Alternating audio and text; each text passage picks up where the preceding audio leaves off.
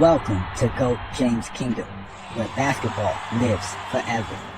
Here in GOAT James Kingdom, we attack the GOAT debate head on, where we challenge all Michael Jordan fans and all LeBron detractors to who is the GOAT of basketball.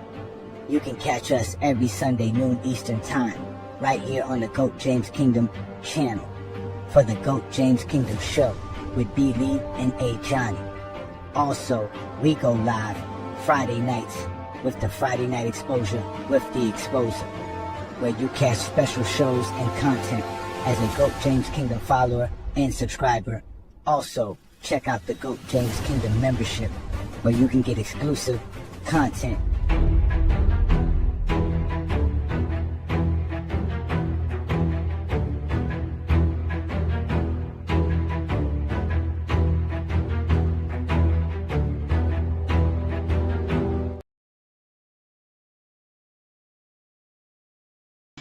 I know some real niggas that really get at niggas, niggas ain't like that fake internet shit. Niggas ain't really on that for real. Like all that lying, bro, you can't, where I'm from, you just can't be lying on niggas. Like that'll get you fucked up. Yeah, but on the internet, everybody just lying on there. Like that's weird. Like, that's not cool. Like, you will die. Like, niggas will kill you for lying on them. Many men wish death upon me. Blood in my eye, dog, and I can't see. I'm trying to be what I'm destined to be. And niggas trying to take my life away. Come on. I put a hole in a nigga for fucking with me. My back on the wall, now you gon' see. Better watch how you talk when you talk about me, 'cause I'll come and take your life away. Many men, many men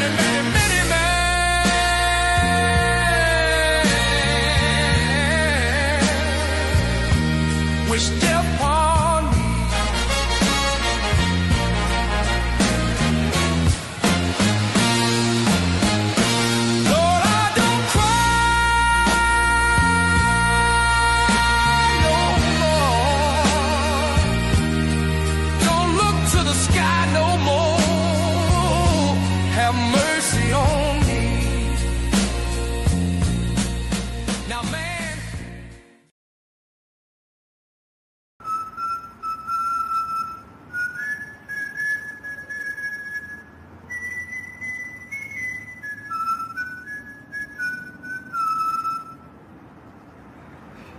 Hey, yo, lesson here, babe.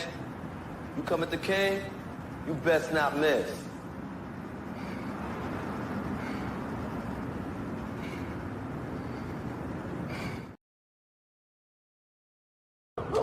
Omar. Yeah. Omar coming, yo. Omar coming, yo. Did you hear that? Omar coming. Come on. Get out of here, yo. Omar coming. Put that shit down. Say Omar coming, yo. Yeah. Peace and blessings, y'all. Welcome to Friday Night Exposure. It's your boy, Ajani the Exposer. Bringing all the noise, best show on YouTube is Zesty's life frontin'. But y'all know what to do, just hit that like button. Check out GJK membership, by the way. And check in every Friday, I got a lot to say. Too many lies needing to be exposed. Too many guys needed to be disposed. Stacking up the foes, I know how I treat them Friday night after Friday night. night, just another master teaching. Providing stats, accolades, and achievements. Real information that be having Zesty Jeffries tweaking. If they decide they wanna bug out, no worries. That's why we had a 94 dugout. That's what you get, coming up with nonsense. Zesty Jeffrey logic, it's safe in the comments. Friday night, just tap in. The best show live is happening. We start at 9 o'clock, so be cool.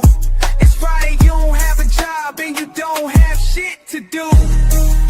And I'm challenging it. It is the challenge. I want this 20v1. Shout out to GJK members and FIOF. You know what that means? Fuck your feelings for those who can't read. The most dangerous collaboration on the net. Ain't no exaggeration on LeBron. Is no longer a flex. Shutting down all Zesty Jeffries. They fear the exposure. We go live every Friday. None of them show up. So run and tell them all. GJK is live. And we'll show you unexposed Zesty Jeffrey every time. Y'all know what to do. Hit that like button. Subscribe and become a GJK member where Zesty Jeffrey Cemetery resides. Friday night, just tap in. The best show live is happening. We start at 9 o'clock, so be cool. It's Friday, you don't have a job and you don't have shit to do. Sorry, bro. Who the hell is this? I'm the type of nigga stand on business, nigga. One man arm and get 50, nigga. Welcome to Goat James Kingdom. Welcome. I am Ajani the Exposer, and y'all have now been exposed by the Exposer. I appreciate it. Peace and blessings, y'all. Welcome to another Friday night exposure with the Exposer. I'm your boy Ajani the Exposer, coming live and direct straight off the Goat James Kingdom platform. There's no need to introduce nothing other than how great we are as content creators here. As you can clearly see, we are shaking up the basketball world, and basketball season hasn't even started yet. And tonight, I'm fully energized because my boy Tyler Hero just got hurt. I just found out we're going to miss him for the next 8 weeks. So all my frustration, all my anger and pain as a basketball fan is going to be basically placed on all you Zesty Jeffries today. For a perfect stream to a perfect live stream. But before we get to that, let me give some shout out to some GJK members in the building, as y'all are always in here representing to the fullest. Shout out to my boy Jason Jackson. Yeah, you need your popcorn tonight, brother. It's about to be a fun night. We about to have a blast up in this piece. That's what it's about to be. Shout out to you, Marcus, in the building. Peace and blessings. You know, Zero's in here. Juan Boy's in the building. Shout out to Juan Boy. All right, my boy Twin Man, always showing love. Lamar Jack, peace and blessings. Yes, salute to you. Twain Gantz, always in the building, representing for the GJK members as well. So shout out to all of y'all, man. Again, shout out to everybody who's also watching us on FYF Sports Debate as well. You know, we're live on FYF Sports Debate. Shout out to Lamont and everybody there. You want me to turn my mic up? My mic need to be turned up. Let me know if I need to turn my mic up. Let me see here. Let me turn my mic on. Y'all can hear me better now? Let me see now. Y'all can hear me better now? Y'all can hear me better? Y'all can hear me better?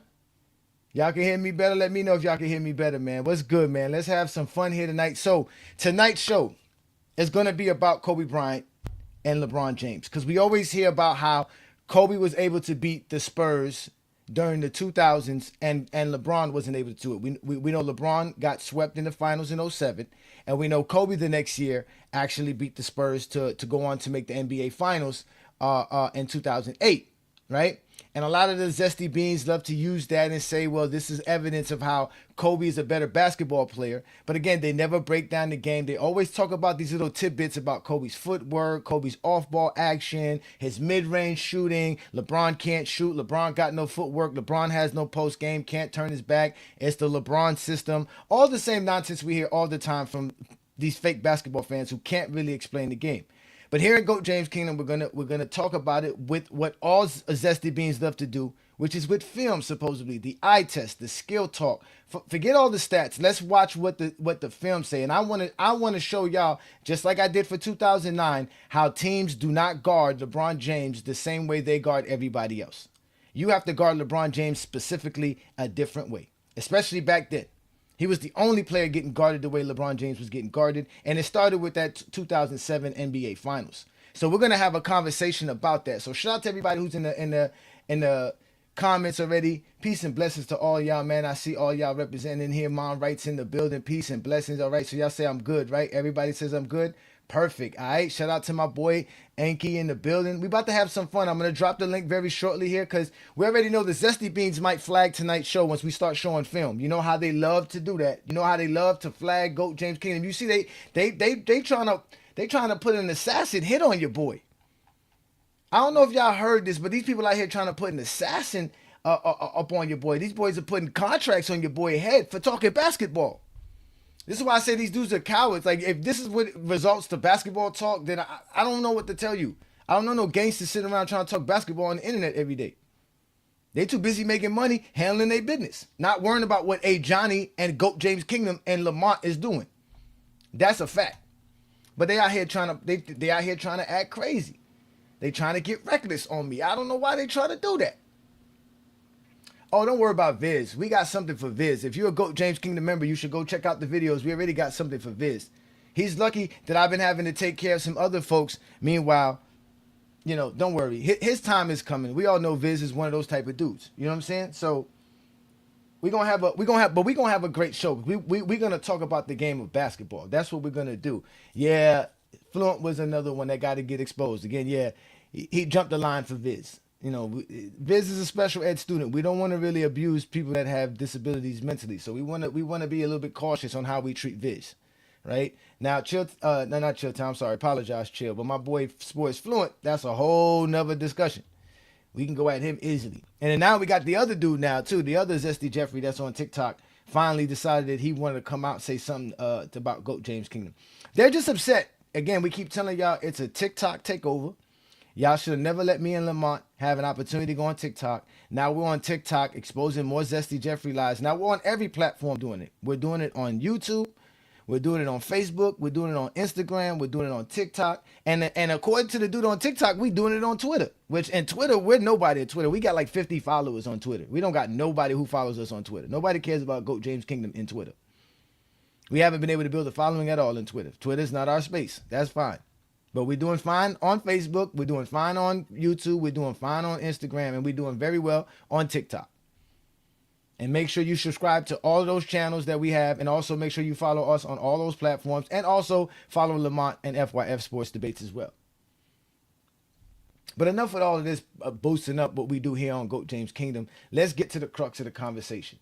So this idea that LeBron James didn't have a jumper, was a bad perimeter shooter, didn't have good footwork, couldn't post up, and that he was just forced to shoot jumpers.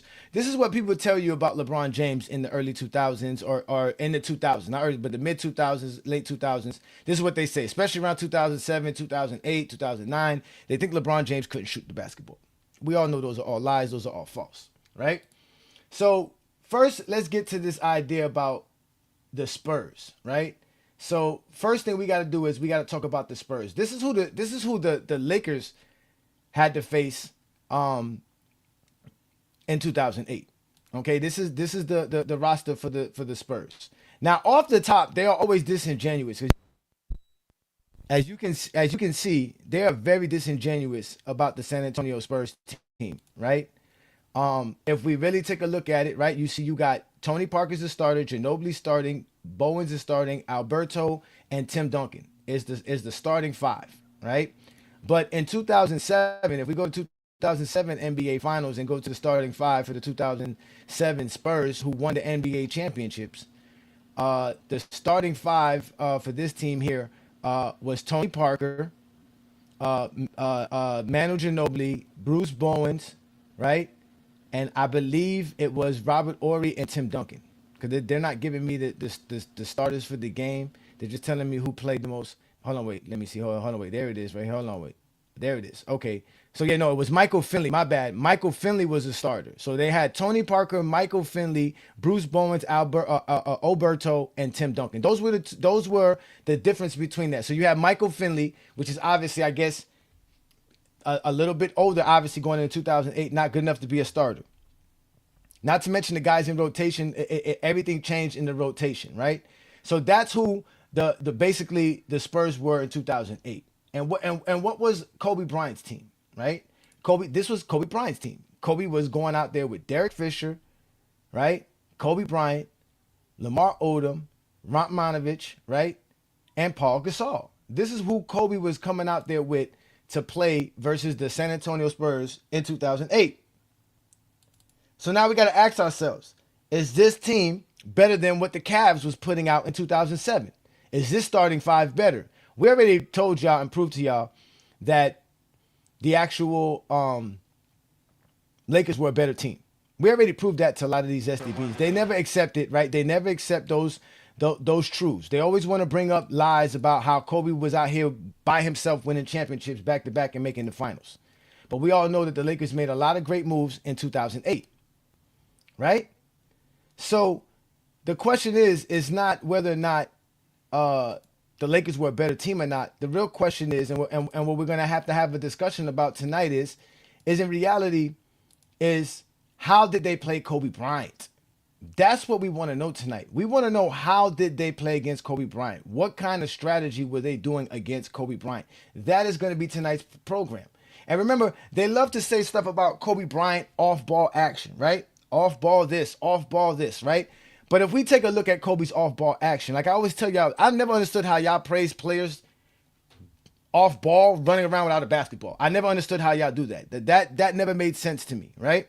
Because if you're not getting any screens or running around screens, you're really not doing anything. It's very easy to guard. And I'm going to explain that to you. As you can see here, we get to this point here, Lamar Odom bringing up the ball, some that LeBron James didn't have in 2012. Two other guys that can help bring up the ball and facilitate the offense. LeBron James didn't have that. They had Derek Fisher and Lamar Odom. As you can clearly see, Lamar Odom gets the ball. And let's watch what Kobe does here. Let's see Kobe's off-ball action. Here, look. Let's see, look. Kobe can't get the ball. Where's this off-ball action that they talk about for Kobe? Look at this. Look at it, go. Where's Kobe at? Look, if nobody doesn't find you, look, Kobe's not getting nowhere. A turnover. So all this talk about Kobe's off-ball action, none of that matters if you're not getting screens. You're not going to detach yourself from any defender in the NBA if you're not getting screens. You can run all you want to without a basketball. Somebody's going to stay on top of you. That's just great defense by Bruce Bowens. Nobody's taking that away from Bruce Bowens. But there's a lot of defenders who can do that. So for Kobe to get open off ball and be this off ball impact player, he has to run around screens. He has to run around screens that Paul Gasol, Andrew Bynum, or Lamar Odom are giving for him, or Romanovich are giving for him. He's not that great off ball action. Again, off ball action is a bunch of nonsense that Zesty Beans created for Stephen Curry, and now they're trying to use it for Kobe Bryant. I don't know what off ball action is they talking about. Because if we keep going into the game, we're going to see more action of Kobe Bryant playing off the ball and not getting any screens and not getting open, and nobody can find him and get him the ball. Here we go again. Look, they try to get him the ball, another turnover. Because he's not open. They're trying to find a way to get him open. He's not open. He's not getting open off the ball. And those are the things that you guys don't want to talk about when we talk about the game of basketball. Actual real film, real study.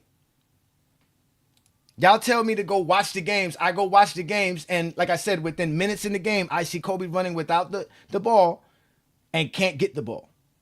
So obviously he's not that much of a threat. And we watched the Lakers have 2 turnovers trying to get him the ball off the ball without setting screens for Kobe Bryant. So that's obviously not what the Lakers draw up. That's not what Phil Jackson drew up. They couldn't execute because Kobe can't get open off the ball. So all these lies they like to bring up. But as you can clearly see there, they got Bruce Bowens guarding Kobe Bryant. They got Bruce Bowens guarding Kobe Bryant. Which you should, because Bruce Bowens is an all-league defender still to that day. And you need somebody to shut Kobe Bryant down. Kobe Bryant is Kobe Bryant. But again, all this talk about off-ball action, those be all lies. Those be all lies. All lies to the umph degree, right? But they don't want to accept that. That's not what they want to accept. You see what I'm saying? Shout out to you, Iron Man. Listen, I'm just getting started because I got film. Kobe did nothing to us. Kobe did nothing to us. It's the Kobe fans. You got to ask yourself, what did LeBron do to Kobe that got y'all so upset? What does us LeBron fans did to y'all that y'all so upset? Y'all the ones who be upset, always talking nonsense, always bringing up stuff that got nothing to do with nothing, always trying to compare Kobe to LeBron. Peace and blessings, brother. Shout out to you. Peace and blessings. I mean, Bruce Bowens probably should have won Defensive Player of the Year, but he could play that kind of defense when he has Tim Duncan behind him, right? And a good defensive strategy, a good team philosophy, a very disciplined team.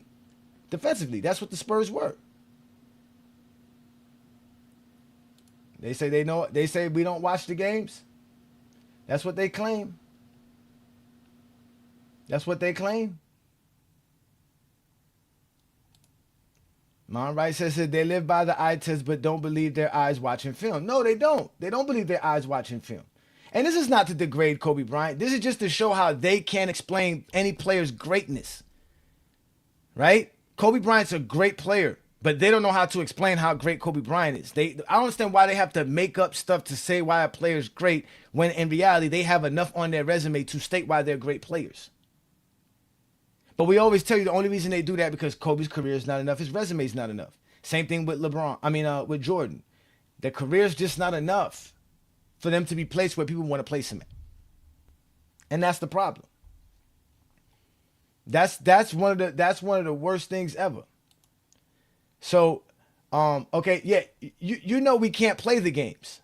You know we can't play the games because we'll get flagged for watching these type of games. We can't do that. So don't try to get tonight's shows flagged. But I got more for you because again, there's no reason to be upset. Kobe Bryant played well. They won this series. So it's not like I'm saying Kobe Bryant played bad. Again, we're just watching film to watch and see how the Spurs guarded Kobe Bryant compared to how they guarded LeBron James. That's all we're looking at. There's no comparison here. We just want to see how they guarded him because my stance is that LeBron James is guarded differently. He's not guarded the way they guard Kobe Bryant. LeBron James is the only player when I show you the film on how they guard LeBron, he's the only player they guard like that, and especially in that part of the NBA history. The NBA was lucky LeBron James never got a chance to play in a legal defense NBA, where they restricted the zone. LeBron James would have been dominating the NBA. It would have been murder for the NBA. It'd have been nightmares, and he had to learn to play through all of that. Yeah, Manovich didn't play bad. Yeah, Ariza was hurt this series, I believe. He didn't get a chance to play in the postseason, right? So, but at the end of the day, again, we're here to watch how they played against Kobe Bryant. How did they play against LeBron James? That's the whole concept that we want to do tonight, right? We want to watch how they played Kobe Bryant, right? So here we can clearly see again the Phil Jackson offense, triangle offense is brilliant. Let's watch the offense in play and let's watch how the actual Spurs defended, right? Let's watch it. So we got Lamar Odom on the top and you see Kobe Bryant on the right wing, right? So let's see how they guard this right now. So let's get into the action. Hold on, let me back it up a little bit. So let's get into the action, right? So here we go. You talked about their shooting. They missed some point-blank shots. Here we go. We're going to watch how they try to get Kobe the ball. So look, Kobe comes across the lane. And look, a great job by Bruce Bowens to get Kobe out as far as he can. Kobe's not going to catch the ball very close to the basket. But let's watch how Kobe's back to the basket game goes. So he gets the ball here. Let's see how the Spurs. Remember how we showed you how the Orlando Magic's covered LeBron James in this situation, right? And how different they guarded Kobe in that situation, right? In 2009. How where Tim Duncan is located at, he would easily come to the strong side. He's not going to stay on that weak side. So obviously you can see right there, Tony Parker is playing around. He's hesitating, but obviously Manovich is going to pull him away because he wants Kobe to get that one-on-one action with Bruce Bowens. So let's see what happens here. So Kobe waits. As you can see, Tony Parker waits. And look, Kobe gets a clear side of the basketball floor to himself. And right here, he gets a chance to attack. He takes his time. He goes to the paint, gets in there, gets a good pass, good play. So Kobe gets a chance to get to the basket, attacks. He draws the defenders, finds Paul Gasol. Paul Gasol finishes tough. That was great by Kobe Bryant. But we can clearly see it was one-on-one action. It wasn't until he got to the basket that they decided to close in on him, which he was able to make a good pass. Right? Let's watch it again. They're going to run almost the same similar action for Kobe. But they're going to run to the other sideline. Now look at this again. The same scenario. Kobe Bryant is playing one-on-one basketball. Tim Duncan is on the weak side. Right? They're going to clear out the floor for Kobe Bryant. As you can see here, look again. Look at Derek Fisher. Right? He's trying to clear out the space. Look where Tony Parker is and look what Kobe does. Kobe takes a contested shot and doesn't make it. right? But the key thing we need to look at in this situation is where Tony Parker's played. You see Tony Parker's at the mid part of the nail, which is the mid part of the free throw, right? He doesn't stay on the elbow. He doesn't cut off the lane for Kobe Bryant. He leaves Kobe Bryant one-on-one with Bruce Bowen, and Kobe decides to pull up, like y'all say, that's what LeBron should do. Pull up and take a mid-range contested jumper. That's what Kobe did.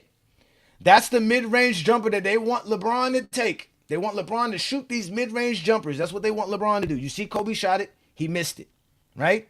These are the type of actions that we were watching them play. But again, you see it's still one-on-one basketball, him and Bruce Bowens. Bruce Bowens playing solid defense. Nobody's saying otherwise. He is playing solid defense. He really is. But let's continue and let's pay attention. Listen to what they say about guarding Kobe Bryant as well when we talk about watching this. But let's watch some more of this film right here. Fits well into this San Antonio scheme of things defensively, as well as making that little jump shot. So here we go. Look, to get the ball to Kobe again. Look, again, Kobe gets the ball and Kobe realizes I got to attack. For some reason, he gets on the left side. He decides to attack. Kobe goes baseline.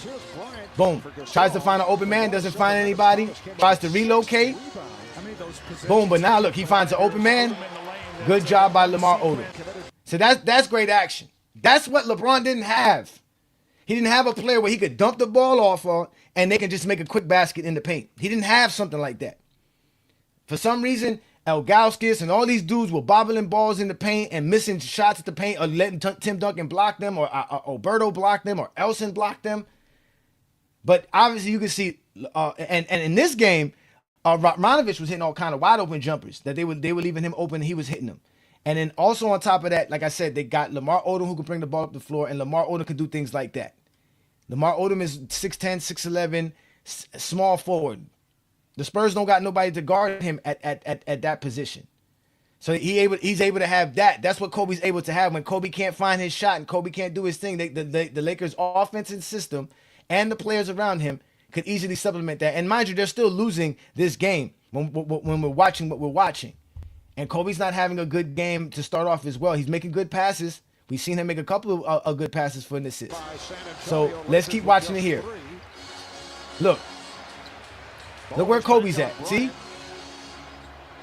Look at that. Kobe has to pass, off ball, another turnover. There goes another off ball turnover, trying to get Kobe the ball on off ball movement that they claim Kobe's elite at. But they're going to blame the passer, right? Like we always tell y'all, it doesn't matter what you do off the ball. Whoever's passing you the ball has to be able to pass you the ball. That's what we always tell y'all that. We tell y'all that about Stephen Curry. Stephen Curry can run around all the hell he wants to, but if nobody's screening for him, he ain't getting open. And if nobody can get him the ball, he ain't never going to get the ball to shoot it. So he can run all day long. If the person can't see him and can't get him the ball, what's the point? So the real playmaker is the passer. The real playmaker is the screener, not the guy running around off ball like y'all try to make it seem. But that's what y'all don't want to understand. But let's pay attention. Now watch what the Lakers do now to get Kobe the ball in a good position. Look where they get him the ball right here. Look at this. Look where they get him the ball. Closer to the thing, 2 dribbles, boom. Now watch what they say here, ladies and gentlemen. Listen. That's my fault. Popovich does not want him to crowd him. He said, I want you to make him make shots. Well, Bowen takes everything as a personal challenge. He's got to back off him and make him shoot the jump shots. You heard him say that. That's Doug Collins saying that the game plan for the Spurs was to let Kobe shoot. That this play right here by Bruce Bowens was not what he was supposed to do. He was not supposed to play up on Kobe like this. He was not supposed to give Kobe this space. Well, from the field, he was supposed to give Kobe the jump shot, but the Lakers did a smart job. Now look where Kobe gets the ball. Now that's the different strategies. They saw they were having trouble getting Kobe the ball on the wing on the isolation. So where do they get him the ball? In the nail, in quick action for Kobe to make a quick move. And Kobe does a quick move right here. Boom. Quick move. Reads the defense. Gets right to the paint. 2 dribbles. And gets a nice little layup. But watch what they say here. Pay attention again to what they say here. Popovich does not want him to crowd him. He said, I want you to make him make shots. Well, Bowen takes everything as a personal challenge. He's got to back off him and make him shoot the jump shots. That was the strategy. Make Kobe shoot. That's what they claimed that they were doing to LeBron James. Make LeBron James shoot. That's why I say these dudes don't watch film. They don't watch film because they don't know basketball. They don't know basketball. It's obvious you don't want Kobe Bryant getting to the basket because Kobe Bryant can finish well. You don't want him getting to the basket. You'd rather Kobe Bryant take his 40% mid-range jump shot and when contested even worse at a percentage than letting Kobe get to the basket at 62, 63%. That's called smart basketball, the defensive strategy. Shoot that jumper. We keep telling y'all, a 40 or whatever, of 18-foot jumper at 40% is not efficient basketball. But y'all don't like to hear those conversations. But as you can clearly see, they guard Kobe Bryant one-on-one with just Bruce Bowens. They don't play a zone against him. They don't have an intricate zone. They're not playing a box on him and one. They don't do stuff like that for Kobe Bryant because Kobe Bryant, for one, is not going to really make too much of a pass, and he's going to take contested shots. He's not going to get around the defender as much as LeBron James is. He's not going to dominate and find the right person, do all the stuff that you don't need a player to do to control the tempo of the floor, like they say, the quote-unquote LeBron system. But y'all can get mad all y'all want to. Y'all said go get the film. We looking at the film. Yep, Kobe could go left. Kobe can go left. I'm here. I told you, man. I'm upset, man. My boy Tyler Hero, man. I don't got Tyler Hero for the first 2 months of the season. What am I going to do? Tyler Hero's not coming back to like what, Christmas? And by then, like, what is my heat going to be? Yeah, the Lakers did win 4-1 because the Lakers had a very good team. We talked about that. The Lakers team was very, very good. And the Spurs team wasn't as good as they were the year before. And that's fine. We're not here to compare the series. We're here to look at how they guarded each individual player. That's what we're here to look at. We're not here to look at nothing else. Y'all just want to sit here and just talk about nothing. Watch film. I'm giving y'all the film.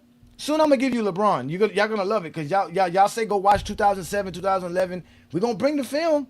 That's all I do is bring film and hope I don't get flagged or the stream don't get shut down because you zesty beans get upset. Mad because LeBron can shoot. Yep, this film is for educational purposes only. Shout out to you, Mon Wright, for letting them know. It's only for educational purposes only. That's all it's for. That's all it's for. Don't get mad at me again because I'm out here holding it down for real basketball fans who like to talk the game of basketball. When the basketball season starts, we can end this conversation. LeBron's the GOAT. Y'all cannot out-debate me on the GOAT debate. It's a wrap for all the Zesty Jeffries. I can't get a 20v1. How easy would it be to cook me if there's 20 other people to help you, 19 other people to help you? You don't even have to do much if it's that easy. But y'all don't want that embarrassment for the Zesty Beans and the Zesty Jeffries. Y'all don't want that. Y'all don't want the troubles. That's right. They don't even know why they got Jordan over Kobe. I'm about to start making a bias list just to be biased, just like off of like no stats, just off of what I talk about, just what I want to talk about when I talk about a player. And I'm gonna have Kobe ahead of Mike if I do that. I have Kobe ahead of Mike if I do that for sure. But like I said, y'all see the film. Y'all see how they played Kobe Bryant. Now, Kobe Bryant did go ham that series. If I'm correct, I think Kobe Bryant averaged 30 points per game during those 5 games and played very well. The Lakers obviously, blew out the Spurs and made it to the NBA Finals versus the Boston Celtics, which we could also do that as well. That's actually would probably even be better film to watch how the 2008 Celtics played against LeBron versus how they played against Kobe. That would also be another great film. Because we all know Kobe got his behind kicked against Boston as well. He let Paul Pierce just dominate him in that series, win a Finals MVP on him, right? And then, obviously LeBron took them 7 games, fought hard versus them, but it just didn't go well.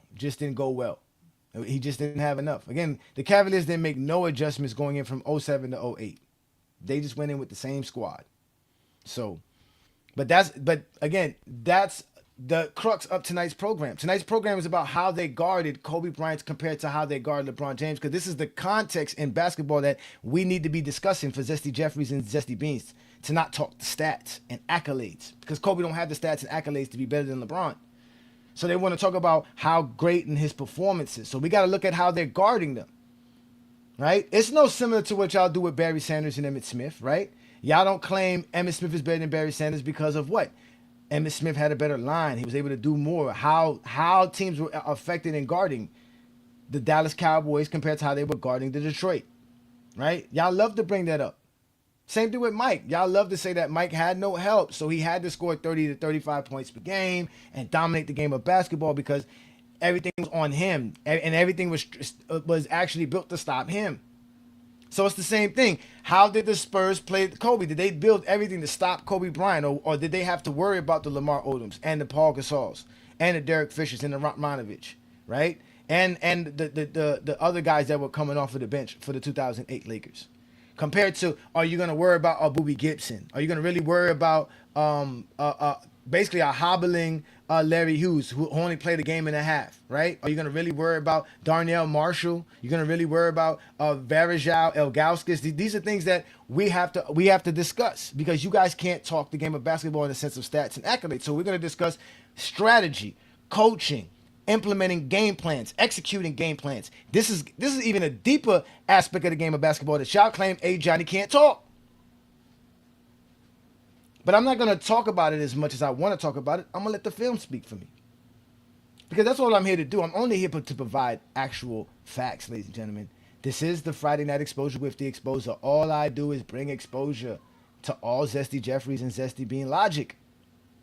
That's all I do. That's really all I do, right? But hold on, let me pause this because I really don't want y'all to get a little bit too construed with tonight's program, right? Because we're gonna watch this whole scenario come up right here, right? This is one of LeBron James's first shots that he takes, and we're gonna watch and see if LeBron James is really not like he's really not what's it called, right? If he's really not a jump shooter, if he's really scared to shoot the basketball, were they really letting him just shoot the ball? Were they just really forcing him to shoot the basketball? He gets to the rim So again. we're gonna get here to LeBron. So here we go. Off the top, look how they leave the guy wide open to the right.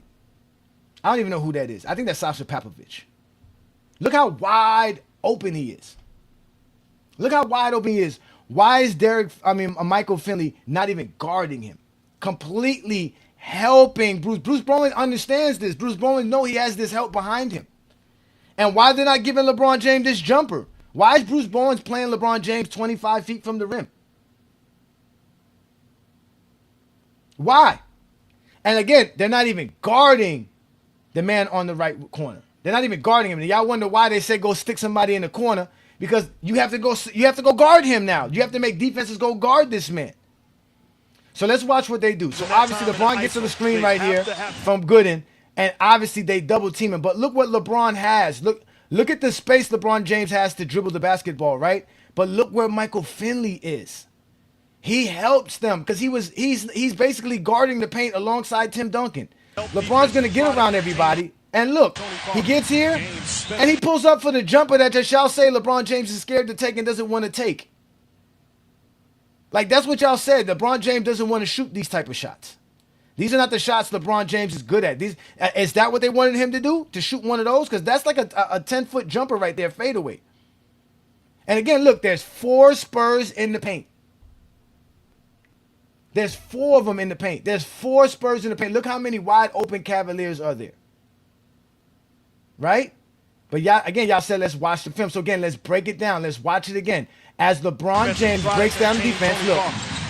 Boom. The fall away. He loves that shot. Mike Breen said he loves that shot. That's a shot that he loves to take. Why is the Spurs giving LeBron James a shot he loves taking? I thought they were making him shoot jumpers. Like, that's what y'all be telling me, that they're making him shoot jumpers. And don't say, oh, he missed it, Ajani. We start Kobe missed a mid-range jumper. Deeper, though. At least LeBron James close to the basket, and he was defended. Again, there was 4 guys in LeBron James' way when he's trying to get to this basket. If we look at it again, there's 4 guys there in the paint. There's 4 Spurs in the paint. Where's Ilgauskas doing? What is Drew Gooden doing? Why is nobody getting open? Again, he doesn't have a Lamar Odom. He doesn't have a Pau Gasol. He doesn't have a Derek Fisher. He doesn't have a Ratmanovich, at least. A Ratmanovich will at least be helping him out. Do something. I mean, Like, that's okay. And like I said, LeBron James right now is about 12 feet from the rim. He gets close enough to take his shot. Look, boom. The fall away. Okay, boom. He missed that shot. He say, but he loves that shot. So obviously, LeBron James is shooting the basketball. Against Larry Hughes, but for Cleveland, he's in. Right? He obviously loves that shot. Right? He loves that shot. Here we go. Now they're going to try to post up LeBron. Here we go. They get the ball to LeBron in the post, right? Remember we were talking about where Tony Parker was at when he was guarding Ranovich and Kobe had the ball in the post, right? Let's watch what Tony Parker does. Look where Tony Parker stays. Look, Tony Parker never leaves the elbow. So he doesn't give LeBron James, and obviously he has Alberto, who was right there as well, and LeBron James sees that. And look at Tim Duncan already knowing what to do. LeBron James attacks it. And LeBron James' second shot is in the paint again. He gets it blocked by Tim Duncan. Great block shot by Tim Duncan. But that could have been a foul called on Bruce Bones as well. So LeBron James gets the first shot blocked. He comes back out, shot clock running down, and he has to pull up for a three-pointer, which he misses. So LeBron's first three shots, two of them are basically close to the rim or in the paint, and the one shot was an offensive rebound that he was able to have to pull out and shoot a three-pointer with. And mind you, they don't even secure the rebound here. They don't even secure it. So here we go again. LeBron James, right? Coming off a screen and roll. There is Tim Duncan right there in his face. LeBron James picks up his dribble, get the ball back. Now let's look at how they play defense on LeBron James. Look at Manu Ginobili. As soon as LeBron James catches the ball, Manu Ginobili is playing in the zone. Let's continue. Here we go again. Now watch this. Look at the Spurs defense. They're in a 2-3 zone. Basically a 2-3 zone. Look, Bruce Bones is going to tap out. He's going to tap his man, tag his man. And they're telling them, look, go over there. LeBron takes that same jumper Kobe took, but he missed it. So obviously, LeBron James is doing what y'all said that he should do, take jump shots, because that's what they're giving him, right? The defense is not allowing LeBron James to get to the paint. He just went to the paint twice and met four guys. So now he says, I'm going to shoot the ball. And he takes his shot. But everybody's worried about LeBron James. Exactly what Iron Man said. They're all looking at LeBron James. They're communicating too on what to do. When you see this position right here, when we're looking at these dudes right here, when LeBron James is right here, when LeBron James is dribbling right here, he's reading the defense. Look, he sees Alberto. There's three defenders already in the paint. I thought y'all said nobody could stay in the paint. There's three defenders in the paint. And remember we were talking about where at the top of the nail, look where he's at. Look how close he is to LeBron. But they're leaving two guys wide open. So look at this. So LeBron tries to attack, and obviously attack Tim Duncan. Tim Duncan's going to give him the space. LeBron takes this jumper.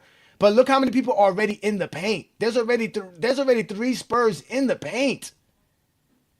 Already. So he pulls that up, and he misses it. Okay. All right. I know y'all got something to say about that. But again, LeBron James is playing the game the way he normally plays. And they even mentioned it here too. He was 3 of 13 to start off the game in game 6. So here we go again. They're going to try to get the ball to LeBron James. They're going to look.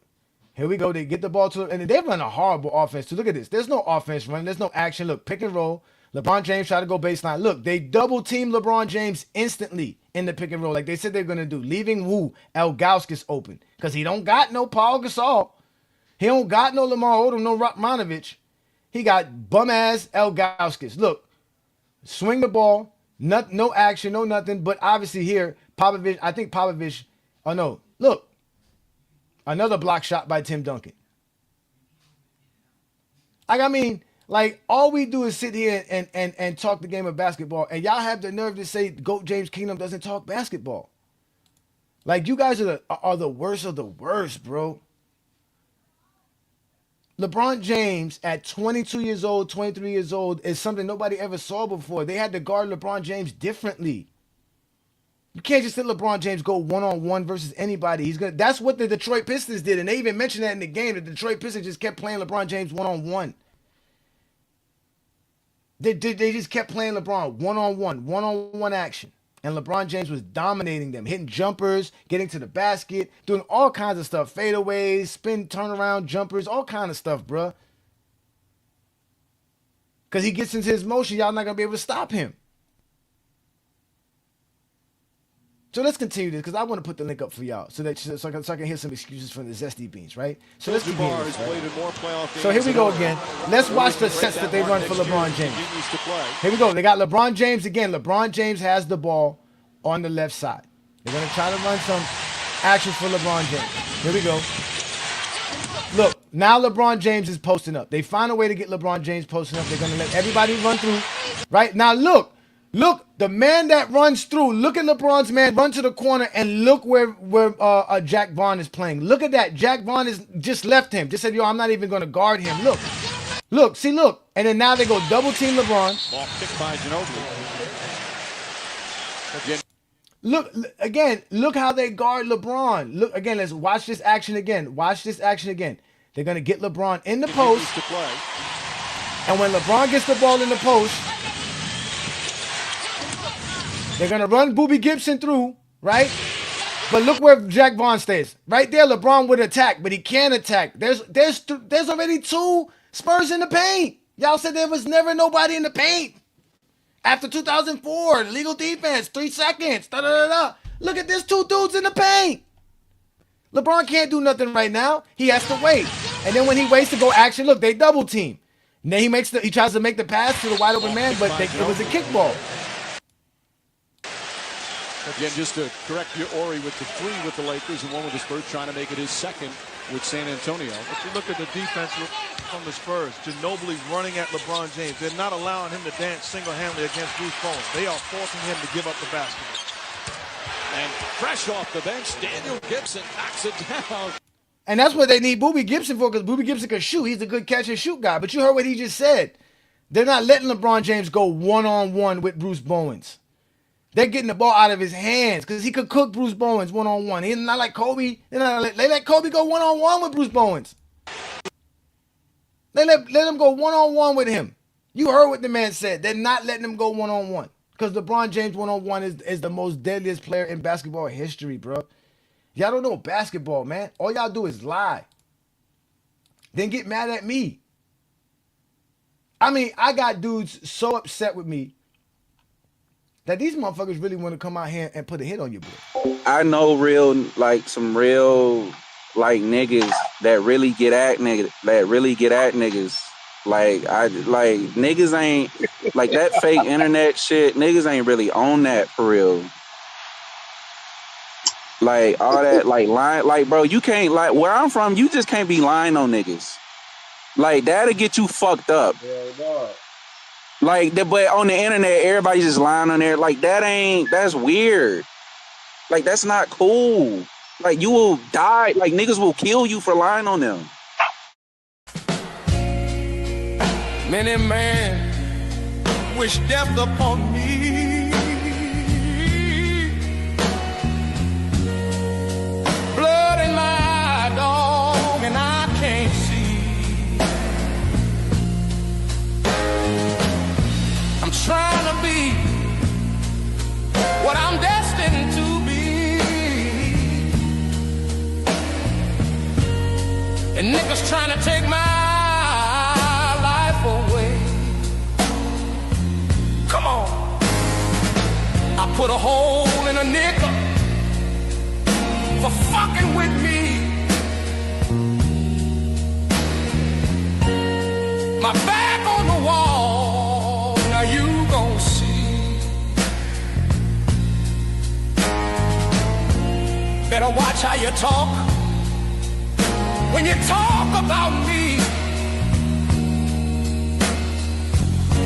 'cause I'll come and take your life away. Many men, many, many, many, many men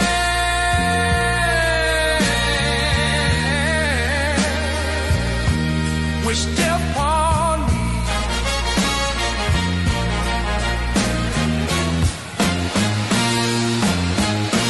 Lord, I don't cry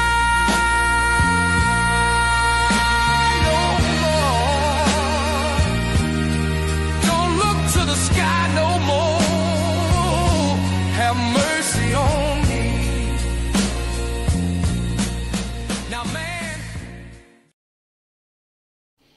These pussy niggas trying to put money on my head. Go get your refund, motherfucker. I ain't dead. I'm the diamond in the dirt that ain't been found. Y'all motherfuckers is really crazy, man. Y'all really think that I'm that dude that y'all can come play with? I would love to see it happen, bro. I didn't survive 40 some years of my life being stupid and scared. Tell you that much. Shout out to Wild Boy in the building. Peace and blessings, brother. What they do, brother. What they do. Damn, I don't know what I don't. The nigga, what, the question is, what you do, man? You gotta like this, man. Next time you start going on other panels, it's like you gotta go. It's like you know what I'm saying. When you was young, you was with your homie, you slide to another girl. If she live in a different borough and some politics, you like, yo, man, come with me. You know what I'm saying? So that's how it is up with you now, man. I'm like, who is dude? Like, damn, over basketball? Like, damn, man. They just don't like the way we talk basketball because we talk it the right way. You know what I'm saying? You can't get us with the narratives and all that. And we pull up the film. Everybody keep arguing with us because we pull up the film. Like We pull the film. We got film. that's it. I mean, we got film. At the end of the day, if you really hurt by anything I say, ladies and gentlemen, we got a perfect situation for you. Just go ahead and check out this number. Have you been exposed by the exposer? Then you may be eligible for emotional damage compensation. Call 1-800-ZESTY now. That's for sure. That is for sure. So what do you think of that film and my breakdown of that film there, Juan Boy? Like damn, son. Like I ain't gonna lie, man. As much as I love Kobe, man, it's when I'm watching the film, you know what I'm saying? It's like, all right, you see a lot of instances he's not being double teamed. You know what I'm saying? Like you said, they don't want Kobe to get to the rack. You know what I'm saying? So like we're gonna let you shoot these jumpers. And you know what I'm saying? If you hit him, you hit him. If you don't, you don't. And just to see that the way they're playing him, you know what I'm saying? Like they gotta get him the ball to where, you know, he's closer to the basket, as opposed to trying to make a move one-on-one and just live off of jump shots. And I'm glad you pulled this up. And I was saying you probably be able to pull it up because it was on TNT. So you know TNT games don't get flagged. Yeah, for the LeBron, for the Laker games, I could probably play more Laker game stuff because it is TNT. But I still don't want to play around because that's the Kobe fans. They get upset. And they gonna pull the plug on me, man, like they did last time. But they get very angry. Watch this one right now. Watch. SFM, peace and blessings, brother. Thank you for joining another Friday Night Exposure with the Exposer. We're here watching film on Kobe Bryant and LeBron James being guarded by the Spurs between 07 and 08. Did you get a chance to watch the film and my breakdown of it? SFM, are you there? Going once, going twice. Sold. Let's bring up King Rose Speech then. King Speech Rose in the building. Shout out to King Speech Rose. Y'all make sure to subscribe and follow King Speech Rose as he is trying to collect a group of Zesty Jeffries to counteract everything we do here in GOAT James Kingdom. But we all know that's impossible. Shout out to you, Ishmael. Peace and blessings, brother. But obviously, we watching film. I'm not talking stats. I'm talking actual basketball, sir. Mm-hmm. So what is the issue?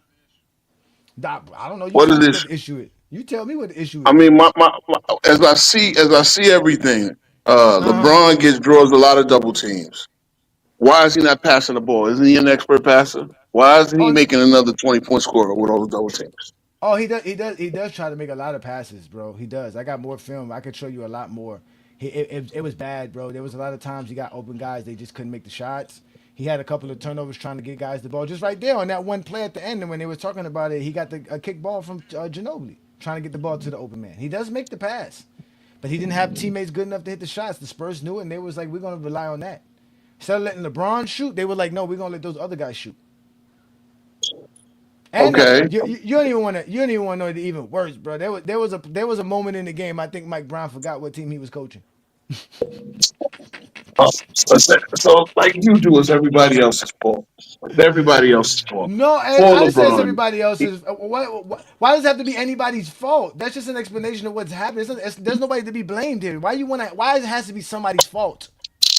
You just said Mike Brown didn't know who he was coaching.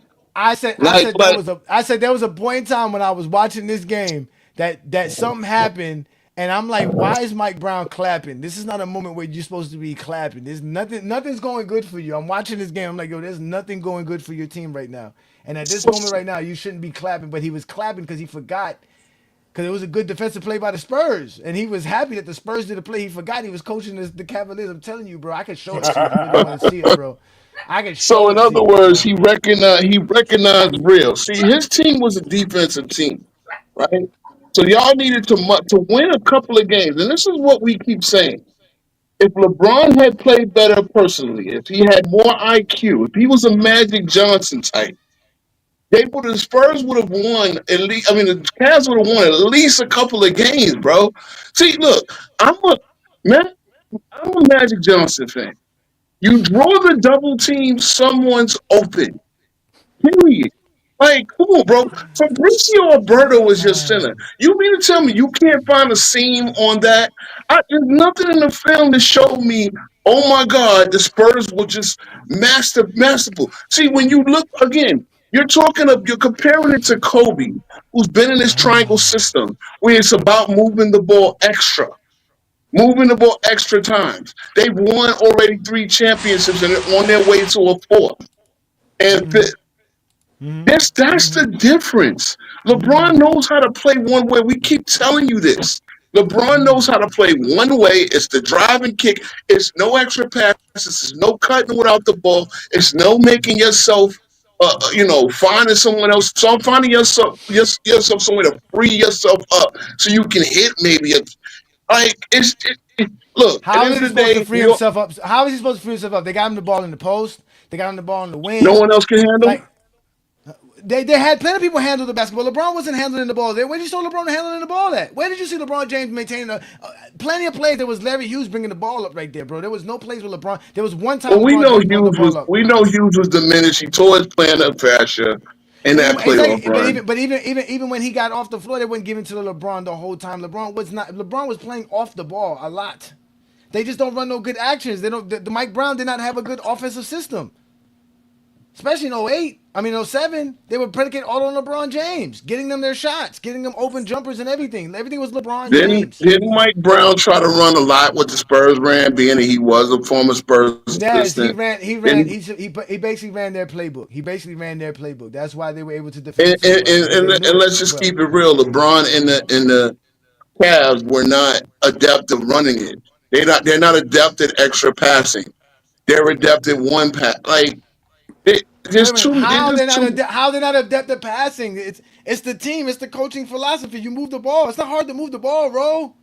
Like Okay, you but move this the is my ball. thing. Like If they he move the drew as ball. much triple and double teams as you say, Yes, because the other guys are not. The other guys are horrible. The other teams know it. Why am I guarding Boobie Gibson? Why am I guarding Salsa Papovich? Why am I guarding Darnell you Marshall? mean the Why am I same Booby guarding? Gibson that dropped 31? Exactly. That's You why mean, he dropped 31. How many times can he do that though, bro? He can't do that every game. You can see he didn't do it in game 1. He did it in game 6. This is game 1. What did he do in game 1? my lord, I, Like, I, what do you want me this to tell you? narrative Like, has to stop. Because the nigga this is scored my thing. 31 Look, points Kobe one game. didn't The just next play. Hold game he on. didn't do shit. What do you want him to do? I But wait, don't get this. Kobe didn't play the Spurs one time. He played the Spurs 7 times in his career. Well, we are Kobe talking about the Kobe never. without Shaq. We're talking about Kobe without Shaq. And when Kobe Okay, without Shaq, even I believe without Shaq, he only he played played them. He him. only played them twice, I believe. I think once. Okay, but Kobe never. And the key, you keep talking about Shaq as if Shaq is the only thing. Like, bro, they were defensive battles where Kobe had his 31 against the Wait a minute. Spurs. Wait a minute. You just said that guys who get triple team, double team should make it easier for other guys so they can score. That's what Shaq did. Okay. No. Shaq wasn't always double team, triple team. Y'all make it. Come on, man. Y'all. This guy really said guys was out here playing Shaq 1-on-1. And you gonna get cooked. That's why. Exactly, Shaq. That's why he was averaging 35 and 16 in the finals versus Philadelphia, because they did the same thing. They were gonna guard Shaq 1-on-1 and got cooked with the best defender in the league and Mutombo. I was looking at Shaq numbers. I think it was for the 2000 finals. I don't think he scored no less than 30 in them. Like, you can't King play Row Shaq lying. one-on-one. All King Row is saying is make the pass. LeBron can make it's the simple pass. basketball. LeBron If can you're make the that pass, open bro. with a triple team, when somebody being triple team, making a 15-footer, 10-footer, whatever, find scenes. Show us the high IQ that they claim you have. I'm glad he mentioned bro, that there's because no what was Kobe's passing IQ when his shots wasn't falling in 2004? Look at Tell me. look right now. Look at the offense. Who's setting up the offense? Is that LeBron James?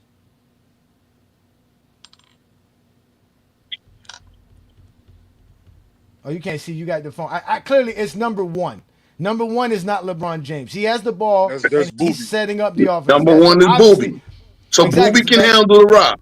Okay, that's what I'm trying to explain to you. So LeBron James is dependent on Boobie Gibson to get him open. Why I told you before, Kobe had Lamar Odom and Derek Fisher setting up the Lakers offense for him. Okay. Not to mention he has Paul Gasol, who's great at passing the ball in the post, right? Setting screens, getting guys open, all kinds of crazy stuff. So let's watch, like you say, LeBron James supposedly not finding open man. Look, what offense are they running? Look, what offense is this? Look. This is the offense they're running. This is the set. Look, fuck it. Look, LeBron. Here you go. Just get the ball to LeBron. Just give it to LeBron with 9 seconds left on. Wait. Bro, they're giving him the ball with 9 seconds left on the shot clock, sir. Guys get it in the NBA with less than that, and they expect to cook. My thing is, okay, where's LeBron's post game? What? Why can't we get LeBron one-on-one with Bowen in the post? We did. We just showed you that. No, you had no post game, bro. We know in 07 he had no post game because in 2011. Don't do that, bro. When I just showed you him in the post just several times before that. I just showed you him in the post, and I showed you how they defended it. How they defended it when it's not one-on-one. They're playing a zone. You cannot dominate the post versus a zone, bro. That's why nobody dominates this. You can't dominate. Wait. No, you can't dominate the post you cannot. Are you kidding me? You cannot do that. No, you can't. Are you kidding me? So wait. Tim Duncan against let's say Tim Duncan played against Syracuse. You mean to tell me Tim Duncan would have had to do what? They play a strict 3-2 in college. If you went to college, you would learn how to post up. Again, you can't ask me the question, Roll. Again, you can't post up in the zone. They got men all over you. How you posting up? There's men everywhere. Where are you posting up at? Where? 20 feet from the rim, nigga? That's my basketball 101. If I get you to rock in a post and there's men all over me, guess what? Somebody's open. Bro, why do you think Wilt Chamberlain quit basketball in college? What? Because of the zone. No, because he wanted to get paid. No, because of the zone, bro. He was tired. He went to the Globetrotters. In the zone. Bro, he was tired of playing in the zone because he couldn't get the ball because they were putting 4 or 5. He can't get the ball. I'm not gonna be able to do nothing. You can't get me the ball. I'm a big man. I know this. I used to hate playing in 5-on-5 because I automatically knew they were going to a zone. That means now the only way I can get my shot is if now that's because you can't pass. Wait, see, roll. Pass. I don't have the ball. I don't have the ball, bro. I gotta get the ball first, bro. Like, you don't understand that. I gotta have the ball first for me to pass it out. The only way for me to get the ball is if I'm 15, 20 feet away from the rim. That's no longer posting up. That's why you break down the zone by going to the nail, the middle of the block. That was where I would get the ball from. Now I'm breaking you down. But I'm not going to, if I catch the ball there, I'm not going to back you down from the free throw line when there's 2 guards right there that can strip the ball from me, and there's a center standing right there.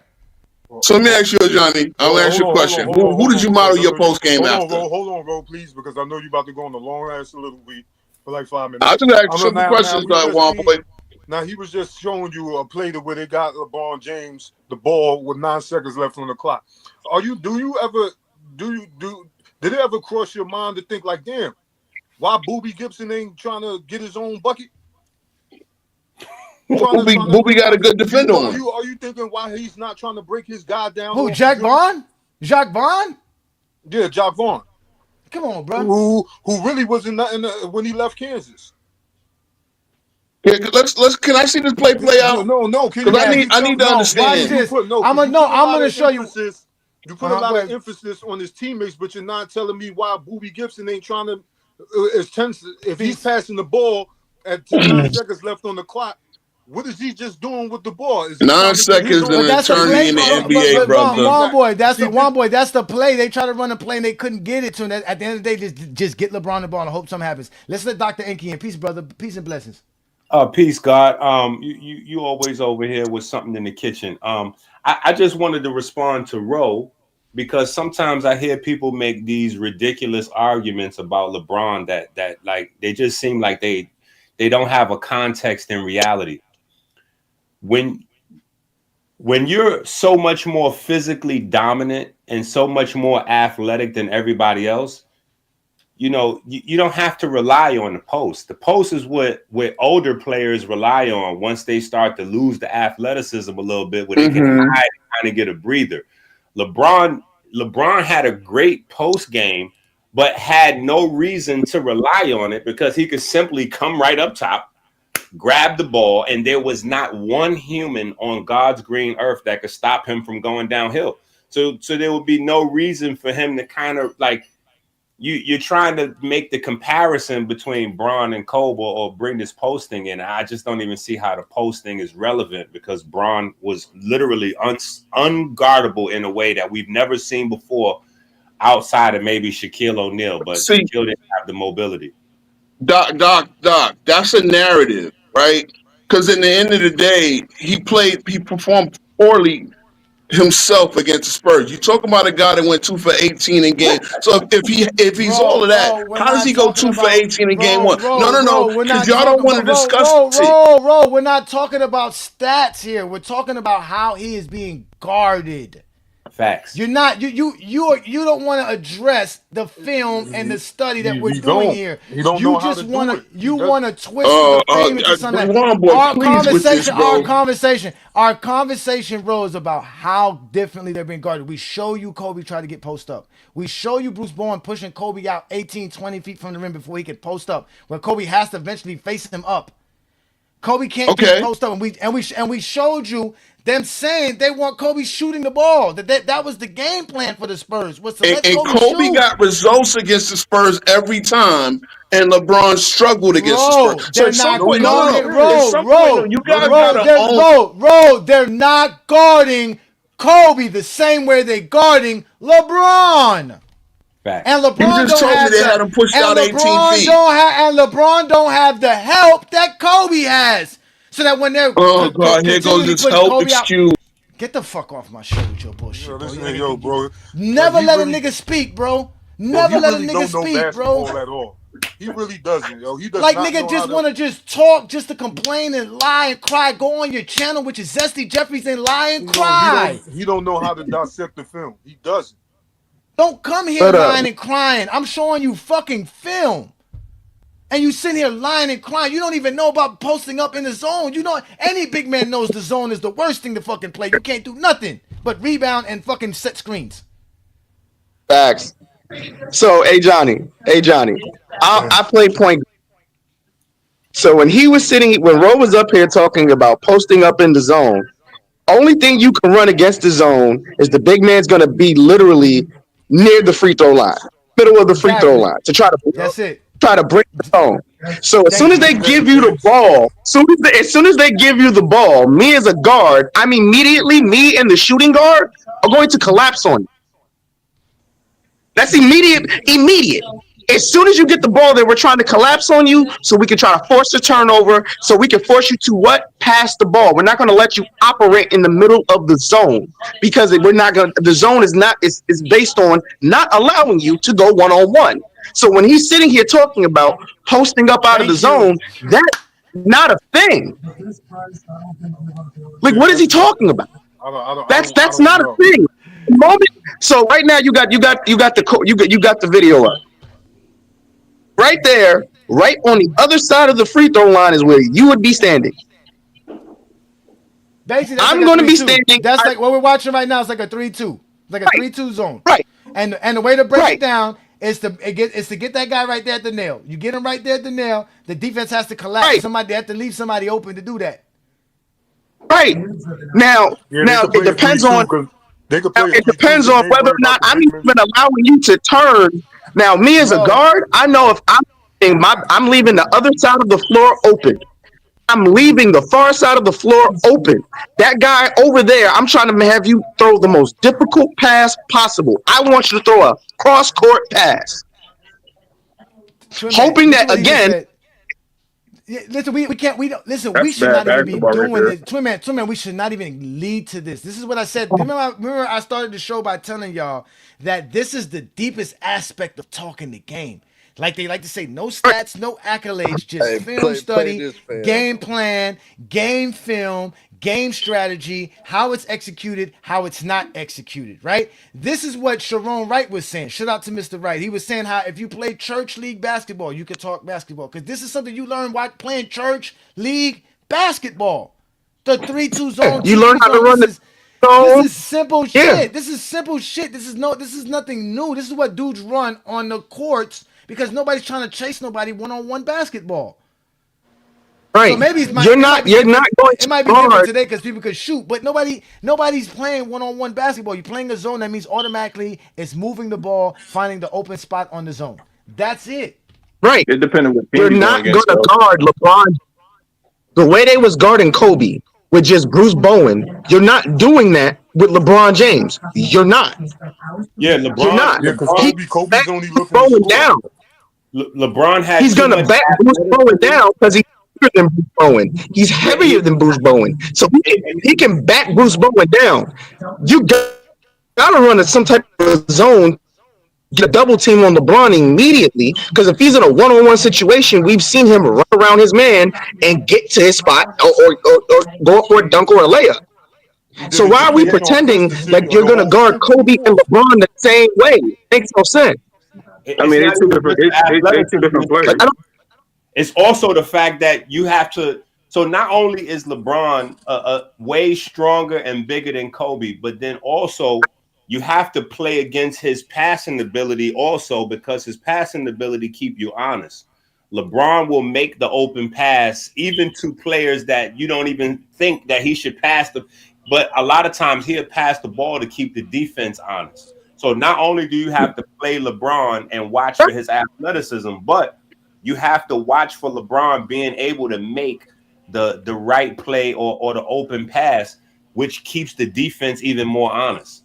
So yeah, but the zone would slow that down though, because the zone covers the pass and it covers the drive. No, I agree with what you're saying, but Kobe was never that much of a threat in terms of passing as LeBron. Ooh, I wouldn't say that now. Yeah, I wouldn't say that. Because the reason why they want him to be a jump shooter, like Ajani was saying, because they would rather Kobe. Yeah, Kobe can get fired, but if Kobe get other players involved, Kobe was a very underrated playmaker. He's known for taking like Jordan. They're known jacks. They're known jacks, but they're a very underrated playmaker. Like T-Mac, another underrated playmaker that was pretty good if he get his teammates involved. Ajani also acknowledged that he had teammates. So yes, why let Kobe beat y'all or let Kobe spank y'all? Because if Kobe is able to penetrate through the lane and get players involved, because they did have some shooters on that squad, Radmanovic, Sasha Vucevic, I can't remember his name.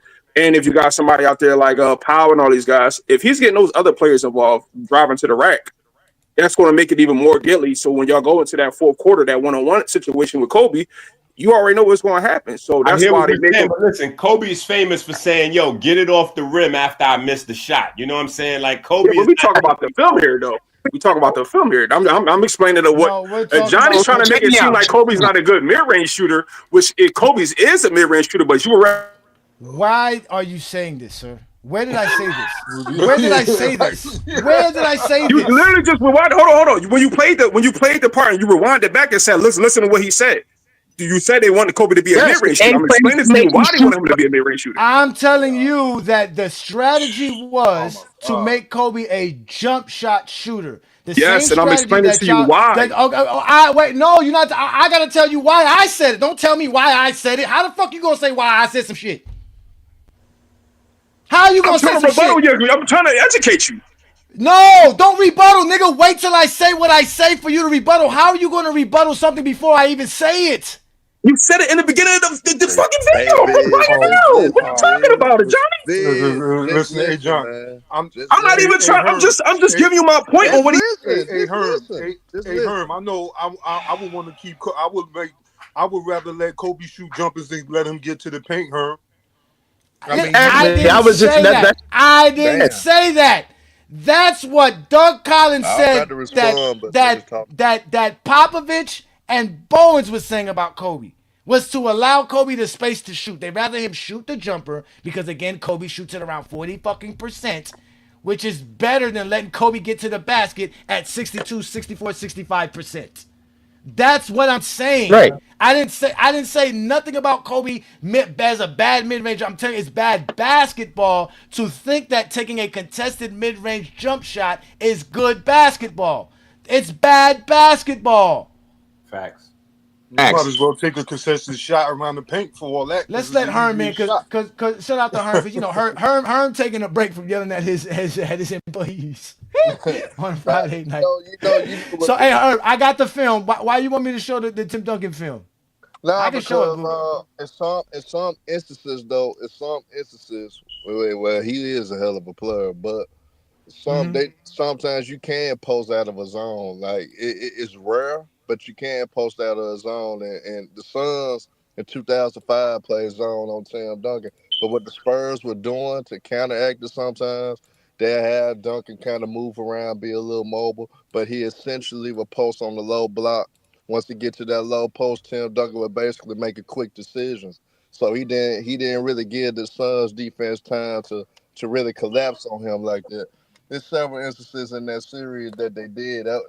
So it doesn't happen often. You primarily don't want to do that. But if you got a skilled enough big man that can pass, that can see the defense coming, that reacts very fast, you can post out of a zone sometimes. Right here, though, they're playing man defense right here. Look, that's why they're trying to front him right here, which is horrible. Why would you front him? Because see, right now, if they were playing a zone, instead of is that Sean Merriman on the weak side? Yeah, and they underside, and that's what I was about to say. He would drop on the strong side to keep this pass from getting there, but he's gonna come late. He's gonna wait when he gets the ball. That's the old school style of basketball. See, he waited for Tim Duncan to get the ball before he went for the double team. He's supposed to go double team Tim Duncan at this point right here. You're not supposed to wait for Tim Duncan to catch the ball. In the air. That's what the in the air. Exactly. This is why the zone defense stops the post, because instead of him being on the weak side of the block, and waiting for the double team, he's gonna go double team him now. That you're not gonna get him the ball. That's it. See, look, even Steve Nash doesn't even go help. They're hesitant because they were used to playing old school. Nobody needed to really play zone on a consistent basis, so they had to deal with LeBron James. Here's just great transition basketball. Look, great transition, great transition offense. Get a foul. Tim Duncan goes to the free throw line at 70-something%. Nobody calls him a horrible free throw. Look here, man, look how they run. That's the floppy action. Look, that's the floppy action. That's the famous floppy action, ladies and gentlemen. Y'all know what the floppy action looks like. Here's what it looks like. It's when you set up two big guys, and a guy has an option to run around either screen right here. But they're gonna double floppy. Look, boom, here you go. Doop. Floppy pass right here. Look, 1-on-1, perfect. Boop. What a pass. Great offense. Look, great transition. Yeah, Tim Duncan was Tim Duncan do that type of shit. Boom, give me that Tim Duncan. Look, great pass. Look, offensive rebound. Bang. Here we go. See, look. Wide open. Yeah, because that Suns team ain't play no defense. They know that. But Tim Duncan was decent. This pick and roll right here, but look, you can see the guy playing in the paint, right? He wants to play in the paint. Look, but Robert Ory's going to try to spread him out. I think is that Stoudemire? Yeah, that's Stoudemire. Yeah, they had three niggas in the paint at all time. They just didn't know it. No. That's what I'm saying. Yeah, right here. If you look at this play right here, they were supposed to be in the zone. They were supposed. So right there, they're in the 2-3. No, because in this situation, in reality, what they look at, they're not even hedging this screen, right? So he's going over the screen. No, he's playing way over. Look at how far back that defender. Look at that drop coverage. So which I find it funny because why would whoever's guarding Horry, why would you stay in the paint? Because they're in some serious drop coverage here. Which is why again they don't play on the defense. Look, he's lost. He's lost right there. The guy on the right side, left side baseline is lost. He don't know what he's doing. Look. Then they get it to Tim Duncan, wide open. Bang. That's just too easy. Here we go again. Look, Tim Duncan. This is all man-on-man coverage. Look. The guy Herm, the guy underneath the basket ain't even looking at the ball. But they was in the zone, though. They just the guy with the underneath the basket ain't even looking at the ball. Here go Tim Duncan. Look, 1-on-1. Look, boop, in your mouth. Bang. Yeah, they're running right there. They were running. Bro, you man. asked me That who was I twin who, man. bro, you want to ask me who I tailored my game around? It was around players like this. It was around players like But twin man, you can see they Tim really didn't know Duncan, their assignments though. Then the twin man. I Marcus can tell because, Camby, like, listen. Kenyon Look Martin. at Well, it. I'll wait till Johnny's done talking. Bet. Man, Look, no, go ahead, Twin Man. Go ahead, look, Twin Man. going to work on Stephen Hunter. Yeah, So, look, so look. what I was This is going to all say one on is what one, we were Mo. taught. Uh huh. What we were taught as the guards up there at the top of the key. As soon as the ball shifts either left or right, you are supposed to basically the whole zone's supposed to shift over to that side, basically wherever the ball is. They're not doing that. They're literally just they're standing in their zone, but what they're doing is they're still allowing a one-on-one to happen. They're not The ball's rotating. not supposed to be They're able to get rotating. the ball's not supposed to be able to get into the post like that for a one-on-one at all. As soon as the ball gets to a post, it's supposed to be an instant double team. That's why they say you're supposed to shoot them out of the zone. They're still getting points in the paint in the 2-3. Well, no, in this situation right here, if you look at this play right here, right? If we look at this play right here, again, there is nobody playing that center role. I know that because my job was to play the center. I knew it. I had that basically that restricted area to that dotted line. That was my area. Nobody was supposed to get the ball there. So if you have nobody on that corner shot right there, on that corner right side, and you try to post up Tim Duncan like that, that's a double team.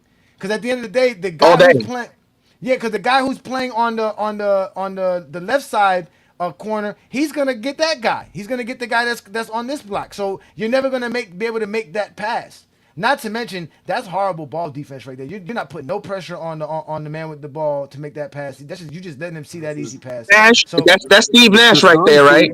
He's supposed to be standing in the middle of the line. No, what's it called? He's still standing at the elbow. That center. He's guarding Tony Parker. You know, Nash is the wingman in the 2-3, but the guy who's supposed to be the 3-man in the center is the guy who's guarding Elson or whoever this dude is at the baseline right here. He's out of position. That's why that's why they're not in the zone because he's out of position. So I know this, bro. Like they're not. Look, this is all post up. Nah, in they the zone. just don't know their rotation. Double team. Look, double team. You can tell. Look, double team him. Wide open corner man. Bang, 3-pointer. But you could tell Dan Tony was implementing something last minute because Duncan was a great playmaker. He was that afraid of Tim Duncan. But you could tell that some of the players didn't really know their assignments in the zone, even though they was running the zone. But you know, they were definitely trying to run his own Herm. They just like you said, they weren't shifted. I'm sorry. I'm sorry, gentlemen. I saw no zone. I saw man-on-man coverage with some little bit of. I'm telling you what I saw. What's it called? A little bit of like. I seen too much one-on-one. What's the word that they use? Basically, dudes playing lazy defense, not really guarding a man, but not really double teaming. They're just standing around and they're really not playing a zone because there's no. Again, it's not like what we was watching with the Spurs. I can show y'all more film and show y'all how the Spurs played like real zone versus LeBron James. Like I can show it to you guys. I got. Let's see. I got. Okay, let's go ahead and see it then. And while we do that, SFM, if you want to speak, bro, you haven't got a chance to speak. You can go ahead and get your take in. Right, hold on, wait. Let me make sure I cut this off and let me make this screen smaller because I don't want them flagging me. Because these zesty beans love flagging me. So here we go. We're going to go back to that play. So here, look. Right here, they're trying to get the ball to LeBron James, but they can't. This is all man coverage. Again, they're not going to go into the zone until LeBron James gets the basketball. See, look, they're playing man. Now LeBron gets the ball. Look how instantly they start communicating. Look how instantly. Watch Ginobili. Watch what Ginobili tells Vaughn. Watch what he tells Vaughn. Watch this. LeBron gets the ball. Look, he talks to Vaughn. Look, don't worry about him. Stay right there. Look, stay right there. So LeBron can't go right. He can't go right because Vaughn is right there, right? So LeBron tries to go left, and look, like I said, team. Look, no, triple team. Vaughn is there, the double team, and the wing guys there. There's 3 guys there. There's 3 Spurs there, not to mention there's another Spurs already in the paint behind LeBron James. Look, and LeBron James, what he does, dump it off to his man, and what does his man do? Cough it up. Gets blocked by a superior defender. When they dumped it off to Paul Gasol and Lamar, they didn't get blocked. They finished. Why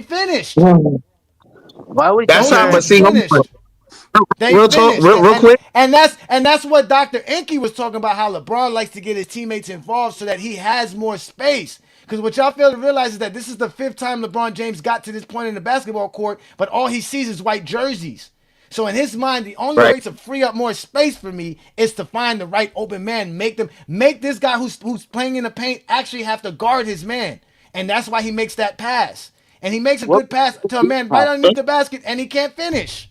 But that's a What big man did I just want to point something out real fast. That's a picture perfect way to run the zone. They cut off one side of the lane. They made him. As soon as he made his decision, instant double team, and then the person that was behind LeBron James immediately came over for a triple team to try to get a steal.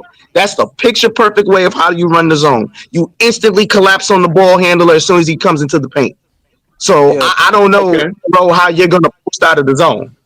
Yeah, that's cool. Well, first of all, I'm talking earlier in the possession where you don't get to the point where LeBron has it with 9 seconds and he can't go right, he goes left, and then mind you, it was a shot clock violation, right? It wasn't like Duncan blocked him and stole the ball. It was a shot clock violation. So that means whoever that was, Big C, I think it is, No, basically. Berger, okay. So yeah, even a smaller. Hold on, even a small.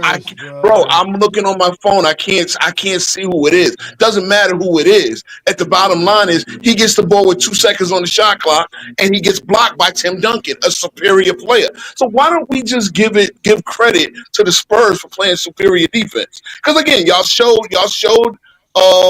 Phoenix, and we all know Phoenix is not the defensive team that the Spurs were, right? Bro, right. I mean, look, they're not. Bro. Did you see us show the Spurs and Lamar Odom catch the ball 2 feet from the rim with the shot clock going down and finish? You didn't see that? Okay, so Lamar is a better. Wait. You did not see the play. I didn't see it. I didn't see it. I was driving. I just got home. So why should we trust your eye test if I take my time out here?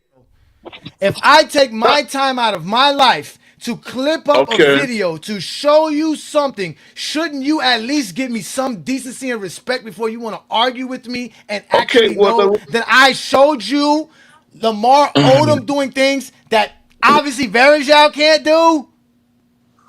Can I get an input in this? Yeah, go ahead, SFM. Go ahead, SFM. Go ahead, bro. I just came in. I didn't even know I was still in here, man. So what did you come for? To get on the topic at hand.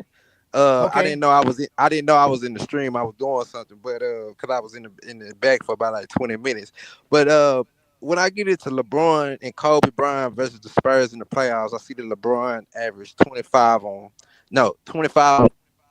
Okay, we can tell you see the stats all of a sudden. Did you watch the film that we just provided, SFM? Yes, I did. And I was alive. So let's talk about the film. Let's talk about how they guarded Kobe and how they guarded LeBron. Did you see how they guarded Kobe? Yes, I did. You didn't have to mute me because I was alive to watch the games, so I remember. No. I don't want to hear your diatribe about stats. Today's show's not about stats. So again, we're here to watch the film. That's why I went and watched the film. You were supposed to watch the film. So that's what we're talking about. We're not talking about, because I know why LeBron James didn't shoot well and why LeBron James didn't have a good series versus the Spurs. They guarded him with their life on the line. They didn't do that versus Kobe. Kobe had help, and Kobe had more help. Okay, I just want to say that to respond to you, Johnny. That same series versus the Spurs, Trevor Ariza had got hurt and he had missed game 5. I do know Andrew Bynum did not play. Andrew Bynum did not play the whole series. I do know that as well. Yes, and do you also know that Paul Gasol, Kobe's second leading scorer that series, averaged 13 points on 40% from the field, and LeBron James leading scorer averaged 13 when he went against the Spurs that same year. But it was something about Kobe overall. Do you know that the Spurs? Do you know didn't that? Play good. Do you know that the Lakers shot better than the Cavaliers did? You bringing up another player just doing one thing. The Lakers as a team was better. Paul Gasol was better than Ilgauskas. Lamar Odom is better than Varejao. Derek Fisher is better than Boobie Gibson or Eric Snow. And they Larry ran Hughes better didn't play. offense. Remember, they didn't have Larry Hughes as well. Again, whatever you're saying, we're talking about how they were guarding Kobe to how they were guarding LeBron James. That's what tonight's program's about. You want to talk about something else that has nothing to do with it. So if you can't help us understand why they were guarding Kobe one-on-one more than they were guarding LeBron one-on-one, I think your conversation with me is done. So that's the conversation. No, it's not done at all. I'm just going into the context for somebody. I don't want you to run. No. The context is how they were being guarded. So again, let's talk about how they're being guarded. Kobe was being guarded one-on-one majority of the time. They were giving him the floor and the space between him and Bruce Bones. We're watching LeBron James being guarded differently. We're watching them play zones against LeBron James. We're watching LeBron James make the right plays to the right players, and they're not finishing. They're not making the shot at the end. The Cavs were a worse team than the Lakers. Okay, let me ask you something. Is Kobe Bryant the type of player? Do you think it's Kobe Bryant not the type of player that's safe to play a zone with him, especially at that time in his career? With his skill set, playing a zone with him would be playing into his ability of his scoring. He would absolutely dominate the zone. He's not a player that you have to play a zone around because he's not predicated to come around the paint like LeBron is.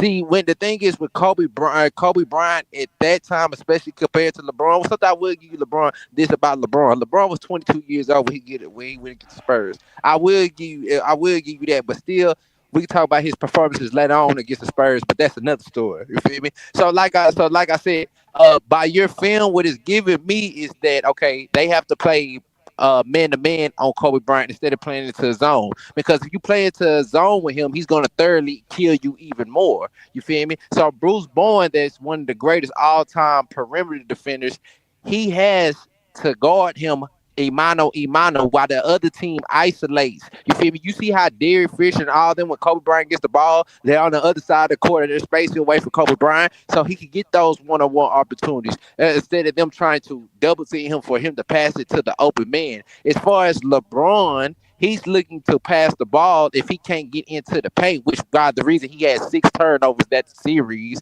You feel me? But that's another story. You feel me? But like I said, Kobe Bryant from all over the floor was more effective than LeBron was against the Spurs. At that time, he was a better shooter. He was a better free. Speaking, LeBron shot 60-some% from the free throw field that series in 2007. You feel me? So, like I said, not only was Kobe Bryant missing 2 starters, in his supporting cast played bad, with Lamar Odom and Paul Gasol, his overall skill prevailed them against the Spurs, and that's just what it was. LeBron just wasn't that much of a player to do that at that time. He had a better team than the Spurs. That's why. Yeah. Okay. Yeah. Again, so back to what I was saying. Don't do it. The reason you don't play a zone versus Kobe Bryant is because at the end of the day, there's no reason to. There's no reason to stop Kobe Bryant from getting to the basket when he really can't get around Bruce Bowen. That's why they said to let Kobe Bryant shoot the basketball for the series. That's exactly what this. Don't cut me off because I let you run with your diatribe. So again, we just watched the film that they specifically game planned to let Kobe shoot the basketball and let him play one-on-one versus Bruce Bowen. The problem is that the Lakers offense, which is a triangle offense, which is predicated on ball movement, not just Kobe playing one-on-one, but the ball movement and the way the Lakers have other players who can create shots for the Lakers team and also create plays for the Lakers team that allow them to actually dissect the actual Spurs defense better than what the Cavaliers could do. Because for one, the Cavaliers' whole offense is predicated on LeBron getting everybody the ball, getting them their shots. No one could get their own shot. No one else could get anyone else a shot on a consistent basis. So that was the difference. You have to play a zone versus LeBron because you can't stop him from getting to the basket if you play man-on-man basketball with him. And since he doesn't have the help that you would need, you can play zone versus that. If he had the help Kobe had, they would be struggling to play that type of zone versus LeBron because LeBron would dice him up by making the right plays at the right time and he would destroy them in the triangle offense. But he didn't have that, so that was the difference between what Kobe Bryant was facing and what LeBron James was facing.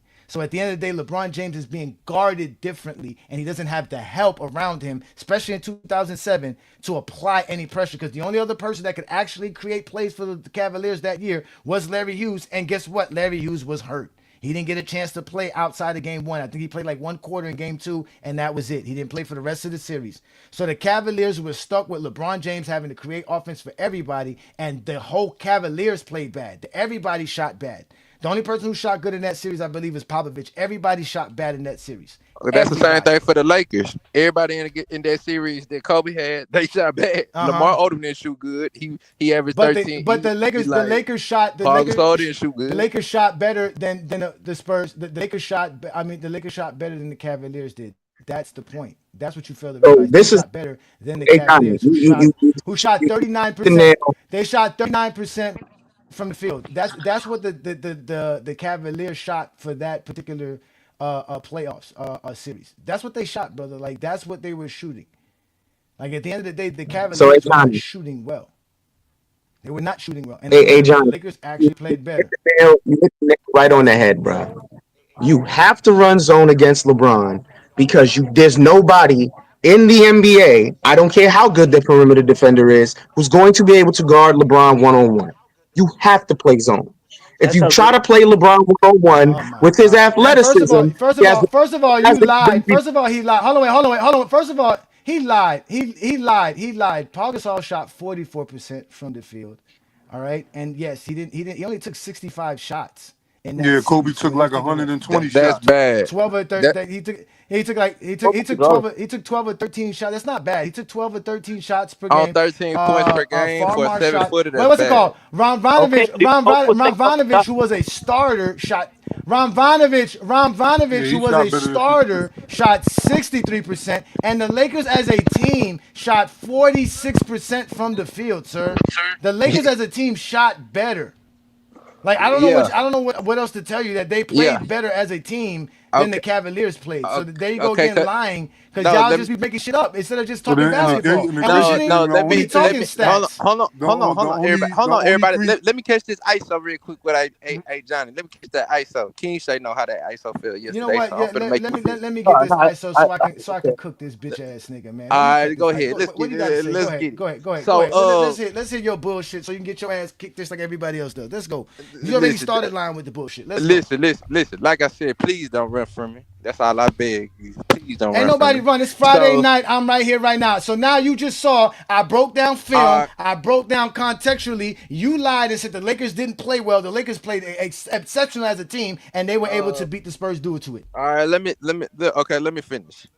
Paul Gasol averaged 13 points per game on 44% from the field. 44%, 7-footer. Yes. He did not have a good series. That series, everybody knows this is not no secret.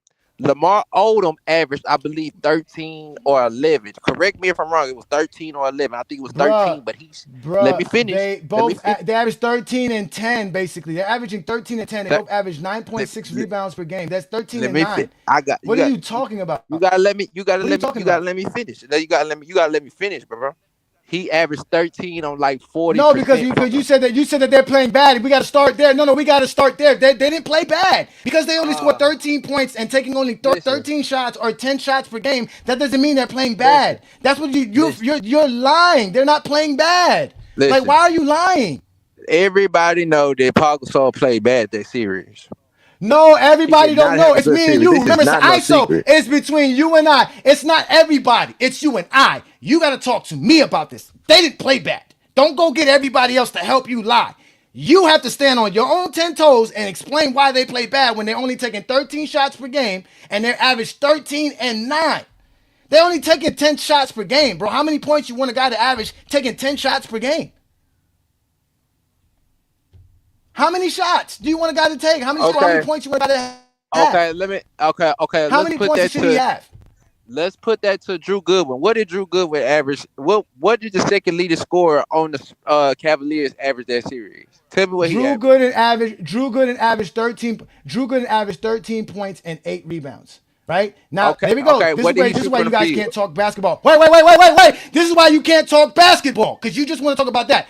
Paul Gasol, the second player, averaged more points, averaged more rebounds, averaged more assists, 3.6 assists to 0.3 assists per game. He averaged 0.3 steals per game, Drew Gooden did. Paul Gasol averaged 1 steal per game. Paul Gasol was averaged 1.5 blocks per game. Drew Gooden was averaging 0.5 blocks per game. So not only was he better than Drew Gooden on the offensive side of the ball, he was better than Drew Gooden on the defensive side of the ball.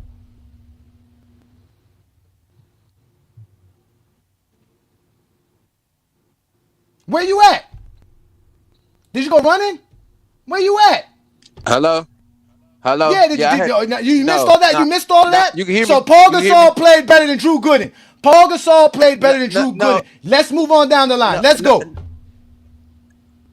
Paul Gasol played better than Drew Gooden. Okay, like I said, let me finish. Let's go to the next one. Let me finish. Drew Goodwin averaged 13 on 50% from the field that series compared to Paul Gasol that shot averaged 13 on 44% it doesn't matter. that series. It doesn't matter. Paul Gasol averaged 3 more assists per game. That means Paul Gasol was generating 3 more baskets per game. He wasn't doing that. You're acting like 50% make. Okay, so what you're telling me is that, now mind you, Drew Gooden didn't average 13. He averaged 12.8. Paul Gasol averaged 13.2. So Paul Gasol averages more points than actual Drew Gooden did. So are you saying that somebody can be a better player? Again, you can say it's 13, but then what about the other aspects of the game? He's out rebounding him. He's out stealing him. He's making more plays than Drew Gooden.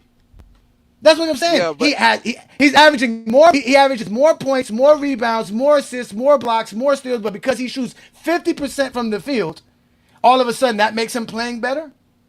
What are you talking about?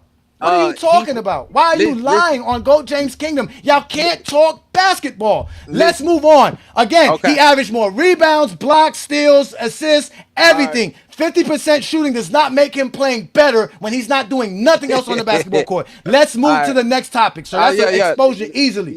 That's an easy exposure. Nigga, what do you thought we was going to bring up with that? No, that ain't no exposure. That's a low average IQ. Again, let's move on. Let's move on to the next player. Let's move on to the next player. Who's the next player? Let's go on. Who's the next player? Who's the next player? Let's please go. Who's the next player? Who's the next player? Please go on.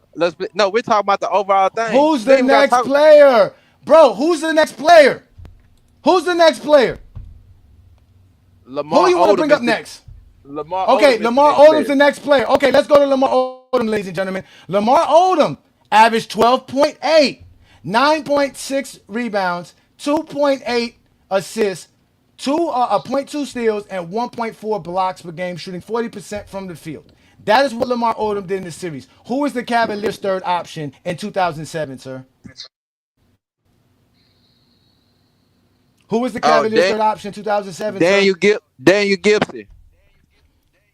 Okay, Daniel Gibson, a guy that came off the bench. Ladies and gentlemen. He's not even a starter. He's his third. LeBron's third option is a bench player. Lamar Odom starting.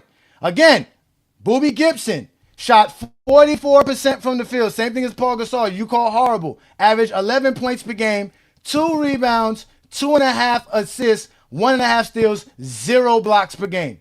Shot 31% from the three-point land. What did he help? Obviously, Lamar Odom was better than him. More rebounds, even more assists, more blocks, and scored more points. So Lamar Odom trumps Daniel Gibson. Who's next for the Cavaliers? Who's that's next? my point. Who's next? So that's what I'm saying. What did you say? No, let's finish. We're gonna start right. Will you say that supported cast at least put in the same type of production for them both?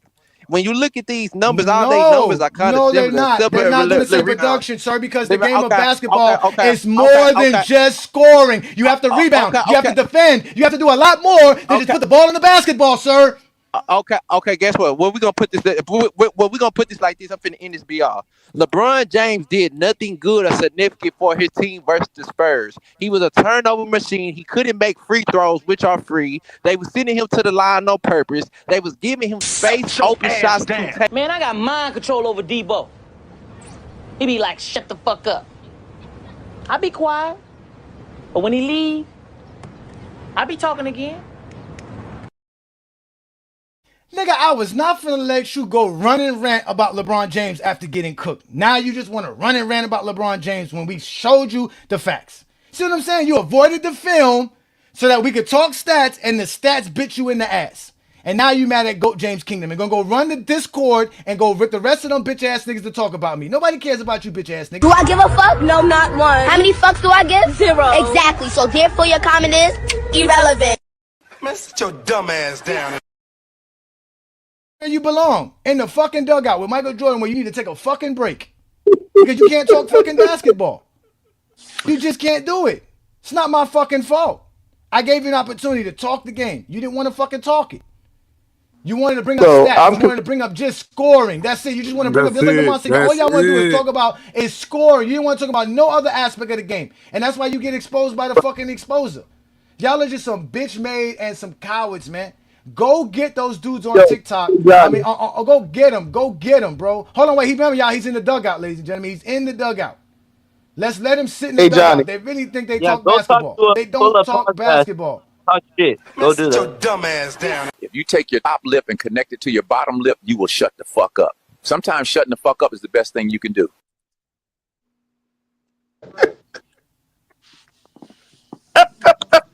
He tried. He gets the need for effort. Yo, hey Johnny, how is he going to tell you no basketball IQ to sit here and talk about freaking Boobie Gibson averaging 50%? Hey, King Shay, we know everybody know I read you off the Pull Up podcast yesterday. Don't even do it. Don't even talk about me, please. Man, We seen how that ISO went yesterday. Everybody did. Talk to you. That's how you. Can I talk to you? Can I talk to you real quick? No, So SM. These niggas wanted. He heard he said this nigga's bragging about arguing yesterday with another man. This niggas, you know what I did yesterday. I just want to know, why do these dudes constantly only talk about scoring like that's like you're explaining to him how Paul Gasol's overall production outside of his points, even though he shot 44% from the field, he gave you rebounds, he gave you steals, he gave you blocks, he gave you assists. It doesn't matter if the counterpart on the Cavs shot 50%. None of that matters. Say that counterpart on the Cavs gave you 20 points, but he gave you no blocks, no steals, no assists, just 20 points. That don't help nobody win. He's not grabbing a rebound. He's not getting a steal. You're not generating plays. You're not doing nothing. You just if you're tricking basket back and forth. I'm pretty sure if we go to the go ahead, one boy. I'm pretty sure if we go to the film, we'll see that Andrew Bynum barely plays. So Pau Gasol is kind of playing out of position. So I'm pretty much sure he had the guard Duncan on a lot of those games, and that's going to wear him out because Duncan dominated that series. He averaged like 22, 17, and about 5 assists in that series against the Lakers. But he shot 42%. You know how but he shot 42%. Oh, Duncan, right? So, yeah. But the Lakers as a team were just another team. Imagine if they would have. Imagine if they did have a healthy Trevor Ariza and a healthy or a healthy Bynum. It might have that's been what I'm saying. They beat him in 5. The Spurs only won game 3. No sense. Hey Johnny, one boy, check me out.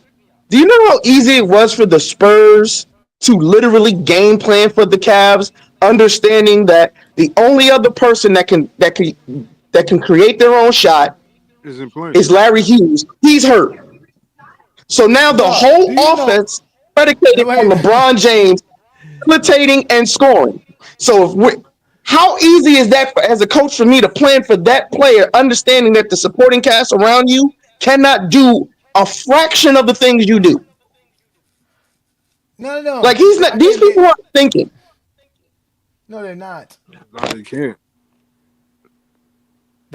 Listen, the guys who took the most shots on the Cavaliers, LeBron James, he took 90. He shot 35%. The next guy was Drew Gooden, who shot 50%. Then the next guy was Sasa Pavlovich, who took the same amount of shots as Drew Gooden. He shot 36% from the field. Then Boobie Gibson shot 44% from the field. Then it was Ilgauskas, who took 37 shots at 35%. Then Daniel Marshall shot 31%. Like, again, the whole Cavs team wasn't shooting good.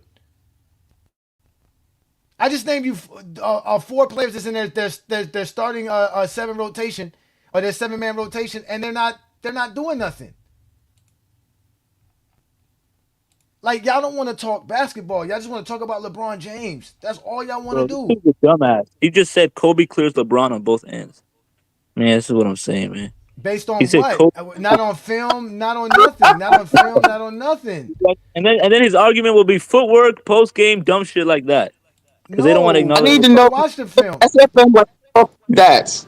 So according to SFM, if we're going by the numbers SFM, and you can bring him up here, and I'll have the conversation with him because you know I love cooking Kobe You know what? stands. That's good. That's good. Go ahead. Have this conversation with him. Go ahead. Have this And I love conversation cooking with him. Kobe Go ahead. fans too. Go SFM, ahead. Yeah, how we does about to get Kobe rolled on, fam. James if he averages more points, rebounds, assists, steals, blocks, pretty much everything you do on the basketball court outside of free throw shooting, LeBron James is better than Kobe. Can you make that make sense? We were comparing and contrast to see what the team did.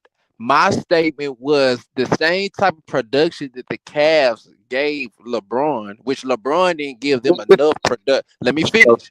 Let me finish. Which LeBron, let me finish. Let me finish.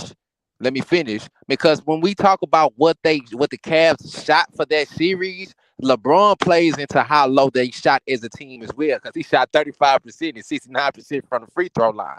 Okay, so keep that in mind. You feel me? When we play and we talk about what Kobe shot, and while the Lakers shot 46%, Kobe played into what they shot, even though Lamar Odom and Paul Gasol didn't shoot good from the field at their positions. So when you talk about, I was saying this.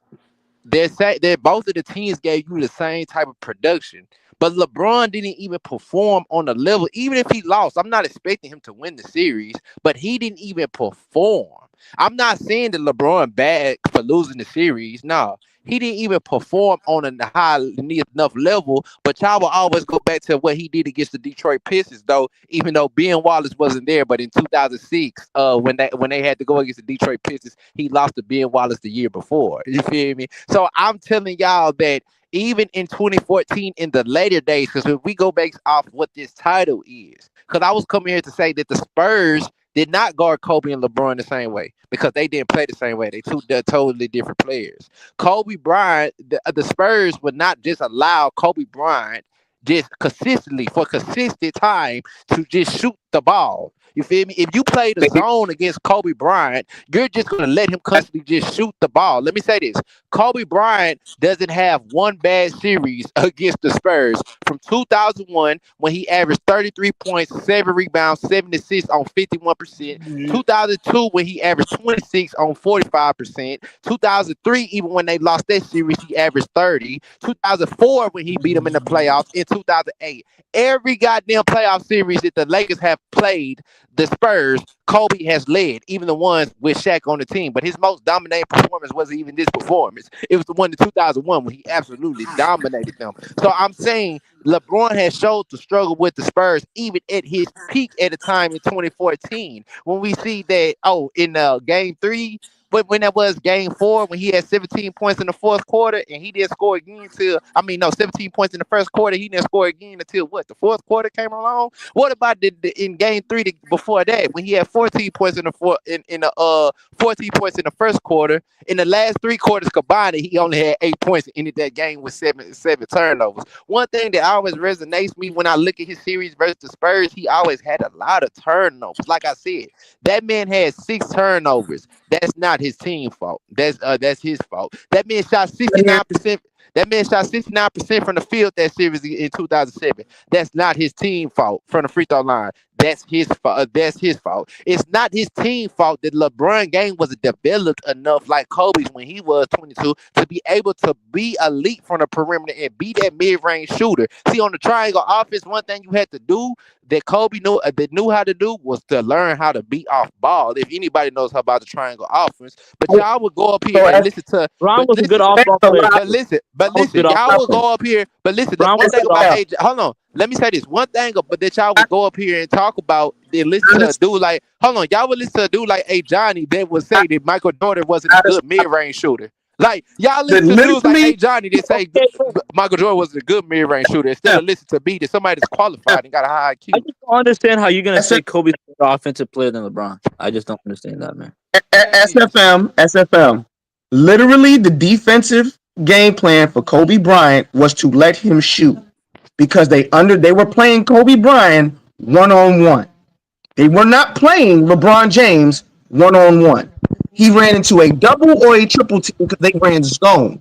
Zone, it's hard for you to play to your strength in the zone. LeBron James' strength, his ultimate strength is getting to the rim. That's his strength. He wants to get to the rim so he can. And we're talking specifically about 2007. The secondary option and the only other player that can create a shot and help facilitate the offense in Larry Hughes is hurt.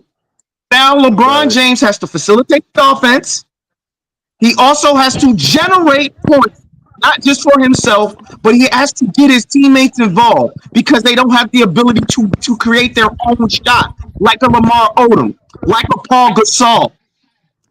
So again, you're sitting here and you're talking about he played into them playing bad. If I'm playing with a bunch of players who do not have the ability to create their shot and they're depending on me to facilitate the offense, and I have to be the best, I also have to be the best rebounder, I have to be the best defender, I have to be the facilitator.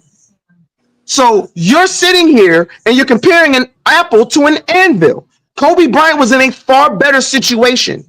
They could play Kobe Bryant 1-on-1 because they understood, regardless of what you want to say, Kobe Bryant's going to chuck up a bunch of contested shots, whereas LeBron James is going to make the right play. That's the difference. So if you let LeBron operate within defense, I'm not done. I'll let you talk and I'll let you spew that nonsense. If you let Kobe Bryant shoot and just continuously shoot, if you switch teams and Kobe Bryant's on the Cavs, they still lose. They still lose because Kobe Bryant isn't a facilitator. Nowhere near the facilitator LeBron James is. You put LeBron James in that on those Lakers teams, he's giving you 30. He's going to give you those same stat lines you're talking about. He's giving you that same stat. You want to know why? Because the supporting cast, I'm not done, because the supporting cast around him is better. At the end of the day, SFM, you like to talk about individual stats, not understanding that the supporting cast around you are going to affect your stats. If I'm dumping the ball off to you at the rim and it's a brick every single time, you're not helping because you're not helping the team because you're unable to generate play to help the team win. Whereas if I can dump the ball down to a Lamar Odom instead of an Anderson Varejao, instead of a Paul Gasol, instead of an Ilgauskas, and they can give me what I need to get this defense off of me, I'm able to operate better within my own game. So Kobe was in a far better situation. You just don't want to accept that. You're sitting here saying they gave you the same level of production. How? Where? Where? Let me respond to this guy real quick. Just real quick. But you was going on. This is I'm just gonna make this quick. Yeah, let Juan Boy go. Go ahead, Juan Boy. Now you mentioned that like you said before, you're just talking about scoring. You're not taking into concern that Gasol and Odom was giving more rebounds. Those are second chance shots, averaging the more assists, getting more blocks. You just keep going to scoring. And also you talked about Kobe didn't play bad against the Spurs. He had 27 turnovers in the 6 games in 2003. That's an average of over 4 turnovers a game. And he shot worse than 45%. With Shaq on his team, with the same core of the guys that he won the 3-peat with. He played. He shot more and he played worse. Like that. He's the reason they lost to the Spurs in 2003. You just lied. No, I'm not. No, he didn't. He's true. They did. He's the reason why they lost in 2003. No, he wasn't. Yes, he was. Yes, he was. Shaq shot great from the field. Kobe was wild. We already talked about that. We showed the film and everything. Herm blew that up. The reason the Lakers lost in 2003 was because of Kobe. Jacking up a bunch of shots to average 30 points per game. A bunch of shots. I think he averaged took like 27 shots to average only 34 points. Some And he had one game where he shot 19 free throws. Yeah. So yeah, Tim Kobe was Duncan why they lost.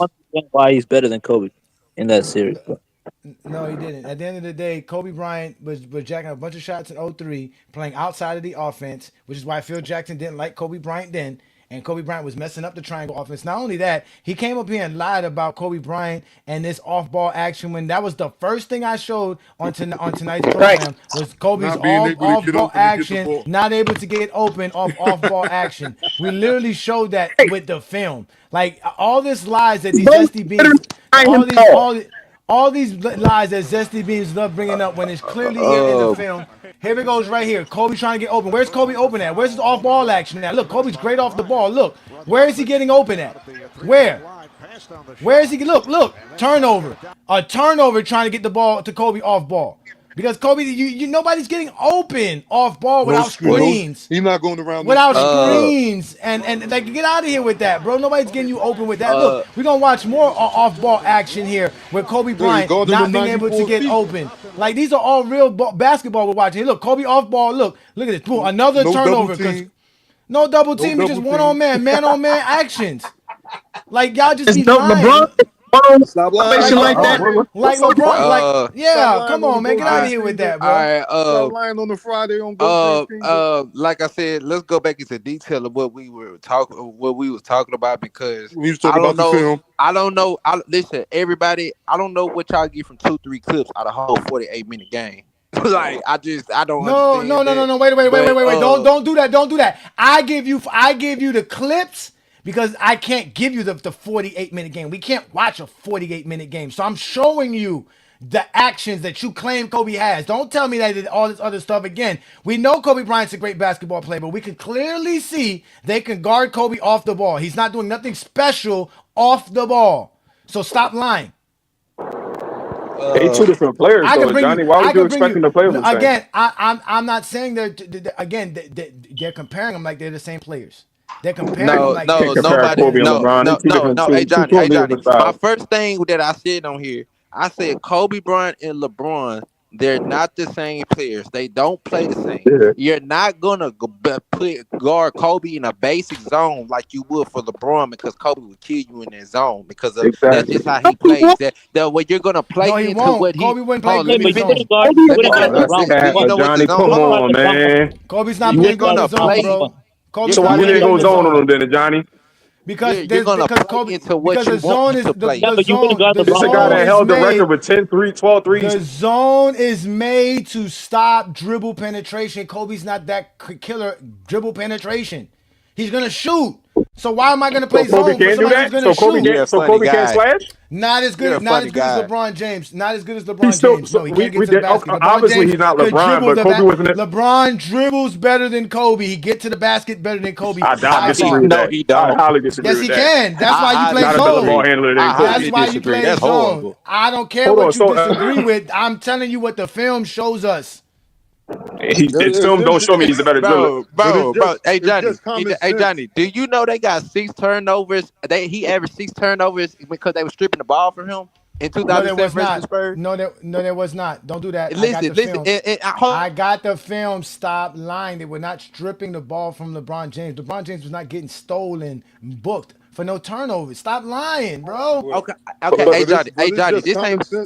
This ain't for you. This for dude right here.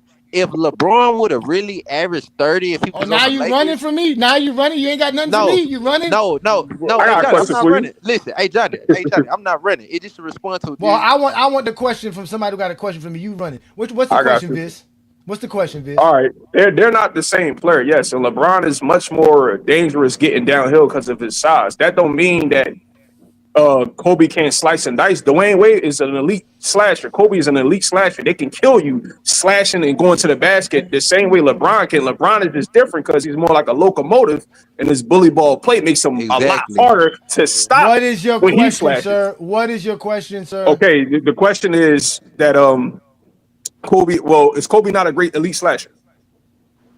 Slasher? You mean cutting to the basket without the ball? Yeah, driving the ball with the ball, driver slashing with the ball without the ball. No, Kobe's not a downhill player. No. No, he didn't ask you that. He said That's what a elite slasher at- is, going downhill. You're talking about going down. No. Slasher is somebody who makes cuts without the ball. Somebody No, who dribbles the ball into Dwayne the Wade paint is is a considered down. elite slasher, brother. Do you Dwayne know what that Wade means? dribbles better than Dwayne Wade dribbles better than I'm not Kobe. asking that. I'm not saying that though. They all He different dribbles. styles. No, that again, Kobe does not have the He's got a dribble better skills ball handling than Kobe. to consistently penetrate and dominate the game by dribbling to the basket. That is not Kobe's game. He do, Y'all though. admit it. You just Y'all be say that lying. Kobe's He does, game though. is. Y'all say Kobe's game is the back to the basket mid range. Now he can get. He can Who's drive y'all? to the Who basket. is y'all? Who is y'all? Yeah, Who I said can't that? make Who sense. said that? So Kobe not an elite slasher? Kobe didn't get to the rim relentlessly? Are Kobe you was getting serious? to the rim most of his career. Oh yeah, y'all niggas is just haters, Yeah, dog. niggas Y'all just gonna be agree with talking. that? Niggas just Y'all be all talking. agree with that? Niggas just be talking. Again, you're asking me if Kobe Bryant is on the level of Dwayne Wade. And I did not LeBron say that. I James. said he's an elite You slasher. brought him up. You brought up Dwayne Yeah, Wade. because he's a considered. Can Kobe dribble the basketball? Yes, nigga. I ain't No, saying is Kobe he can't elite dribble. at slashing? Is he No, elite he's at not an slashing? elite at penetrating and What? getting to the basket. He's not. I did not He's not ask elite at penetrating, it. brother. He's not elite. So, He's not elite Johnny, my at last it. question. He's You not running elite from at that smoke. penetrating and dribbling. Kobe was a very great underrated playmaker. Again, a slasher is somebody who cuts without the ball. Oh my God. LeBron, Dwayne Wade, those are elite slashers. I mean, wait. What? Twin Man, is a slasher a man who cuts without the ball? Yes. That's what a slasher is. Yeah. Is a slasher a man who cuts without the ball? Yeah. Okay. Is a player who dribbles and penetrates into the interior of the defense considered a downhill player? Look, we got the head duck, then we got the stupid duck. Wound boy, behind. can you Y'all answer that just question? ducks. Wound boy, a player who dribbles to the He's trying to distract. players who dribble to the paint, players who dribble into the paint like a Chris Paul, like a Isaiah Thomas, like a Magic Johnson, who dribbles and collapses the defense, is a dribble penetrator. That is called a downhill. They go downhill. Size has Kobe was a great downhill player too, by the way. No, and he was an not. elite slasher. No, he was They had not, a point guard. They had a point guard the whole time. He didn't need the ball in his hand, so when he wasn't having the ball in his hand, how you think he was getting the ball? Hey, bro, he's trying to write his own definition for what a slasher Like, what the is. fuck is That's y'all? Y'all niggas just think everybody Y'all trash at everything, but ducks. LeBron great at He everything. just Y'all the niggas head cap duck. too much Y'all for me, just man. ducks. He the Y'all head duck, but y'all They ducks. literally have a point guard on their squad. See, this is the problem. Hold on. Can I say this? Can I say this? Who Go said ahead, scream, Kobe man. What you is going to scream? trash? You're a duck. You literally are trying to compare Kobe Bryant to I'm the not comparing. elite. I'm comparing Kobe to Kobe. No, that's not what he said, nigga. He I said said he's an Kobe elite slasher. I'm Bryant. not comparing him to Kobe to nobody else. Nigga, Y'all saying Kobe not an elite slasher Nigga, when listen they to had the a point question. guard the He whole said, time on is his he squad. How you think he got the ball? slasher? He said, is he elite at slashing? Is he an elite slasher, nigga? He finished the He box. He is. finished. And nigga, everybody know he is, nigga. He finished the He's round. not. Of Okay, he's not an elite. Okay, Yeah, y'all niggas let's just haters, say. dog. Okay, Yeah, y'all Kobe haters. let's just say Kobe Bryant is dribbling the basketball to the basket is considered a slasher. He's not an elite slasher. He is though. Give me a. He's elite getting downhill. He's elite getting downhill, and he's elite slashing. No, he's not. Give me a season. Oh, y'all niggas is haters. Y'all haters. know where Y'all Kobe's haters. elite. person that said Y'all that haters. Michael Yeah, Jordan was a y'all bad haters. mid-range Y'all shooter. haters. Yeah, You y'all the would same say person y'all would that say said Michael LeBron Jordan James was is a a great bad mid-range shooter. Y'all mid-range niggas is shooter. haters. I want to know where Kobe SFM, getting to the rim. SFM, listen, SFM. Give me a year where I can go to see elite stats at getting to the rim from Kobe Bryant. What year? Lee year. Let's just do his prom. Do his whole entire prom. No. Do his whole entire prom. Wait. What year is that? Give me a year. Why can't you just give me 1 year? From 2000. I said his entire prom. Start the first year. I said his Start the entire first year. prom. His entire prom. Give me the first year. 2001 to what? 2013. Like this. Like Okay, so what you want to go? Okay, you want to go 2001. Okay, let's go to 2001. If you want to go 2001, 2002, 2003, No. 2004, 2005, 2006, 2007, 2008, 2009, Hell 2010, no. 2011. Like, Hell we talking not about Kobe. 2010. No, We not talking about the nigga. 2010. Hold on, we talking about the nigga that was dunking on Kevin Garnett, dunking on Yao Ming, dunking on Okay, Dwight you're not Howard, the- dunking on Ben Wallace. What are you talking about, sir? That's just dunking the ball. We That's talking about the dude that averaged 33, 7, and 7 on 51% with just slashing. He did nothing but slash that series against Spurs. That was against the Suns, a weak ass defense. No, Yeah. that wasn't against the Suns. You just talking. That was against the Spurs. You just be talking, nigga. No, that was against the Suns too. But against the No, Spurs, nigga, against the Suns, nigga, he was shooting them, nigga. He was shooting lights out. You just be talking. No, you just be talking because He against shot the Spurs, 43. He shot 43% from the. He shot 43% from the three, nigga. You just be talking. That was in 2010 in the Western Conference Finals, nigga. Nobody know better than me, nigga. Nobody know better than me. Trust me, nobody know better than me, nigga. Kobe. You just be All talking. right, here we go. King, Shut shut the up. You got fuck up. cooked Shut yesterday, up, nigga. SFM. Shut up, SFM. Shut up. Here we go. Kobe Bryant in 2001 shot 64.5%, which is really good at the basket. So that's Kobe That's Bryant elite, getting to the nigga. rim. Shut the fuck up. That's not elite, sir. Elite is 72%, like Michael Finley. That's elite. 73% is elite. Ray Allen shot 65% from that same position, better than Kobe Bryant. So here we go. I said that was good. Allen Iverson, 64% at the rim. That's Allen Iverson. Jerry Stackhouse, 58% at the rim in 2001. Now, mind you, this is with Shaq on his team as well. Let's go to 2002. Kobe Bryant, same thing. Let's go. In 2002, the guys who took the most shots. So Kobe shot 65% as well, which is good. Like I said, he's a good at the rim. He's not elite. Good. Here we go again. 2003. Here we go. I don't know why you're laughing. Elite is at 70%, sir, like LeBron James, sir. That's Giannis, Shaq. Kobe Bryant at the rim again, getting to the basket. Even though he's not one of the best at it, he's in top 10 in doing it as far as taking the shots there. But again, he shoots 63% at the rim. That is just good. That's not elite. We didn't say Kobe was bad. Can I say something real quick, Johnny? That's not elite. Can I say That's not elite. Let's go to 2004. Again, he still has Shaq. Hey, Johnny, can I say something real fast, bro? Uh-huh. So in 2004, Kobe's at 59.9 at 60%. That's average in 2004. That's Kobe still in his prime. He's shooting average at the rim. 2005. No, we got to keep going because Kobe was in his prime. I want to look for this elite. I want to see this. I want to see this elite at the rim. Here it is. 2005. Without Shaquille O'Neal, Kobe again shoots 60% at the rim. That is average, ladies and gentlemen. The league average is about 62%. That's why 65 isn't that good. It's getting worse. He's getting worse. Funny. Here we go. Here goes 2006. Here goes 2000. Here goes 2006. Kobe Bryant again shot 60% at the rim, below average. Because 62 is the real average, but I'm gonna just call him average so for the sake of SFM. Let's go to 2007. Mind you, he doesn't have Shaq no more. You see it dwindling. Here we go. Kobe Bryant in 2007. We just went to 2006, 2005, 2007. Again without Shaq, 61% at the rim. Average. 2008. This is all Kobe in his fucking prime. Getting MVP at the rim. Season. Kobe Bryant in 2008 shot 63. Why? Because he had Paul Gasol now. So now he can shoot 63% because Paul Gasol's not as good as Shaq, but he can shoot at least 63%. That's a little bit above average. Let's go 2009. Kobe again is still in his fucking prime. Again, these niggas want to bring up stats. They never worked well for Kobe. Now Kobe's back with Paul Gasol in his prime, and Paul Gasol and got Kobe shooting 65% at the rim, which is good.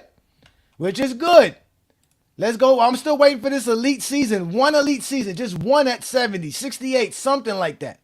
Here we go. Kobe Bryant. Nigga just lied. Here we go. Kobe Bryant in 2010 shot 50. Wait. Kobe Bryant in 2010 shot 58% at the basket. Like I told you, Kobe's career average is about 62, 63%, somewhere around there, which is just above average. Let's go to 2011. He's above average, but he's not elite. That's not elite, sir. Above average. That's not elite, sir. That's not elite, sir. That's not elite. Here we go again. Kobe Bryant in 2011 shot 61% at the rim. Now let's go to the players that Viz wanted to compare Dwayne Wade and LeBron James to. Let's go to Dwayne Wade. Dwayne Wade in 2005 shot 58% at the basket. Okay, so that was into elite. Here we go here. In 2006, Dwayne Wade shot 66% at the basket. Let's go to 2007. Let's find Dwayne Wade around here. Dwayne Wade shoots again, 66% at the rim in 2007. 2008, Dwayne Wade, I think Dwayne Wade was hurt in 2008, so I probably won't be able to find his stats because he's not going to be nowhere in the top 50 because he didn't play in 2008. But let's go to 2009 where he was, obviously we know, prime Dwayne Wade. Dwayne Wade again shoots 66% at the rim.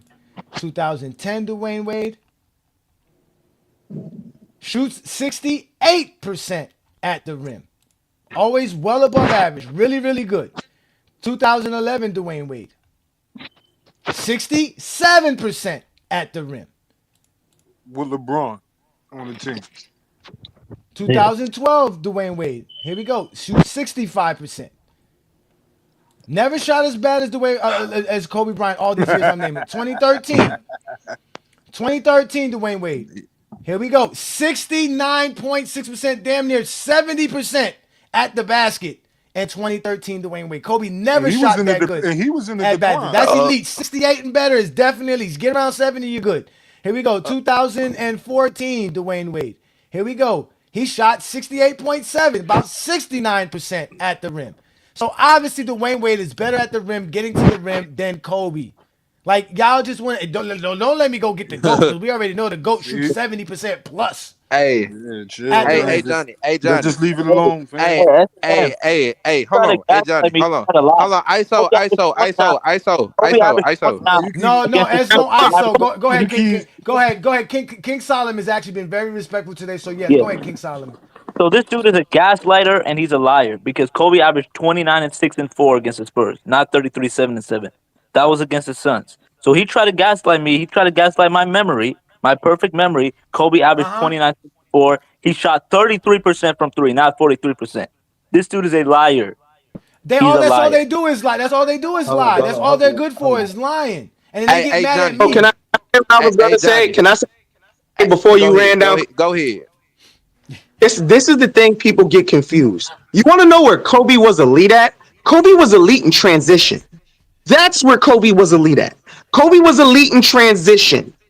He was not elite getting to the rim. See, all the stuff y'all see with Kobe Bryant, y'all see him on the break, and he's getting to the rim in transition. We're talking about half-court offense, and you're setting up a play. Kobe had trouble getting around his man. That's why he shot a lot of jump shots. Hey, listen, that's crazy. This is what y'all don't get. You're laughing, but he literally ran down the gear. This is the funny. You can't see, you can't hear, you can't read, you can't count. It don't matter what you think, nigga. Hold on. Hey, Johnny. SFM is going by the stats. SFM is going by the stats. You just told him the stats and what the league average is. I didn't even sit here and say Kobe was bad. I sat here and said Kobe was good. Yeah, he was good. Kobe's I good. He shot like 62, 63, 64%. But he's not elite. Elite is getting to the rim like Giannis at 70% or better. He's not even elite at mid-range. He's only elite at mid-range as far as volume goes. But his field goal percentage in mid-range is not elite neither. Let me respond. First point was King Shay to respond to your point. King Shay, you misinterpreted. You didn't listen to what I said. I said in 2001 versus the Spurs, Kobe best performance versus the Spurs. He averaged 33 points. We're not talking about 01 though. Hold on. Let me respond. No, because you just lied on me. He averaged 33, 7, and 7 on 51%. Now that's a fact. 2001 Western Conference Finals. Why the fuck would that matter if we're talking about 08? Because Because I'm talking about this performance in 2008. This is Kobe's second best performance, probably third. This is not even his best performance versus the Spurs, but he still dominated. So, everything you're saying right now, hold on, now to respond back to Johnny. Stay, because this is what the crowd want to see. Hey, Johnny, stay focused on me. Please don't run from me. You feel me? Look, I'm gonna say this again. What the crowd want to see. This nigga's hilarious. This is what I'm saying again. I just searched up with the 2000s. I just searched up the 2000s era rim around the rim. What was the average? It was 59.2. He shot over that. Yeah, around the rim. He shot over that. Where did you get that the league average was 59.2? When did you say that? When did you say? When? I think this is coming from AI overview. I think this coming from somebody who didn't do their research. No, we can do it because I mean all this stuff is available because like I said, it's about around like I said, it's somewhere between 60 to 62%. Yeah, it's 59.2. Depending on what era, it depends on what era you want to bring up because again, it really does depend on the era. It was 59.2. So my statement was I didn't bring up Dwayne Wade. I don't think it was 59.2. Listen, you got that false. Hey, Johnny, hey, Johnny. Hey, Johnny, Kobe was giving above average though. That elite. It was about 60. It was over 60. It was Kobe under the rim over 60. Let me say this. I didn't bring up Dwayne Wade. I didn't bring up LeBron James. Nobody ever said that Kobe on a level of slashing like LeBron. Nobody never said that. I said the fact is Kobe is an elite slasher. That's not an opinion. That's a fact. I would to be the word. elite if he's not on that You level. feel me? So Kobe finishing, Kobe finishing around the rim was just the smallest part of his game. I never heard nobody say that Kobe Bryant wasn't elite around the rim. That's just some of LeBron. That's some LeBron. What makes Kobe? Listen. What makes Kobe an elite slasher? SFM. You just brought up stats, and the stats said Kobe's not elite, bro. He shot around 62%. That's just above average, bro. That's just all right. That's just good. That's good. He's good. No, he was. He's not on LeBron's level, which is why you play the zone versus LeBron, because not only can LeBron hit jumpers on you, he can also get to the paint, and once he gets all his other teammates involved, it's a wrap. It really is. And also, like, how could LeBron hit jumpers back then when he couldn't even make free throws? Who cares about free throws? You got to get fouled to go to the free throw line, man. Nobody cares about free throws. Go. And he can't make free throws. They're free. He can make free throws. He's making 7 out of 10. I never heard somebody go 7 to 10 from the free throw line and somebody say, man, that motherfucker can't shoot free throws. He shot 69% from the free throw that series. Bruh, 69% is 7 out of 10. I've never heard somebody go 7 out of 10 from the free throw line or somebody shoot with free throws most of the time. Again, no, he did. Again, I never heard somebody go 7 out of 10, and that's a horrible struggle of free throw shooter. He was an average free throw shooter. LeBron's an average. He's not a bad free throw shooter. He just always what the hell? I've never heard somebody make 15 out of 20 free throws, and you say, damn, he had a bad shooting night on free throws. The fuck? But also, if he's elite finishing around the rim, why he doesn't have one season shooting above 50%? Because his game is not predicated around the rim. See, that's what we just talked about. Oh my god! So how is he an elite slasher? Oh my god! That's exactly what we just said, man. That don't make sense at all. We just said. Listen. That's exactly what we said. Y'all zesty beats can't take it. And I'm gonna tell you something. Let me say this. It came from a family tree. My granddaddy was a pimp. My great-great-great-granddaddy was a pimp. I'm talking about pimping since pimping. They scrolling through the threads, looking for any mention of Gold James. Talking Kobe and Jordan, never staying in they lane. Top 5 all time. Now that ain't the truth. You missed MJ's legacy, so now you connecting the two. They'll say, look at the rings, look at his mind. Forgetting by Shaq and Phil, they tryna play blind. Shaq got those titles, Paul also held it down, but they twisting the story round like we weren't around. Kobe fans crying, saying Kobe's not respected, ranking him so high, wanting everyone to accept it. Trying to battle Bron fans, but they know the real deal. In the end of the day, it's that seal the deal. Internet trolls living in denial, spending years online, living in the X-Files.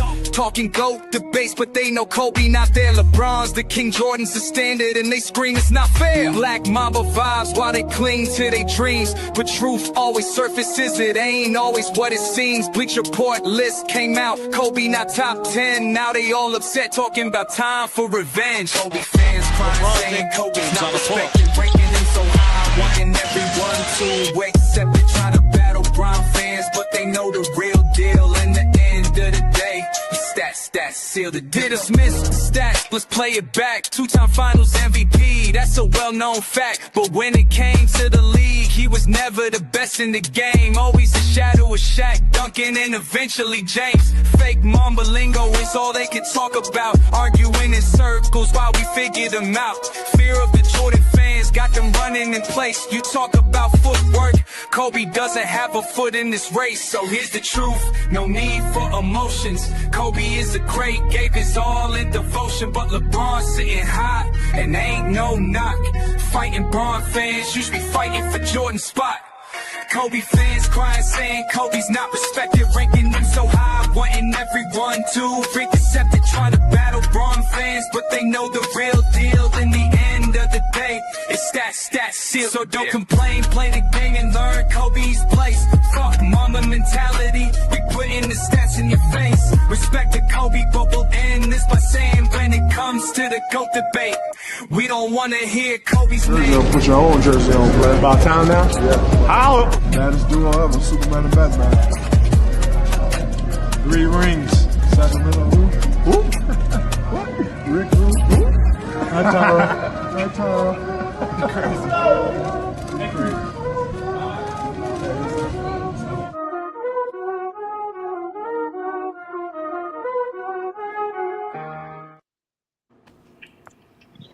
Yo, you just took that nigga in one time. Listen, like back to this. Listen, Johnny. I understand you the head duck, but control them other ducks behind you. The 3 of them right there, because they. He said I'm the head duck. Yeah, they just the ducks behind you. You know how the ducks follow the mama? Hey, they the ducks behind you. They all y'all ducks. What's the number on my head, bro? How much is on my head? What's the prize for my head? What's the prize? I know there's a bounty on my head. I heard there's a bounty on my head. What's the prize? Ain't got nothing to do with me. I never do no shit like that. You sure? I don't participate. A pair of Kobe's. Like that's what the price is. Olo, did you see this, Olo? Did I show it to you, Olo? Look at this, Olo. I know some real niggas that really get at niggas. Niggas ain't like that fake internet shit. Niggas ain't really on that for real. Like all that, bro, you can't where I'm from. You just can't be lying on niggas. Like nigga, not even that. Like that'll get you fucked up. Many men, son, many men. Like that, but on the internet, everybody just lying on that. Like that's weird. Like that's not cool. Like you will die. Niggas really talking tough on TikTok. Hey, Johnny. You hear that? Look, niggas say you gonna kill me, man. What? Wish death upon me. I don't trust no nigga that talk tough on TikTok. Hey, Johnny, can I get you the estimate? Why did you say that Michael Jordan was a bad mid-range shooter? The same way you said Kobe was the elite slasher. He was. I'm trying to be nigga who I'm destined to be. Nigga, that's why I said the shit. Niggas, I'm trying to be who I'm destined to be, but you niggas trying to take my life away. So listen, hey Johnny, are you trolling? So you was trolling when you said that? I'm not trolling. Listen, I'm not trolling. There is no evidence that Michael Jordan is a good mid-range shooter or a bad mid-range shooter. There's no proof of this. Y'all the ones who get mad because at the end of the day, there's no way for us to prove either or. I can go online and show you a bunch of mid-range jumpers of Jordan bricking left and right, bro, having bad games. Yeah, more times than none. I can play a film for you right now with Michael Jordan saying teams play me so I can shoot the jumper, and I have to learn to shoot the jumper because they think I can't shoot. And I have to get it in my game because it's not in his game. He couldn't shoot the basketball. The man shot 18, 17, 15, 13, 14% from the three-point land 4 or 5 years in a row. What make y'all think he was shooting a bunch of mid-range jump shots? Yeah, if he's shooting that bad from 3. Hey Johnny, I never heard nobody in the right mind say that Michael Jordan knows this game is a bad mid-range. Because you never heard nobody in the right mind. Thank you. Just watch it for yourself. This is the first time you met somebody in the right mind. Hold on, Johnny. You never know somebody talk basketball in their right mind. What is with this? Why you keep referencing other people? Oh, hey Johnny, why did you say? Hey Johnny, why did you say Karl Malone averaged 20 on the Lakers? Huh? Oh, because I got the year wrong. It was his last year. Instead of it being his last year in the NBA, it was his last year in Utah. Oh man, I could make a mistake. I'm not perfect, bro. I don't remember everything in basketball. That's what y'all be wanting to do. I can admit to when I'm wrong, nigga. I'm not trying to make myself right. I know the stats are there to prove to me. At the end of the day, we do know. AZ, look, and you think, all right, I can just show you how quick I can flip that. Okay, yeah, he didn't average 20 with the Lakers. Oh my God. Well, isn't that like what y'all say? Didn't how y'all take a 20-point Karl Malone and make him average 13 points? Kobe Bryant's Kobe to make his teammates better. Kobe Kobe make to his make his teammates teammates better. better. You see what I'm saying? That's what I'm saying. So at the end of the day, the conversation is always about Kobe trying to win when he has help. LeBron never had that kind of help. Okay. Let me say this. Hey Johnny. Kobe was a sidekick. Hey Johnny. Let me just say this to you. The furthest you can go see Michael Jordan mid-range stats is to 97. So if you if you go back all the way back to 97, like like I say, hey Johnny, bro, you done lived through this shit. Like this ain't nothing that you didn't see for yourself. You didn't see for yourself.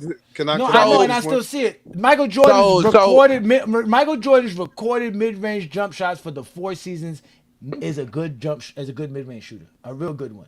Then why you said he was bad? Because I said for the overall career, that's what I said. I can't just go off for 4 years and 15 seasons. That don't make no. But also, talking about can I go find LeBron? Can I go find LeBron's best 4 years in mid range and say, yo, he's the best mid range shooter because he's gonna be somewhere around 45% doing that? But when you, hey Johnny, he mentioned 95, right? I was like, did you know? Did you know when the Bulls was up? I didn't say nothing about 95. I said 97. You said 97. 97. That's what I'm trying to tell you. Listen to what I'm about to tell you. Now, you know they played the Heat in the Eastern Conference Finals. They was up 3-0. You talking about this mid-range game. He shot like 39% in that series. Hold on. The man missed 46 shots in 2 games. The first game, he shot 22. He shot 2 for 22 in 3 quarters. He finished 9 for 35. The next game, he was 11 for 31. I don't know what in his last game as a Bull, he took 35 shots and only made 15. So I don't know what part of elite shooting you guys are thinking when it comes to him. His game was predicated on his athleticism. Once he lost a step, that's when he shot more jumpers, and his shit wasn't like that. It wasn't. If you look at it, he mastered that fadeaway. He mastered that turnaround fadeaway. That's what he did late. That's what he did late in his career. Yeah. All that shit off the dribble, that shit was clanking. But exactly. And catch and shoot as well. Remember, he had the worst 3-point challenge shootout of all time. Okay, he tied with Detlef Shrimp. Kevin Hart shot from the extended line. Look. We can all go back. We can all go back to certain stuff. But do you know even in 1990 through 1992, he shot 51% from the field? That you go search that up. That's a fact. That's not mid range. Yeah, from the field. No, I got you. I know, mid range. I'm talking about from mid range. Just mid range. No, mid range. From the field. No, that's cheating. I'm not talking about from the field. Mid range. This is mid range. I said field by accident. You don't have to. We couldn't stack the track. You don't have to stack. You said we couldn't track that. There's no stat to track it. That's what I'm trying to tell you. I can tell you that, and I can tell you in 1988 the nigga shot 25% from mid range. Hey Johnny, I'm looking. I mean, what the fuck? Hey Johnny, I promise to God, I'm looking at it right now. 1990 through 1992, 51% from the mid range. Based on what? Watching 6 games? Nah, his shooting attempts was 7. He made 793 out of 1,552 shots from 1990 to 1992. Who kept a record of the mid-range jump shots for you to know that in 1990? Yeah, where are you looking at? Nigga, I don't know. Nigga, exactly. Because he doesn't exist, nigga.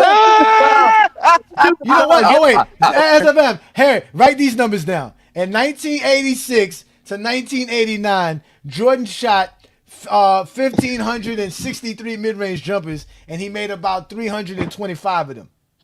What was that? What was that? That's what he did. I gave you some numbers. Now take them numbers and run with them shits. Since you don't know where the fuck niggas be getting numbers from. That's what I tell you. Those numbers don't exist. Listen. Those numbers don't exist, bro. It's fine. It's okay. He's known as Air Jordan, not Shooting Jordan. Okay. It's not jump. Nobody. That's why nobody buy jump mans, because ain't nobody sitting around here trying to take jump shots. Let me tell you something. I never seen Michael Jordan in airball free throw like LeBron has. I've seen them airball mid ranges though. I've seen them airball mid ranges. I've seen them airball mid ranges. I've seen him airball mid ranges though. I saw him airball a bunch of mid range jump shots. You see how many open dunks he missed? Bad work, Johnny. I was gonna say he missed open dunks too. Yeah, he missed wide open. Hey Johnny, we need an explanation why he airball the free throws out here. Hey Johnny, why he struggling for the free throw line? Hey, what's closer to the basket, a dunk or a free throw shot? I don't care. LeBron James has broad shoulders and he doesn't have a soft feminine body like Jordan. Nigga, it's hard to shoot free throws when you got manly body, nigga. When you got small ass shoulders and little elbows, nigga, you can shoot free throws, nigga. But when you a big man, nigga, with shoulders and lateral movement, nigga, I can't fucking put my elbows together to shoot a free throw correctly, nigga. Just good enough. 7 out of 10, nigga. That's good enough for anybody. But I'm going to give you no less than 7 rebounds and 7 assists a game too. Jordan got a soft feminine body. He talking about his free throw shooting. Nigga, like you talking about that shit. Nigga. Listen. Let me say this real quick. Hey Johnny, just this is my first time. Let me get this understood. Michael Jordan. Hey Johnny, let me get this. Let me get look. This what you be trying to compete with right here. When you, because I know you like to come from Mike. Nigga, y'all my fans. Nigga, y'all, you know what? Hey, y'all starting to be like Shimon Wright. Y'all gonna start having injuries. Hold on, you heard what he said? He was like, I gotta go take a flight. Niggas be having all kind of shit to do when it's time to go live with A Johnny. Y'all niggas be scared of me like Mike, nigga. Listen, but you see me, but you see when I hop out, it's ISO. It's me and you can't last too long with me. You can't last too long with me. Hey, Johnny. Hey, Lamont, you better ask Lamont, man. You better ask Lamont, man. What I do? You better ask Lamont what I do. Oh wait, bro. Oh my God, Johnny, I don't know how you do it, bro. I don't know how you do it. I can't wait to catch Lamont too with his crazy take. Y'all boys don't ask for Lamont. Don't ask for Lamont. Oh my God, you're never gonna be back on YouTube once you get with Lamont, bro. Yeah, don't do that. Don't please. Yeah, do that, bro. Man, listen, bro. I started off with FYF before y'all was even thought of. I don't know where you new niggas come out of here. You new niggas is dude. I'm true. God, like, I'm stumped in the YouTube world. Yeah. Hey, wait a minute. That man said. Hey, that man said. He said when we get an ISO. That man said, hold on, wait. He said when we get an ISO, and then he didn't realize that. Hey, drop the link. Drop the link for. Hey, drop the link for my boy. Look, this is SFM trying to go ISO with me right here. This is SFM.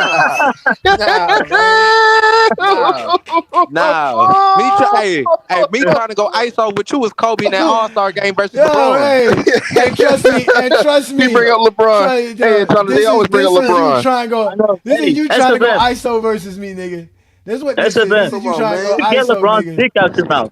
They always bring up LeBron, man. I read you out yesterday, man. Be quiet. Why y'all gotta be so gay? You can't get no get back.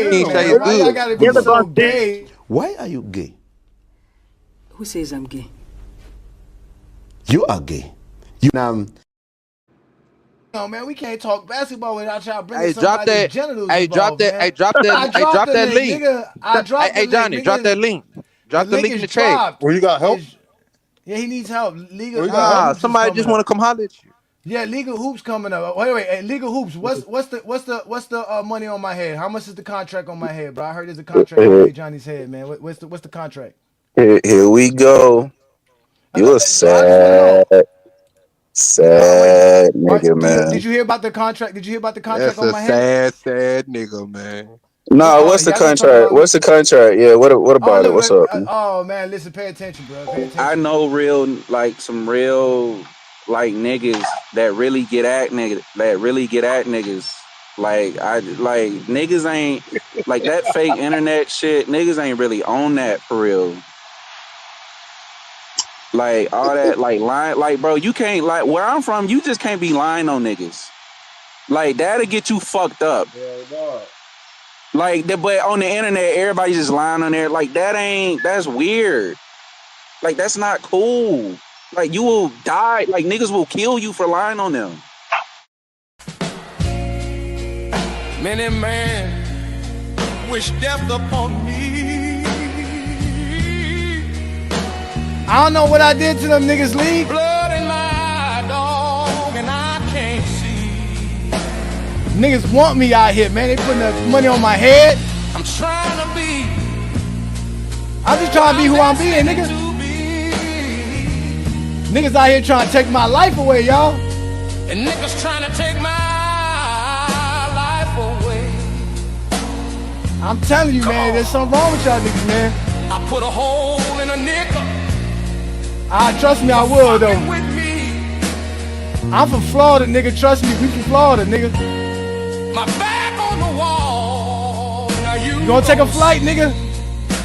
Spirit, Delta, Southwest. Better watch, nigga, how you talking, nigga. Cause Ajani's gonna find out.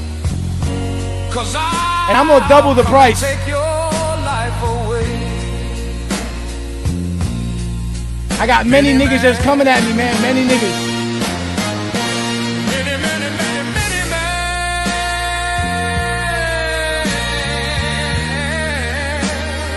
I don't know what I did to them, league. I want to know the price, though. I'm gonna be assaulted if it's low. I ain't crying, nigga. Don't look to the sky no more. Have mercy on me. Have mercy on me. Who got cooked? Who is that? It seems like I don't know. These niggas ain't men. These niggas ain't men. We don't know who these niggas are. They hide behind. This nigga had a Kendrick Lamar post up. We got another nigga that these niggas all they do is talk about me, bro. They be in private Discord chats talking about Ajani. But the crazy thing, the dude in the background, he talking about. All right, I got a question. Yeah, let's let Legal Hoops in. Legal Hoops he's been studying GOAT James Kingdom. He got a question for me. No, why you said Bill Cartwright was drafted by the Bulls to help them beat the Pistons? I didn't say he was drafted by the Bulls. I said he was traded to the Bulls. Oh, you said your panel. You said he was drafted by the Bulls. He was brought to beat the Knicks. There. No, first of all, Cartwright was drafted in 1980, 81. I know he was drafted. That's not what I said. I wouldn't say exactly. Again, don't put words in my mouth. I said he was brought there and everybody knows he got traded for Charles Oakley because Jordan didn't want Oakley traded for. So that's why they. All right. So where can I drop that clip where you said he was drafted? Because you lied. But I don't know what you mean. Where's the go? Where I said he was drafted? No, I'm saying like where can I drop that? Like, can I send that to you and you play that? Put it in the private chat. Go ahead. Put it in the You private said chat. that, nigga. I said he was drafted by the Bulls. Yes, that's what you said. What about when you said Karl Malone averaged 20 with the Lakers? I just told him that I got him mistaken for the last year in Utah for the look, you trying to get so you do be lying on niggas. So you do be lying. King Hoops, it's not a lie. Making a mistake or putting the information incorrectly, not remembering something, not recollecting something that happened 20 years ago correctly is not a lie, sir. That's no point. It's a recollection. I don't hold all this information in my brain as exact information. But at the end of the day, the point was proven that Karl Malone was still a good basketball player when he got to the Lakers in 2004. And we can easily say, like, we just y'all don't even listen. This nigga just said the same shit SFM. I just exposed you on that one. Now, please show me where I said Cartwright was drafted by the Bulls. Please. But where is it? All right, hold up. I'll drop it. Give me 1 second. Because everybody know he wasn't drafted, and I know he wasn't drafted. Yeah. And this is what y'all do because I talked about Horace Grant being drafted for the Bulls, and I know for a fact that Cartwright wasn't drafted, so I wouldn't have said Cartwright was drafted to be on the Bulls. I said he was traded. You said that he was traded for Cartwright was traded for Oakley too many times to even think that to say that. Like, that's what I'm saying. I've said that countless times. I've said it countless times. Like, y'all catching me misspeaking because I'm trying to get my take off and hurry up and speak. It's not me just misspeaking. Again, we know Cartwright was traded to the Bulls. There's no even to argue that, bruh. That's what you want to come here and argue about because you can't talk nothing else? That's how petty they is. That's exactly what he brought That's how petty they is. Because you can't talk about nothing else that you want to try to bring up. That we all know Cartwright was not drafted by the Bulls. And I wasn't trying to say that. Like, I'm trying to win a conversation by saying that. How am I going to say that? But I can guarantee you this. Roe didn't let me say what I said when he was averaging 17 and 9 before he was benched by the Knicks. And that's why they traded him, because they drafted Patrick Ewing. So they didn't need him anymore. So they traded him away, got a good serviceman out of him, and the Bulls definitely got a starting center for years to come who helped them win a 3-peat championship. That's all they can do. Be petty.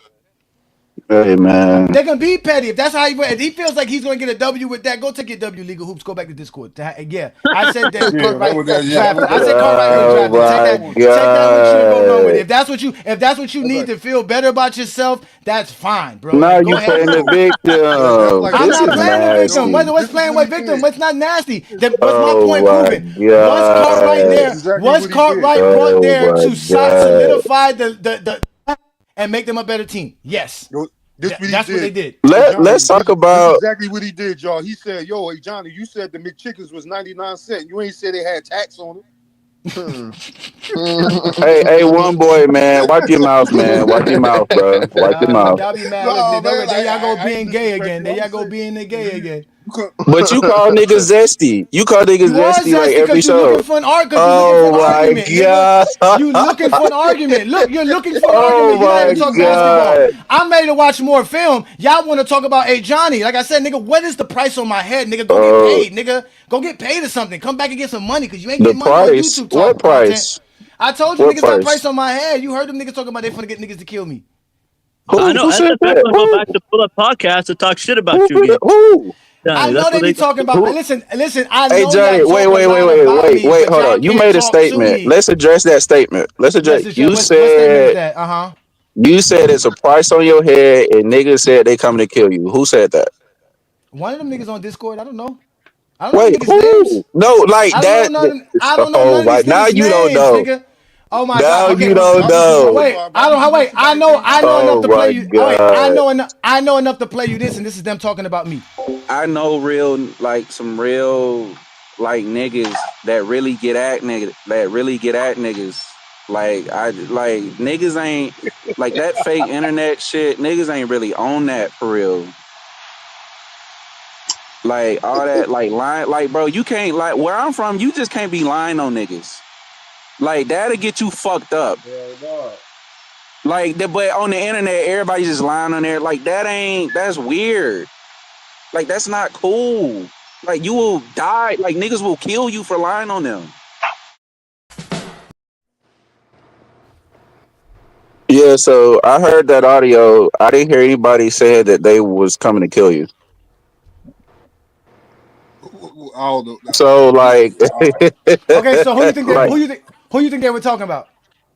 I don't know, man, but I didn't hear nobody say they was coming to kill you though. Who talks reckless on the internet and could get killed because of that and calling niggas liars all the time? Who does that? Oh, I don't know. You tell me. Oh, you don't know? Of course you don't know because you don't even know basketball. Get the fuck out of here. Go to Discord and go get that bill, nigga. Go get that money, nigga. Go get that money with the rest of them niggas, nigga. Go get that money with the rest of them niggas, man. You niggas don't know how to talk basketball, nigga. All you niggas worry about is Ajani, nigga. A 20v1. I've been asking you niggas for it. Stop being bitch made, niggas. Go give me my 20v1. Why I gotta sit here and argue with you niggas and y'all can't give me my 20v1? That's why I call you niggas zesty as fuck. You can't even give me a 20v1, but you want to show up every fucking Friday night to argue without talking basketball. That's what you brought him up for, SFM? To say the same shit you just said? And lie? I know damn well I didn't say fucking Cartwright was drafted by no goddamn Bulls. Why would I even say that? Like, that's what them niggas do. They pay attention to me too so much, but they won't pay attention to actual film study. They won't watch film. Yeah, they just do a lot of their work. Here we goes LeBron. Here goes LeBron being dominant. Look, they're gonna go to the post. They said he can't post. Look, LeBron's gonna go to the post, but he has to read the defense. Look, all right. Now I'm gonna post, but look how they playing him. Look, what do you want him to do? Look how the whole damn team guarding him. Look how many people are in the paint. This is zone. This is no man. Look at Boobie Gibson wide open. Look, everybody's open on the Cavaliers. Butt naked open too. That's it. Like, I mean, y'all niggas, like, y'all don't want to talk game. Look, and can't finish at the rim. Look, get the ball. Look, can't finish at the rim. Right at the front of the rim. Look, LeBron James, even in this situation, look, he tries to go in transition, but look, good defense. Watch this. Only LeBron, look, they're going to get the ball right back to LeBron. Look, everybody get out the way. Look, LeBron, post up. Look, but look at the defense they're playing. Look at Tim Duncan. Look. Cheating. He already know. Look at what's it called? Tony Parker at the elbow. Cheating. LeBron doesn't have the baseline or the elbow. They want LeBron to pull up. Damon Jones is catch and shoot. He's not gonna beat nobody off the dribble. Here we go. Look, so LeBron's gonna have to figure out something. Look, and this is one of the turnovers he get. That he said supposedly that they stole the ball. Look, there goes one of LeBron's turnovers.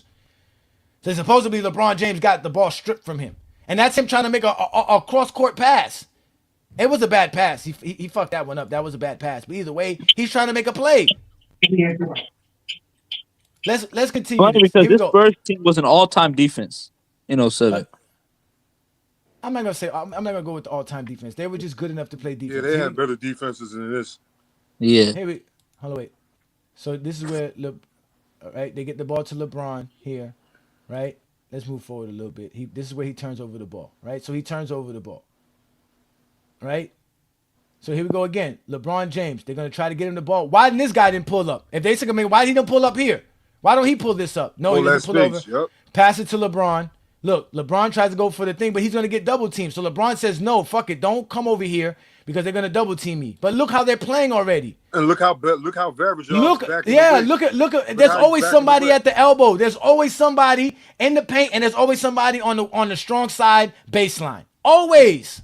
They're going to say Kobe would have shot that. Kobe would have shot that. Of course Kobe's going to shoot that. Well, Kobe should, and that's why he was breaking a lot of those shots. But he has a team. They have a whole system. The Cavaliers are waiting on LeBron. Look, he did shoot it.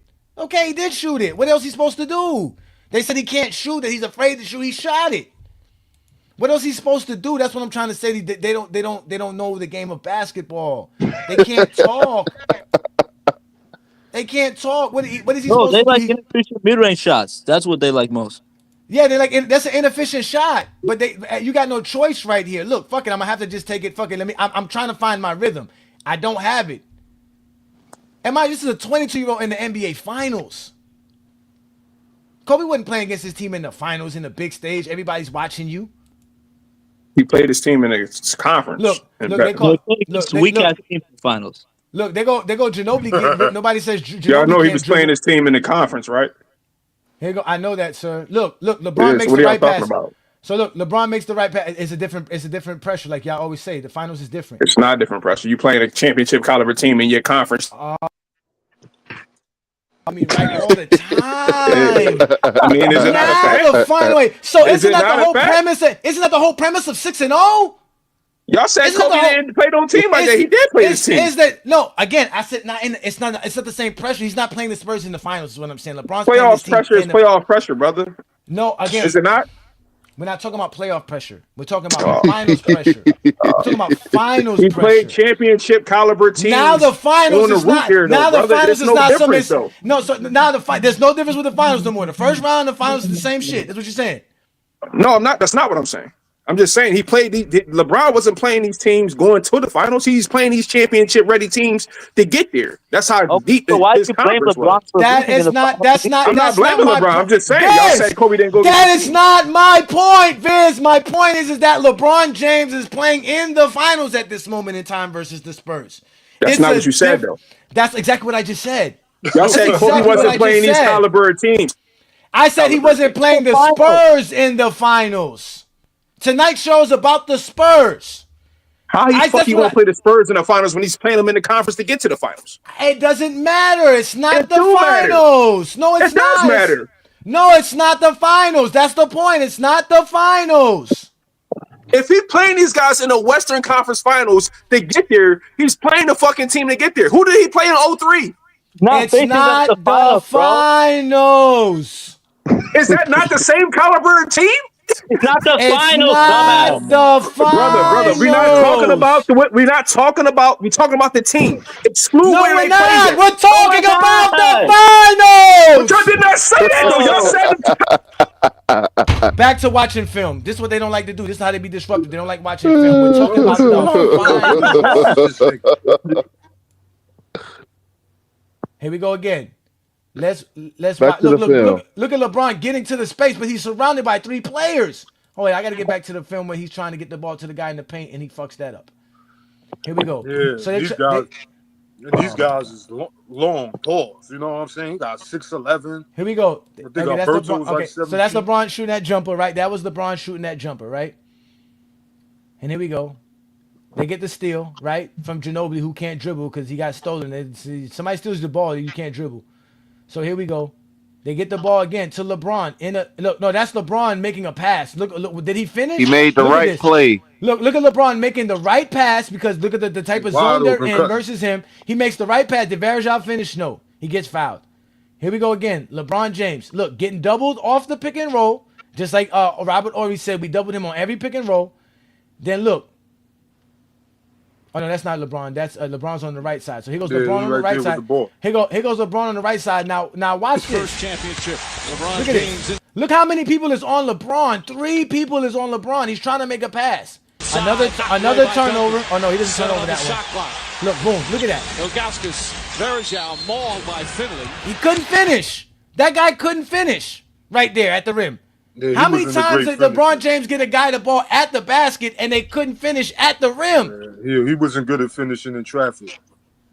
Look at that. Let's go for more. Here we go. LeBron James. Look at, ladies and gentlemen, look at LeBron James dribble. Look at the zone defense that they play. Watch this. Look at this, ladies and gentlemen. Look at that right there. Look at the guys. Look at that.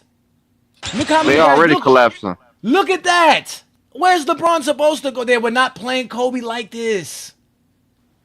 I showed you the film of Kobe. We're not playing Kobe like this. Look, now LeBron has to create a shot. Look, he's looking. Look, he still gets to the basket. And look how many. There's 4 Spurs in the paint. Who that wide open on the right corner? Popovich or that might be Pavlovich. It doesn't matter. LeBron can't see them. They got there's so many things going on. Yeah, like I don't know. It's like I don't know too many people that draw that much attention when they drive. Like It's not. Other than No, Giannis. and mind you, and he's still getting to that spot of the floor. Remember, Kobe can't get it. That's why they want Kobe to take a shot at the elbow because Kobe got to take 2 more dribbles. Yeah, Kobe can't get to Wait a minute. can't. Look how many. Look how much. Again, we were talking about Jordan going left, and look how much. Look how much times LeBron dribbles. Running up the court with a slight 1, 2, 3, 4. Look at this crossover. Look how many dribbles he has to take to get to that spot. He's taking a shot, still contested, but he's getting it as close as he can. Which is what you want in any play. Side short ball tip. And if they collapse on you, and they can't finish. LeBron James is not Look, allowed listen to what they're saying. Listen. because the Spurs are sending 2 and 3 guys at him at all times. He's not allowed to play. Look, listen. Pay attention. Look at the help defense. LeBron James is not allowed to play one-on-one because the Spurs Even are Mark sending 2 and 3 guys at him at all times. He has to make plays.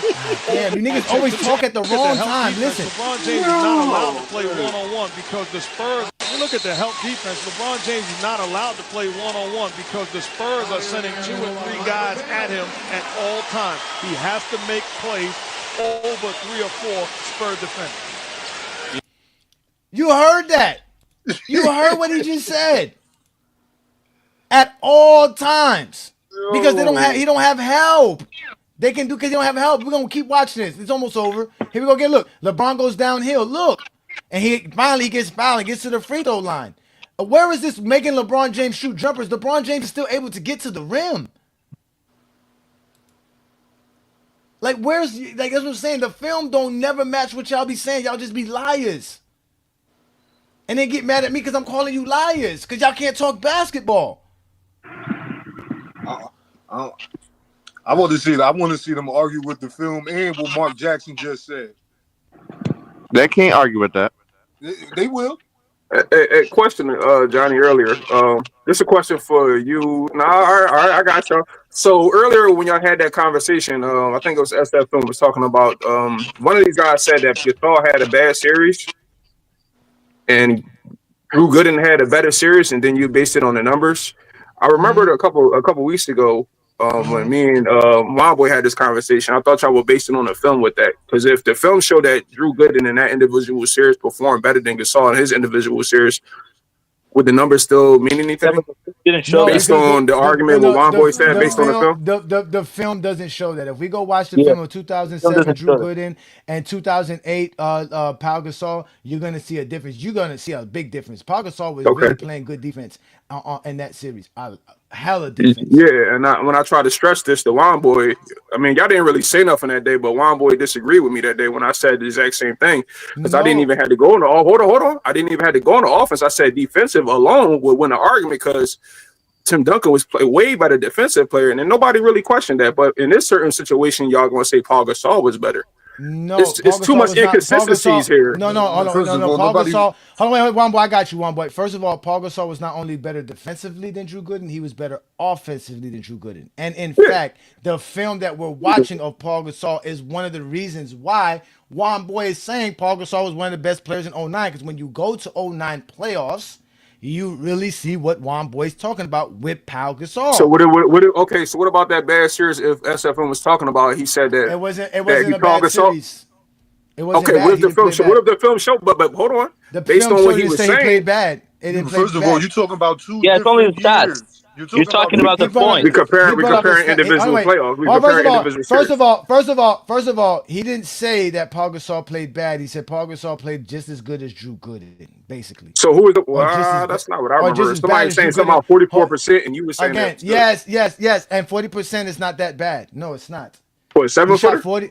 He shot for 7-footer that plays in the perimeter. It takes jump shots too. Yes, he shoots jumpers as well. Yes, so he shot 44%, averaged 13 points per game, averaged damn near 10 rebounds. He averaged damn near over 4 assists per game. Not to mention over a block and a steal per game. So he was balling. Okay. So you don't see the inconsistencies with me and Juan Boy's discussion? No, because Juan Boy. Because again, okay, Juan Boy. Wait, no. You told me to answer the question. I'm going to answer the question again. Juan Boy's premise was predicated on film study, and yes, if we go watch the 2008 or the 2009 Pau Gasol in the playoffs, you're going to see a good and great Pau Gasol. You're not going to see. You're not going to see a better. You're not going to see a better defensive player than Tim Duncan that same year, though. No way. Yes, he was. No, yes, you won't. Could be. No, you won't. No, you won't. No, you won't. That's a lie. Yeah. No, you won't. So Tim Duncan, hold on. On what level is Paul Gasol? On any level, any version of Paul Gasol is a better defender than Tim Duncan. Come on now, y'all can't be sitting here selling me this. First of all, let's listen. Nobody. I just said See, you're taking what I said and you're twisting it. I never said nothing about Duncan and Powell in 2008. I specifically said 2009. Powell. That's what I'm talking about. I know. But you was talking about all of these stats and all of this, that, and the third. Yeah, Tim Duncan was second team All NBA defense.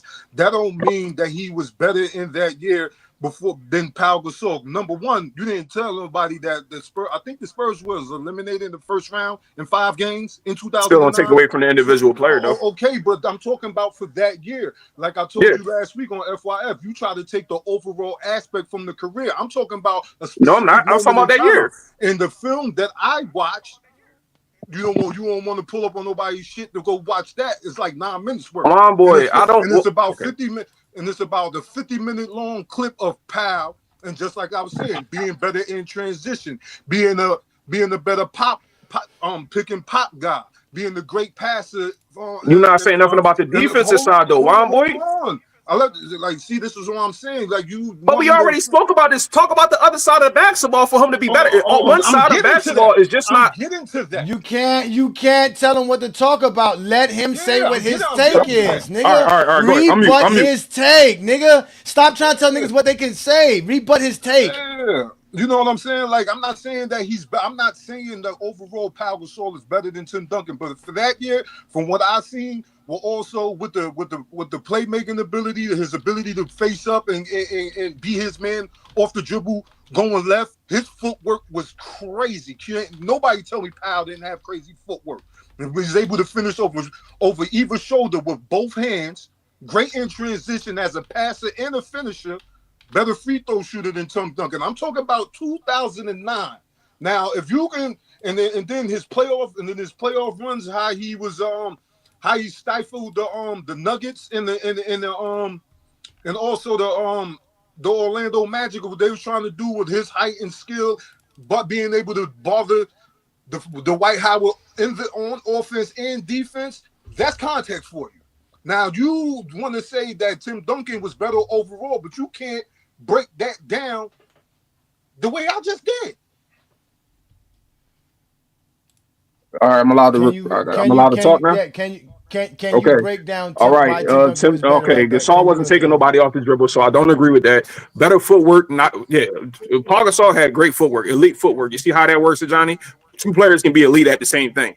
But his footwork was not on the level of Tim Duncan, so I don't agree with that right there. If you want to talk about running the floor, oh yeah, you can probably have that.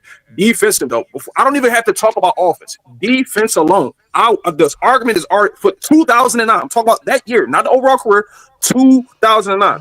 Your statement was he was the best power forward that year. You didn't say playoff. You said the entire year. So I got to talk about the entire duration of that year. Even though they got eliminated, I still have to take the entire year into account. Defensively, there is no comparison, Tim Duncan to Paul Gasol. So before I even get to the offense, because it's either pick your poison, who you want to take offensively. I'm pretty sure everybody in this room is going to pick for 2009. Yes, that year. If you're basing it on a film, nobody's going to take Paul Gasol over Tim Duncan in that year alone. Nobody smart should. I mean, nobody. If you're smart, you're going to take Tim Duncan. Even for that year, because you're hold on. I was mute. Let me rock. I was mute. You could just stop. See, here we go. There's nothing that I was mute, Juan boy. Can I get the respect, please, brother? You can't call me wrong because you disagree. I don't care what nobody else thinks. But you can't, but you can't dispute the defensive part, though. Yeah, we could go back and forth offensively, but you cannot say that he's a better offense. You're talking about a year. And Pau Gasol, I'm talking about 1 year, yeah, but you're only talking. Gasol went on to win the championship that same season. Boy, that don't make him the best power forward that year because he won. Kobe won a championship that year, and I'm pretty sure y'all will still say LeBron was better. Won't you agree with that? Or some of y'all Brown fans will say like that don't mean Kobe was better than LeBron was. So you can't sit here and tell me because he won a championship he was the best power forward when you already stood on him being the best power forward in 2009, and you can't refute nothing I'm saying as a defensive player. Again, bro, Viz, you have yet to explain why Tim Duncan is better than Paul Gasol. Defensively, brother. Based on what? Don't bring up his overall defensive prowess. What did he do in 2009 defensively? What did he do in 2009? He's a better shot blocker. He's a better shot blocker. He's a better team defender. He's a better anchor. What did he do in 2009? He's a better anchor defender than Paul Gasol in 2009. Hence why he got a defensive team. How? I just explained everything. He's a better anchor. He can anchor your defense. He can anchor your defense. Brother, you know basketball, Johnny. Why do I need to be descriptive? He's an anchor. He can anchor your defense as a center and power forward. What you mean banking on what? What do you mean? Predicated on what? Predicated on what does anchor your defense mean? See, y'all do this. Predicated on his entire career. No, in that year, he's an anchor defense. He's a shot blocker. He's a great team defender. He's a great help out defender. He got good lateral movement for a center, and he's a just great team defender. There's nothing that you can argue defensively that Paul Gasol can do to Tim Duncan. So is Paul Gasol. Based on what then? How is it any different? So how is it any different? Andrew Bynum was their main defender. Who was injured that year. Averages a block. Andrew Bynum was better. I understand. That's what I said. Yeah. And he was still their best defender when he played. Andrew Bynum played 50 games in 2009. The Lakers' defense was predicated on a strong perimeter defense with Ariza, Kobe, Fisher. Paul Gasol. Again, we're not talking about Kobe and all that. We're talking about Tim Duncan. And we're talking about and the Lakers' interior defense was weak in 08. The Lakers, nigga, let me fucking talk. Shut the fuck up. Shut up. Fuck. Shut up. Just shut the fuck up. We have to dissect this because you niggas just be saying shit. I can say all the fuck I want. I want to understand why. Don't use Tim Duncan's career to you for 2009. So Paul Gasol played 81 games. He averaged 1 block per game and 0.6 steals per game and 9.6 rebounds per game, 6.4 in exact for defensive rebounds. Now, Tim Duncan was a better rebounder and a better shot blocker, and Paul Gasol was better as far as getting steals. So in that case, are you saying that he was just better because of rebounds and blocks? But you also If you're factor basing in it that on Tim the Duncan film, was the brother, you best. can go watch. You go watch many games from the 2009 series. No, Tim because you Duncan, can't give us even no. as an anchor What nine? defender, What I'm not going 2009? off the stats, brother. In I'm not going off the 2009. stats. Okay, so you're not going off the stat. What game can we go watch in 2009 right now Do for your own Tim Duncan research, to show brother. this? Oh, No, He's see. an you got. anchor You did defense. it. Oh, right shit. now. Wait, No, I wait don't a need. minute. Viz. I know You what I was a watch. Viz. So tell me what is it? So what was this you watched so we can watch it? I'm gonna pull it up. Brother, you go pick a poison. Go watch a game. Watch a game and No, then you watch it. told. Hold on. I'm done with you tonight, bro. Now, I'm see, not now bringing you when up I no was more. I I'm was not bringing you up no descriptive. I more, bro. spoke about You just then I can't ask. speak about the You just series can't against answer Denver and in the finals against Orlando. I did that because I Bruh, was just watching. You know what I'm saying? annoying, So bro. They so if I'm fucking watching some annoying shit, as fuck. I could speak on it. No, Fuck. You You said a coward, Joe Brown. Lakers interior You a. defense was trash. I don't care Lakers. about this shit no That's more. what I'm Nobody saying. Like they cares. gotta. Nobody cares. Nobody cares about what he said, man. Fuck Viz. I don't even know why I keep letting Viz up. I'm done with this nigga, man. I'm gonna drop my video on his ass tomorrow and leave it at that, man. This nigga is like just ignorant and just dumb as fuck. Want to argue for no reason. They always take the show left, bro. I don't have no time for that. I want to address people that are in the comments. I want to talk to new people. I don't want to talk to Viz no more. I don't want to give a fuck about him no more, man. Here we go. He said y'all out here bad because y'all can't keep losing and can't and Go get ahead. like nobody cares about that, bro. Like. Yeah, Come he on, faced man. all time teams. The Spurs, Warriors. Come on, bro. Who's Nobody dumb, man? again. Elite, y'all keep getting mad because Kobe had teammates, man. Y'all the ones who out here praising Boobie Gibson and Drew Gooden and Ilgauskas. Come on, man. Mo Williams, 37-year-old Shaq. He said I would, but y'all lying. So come prove we lying. You're not gonna pull up. You're just gonna stay safe in the comments. You niggas is safe in the comments. Hit the link. Hit the link. Like, just want to argue. Niggas say, go do your own research. He said, I know what I Go do watched. your If own you know, research. okay, if you know what you watch, tell us what you watch. Because one boy, if I say one boy, gave me the game right now, one boy to watch for Pau Gasol in the playoffs in 2009. See, I'll give you the whole series. Which series is that? What's the conference finals against Denver? So I can pick any game. His height and length gave them problems. You know, like Denver I wouldn't really say they was an inside team, but like guys like Kenyon Martin and Nene, dudes like Lionel Cleaser and all that. Come on, like it was a clinic. You know what I'm saying? Like I said, Hey, this saying easy work in the chat, bro. This dude is just. I mean, I don't even know what to do, man. You can say anything you want in the chat, but once you hit Yeah, that that's link, what I'm gonna say. Man, these dudes just. Let's go shit, Powell cooked Denver in 2008. That's when he had that 36-16-8 game. I think it was the first round.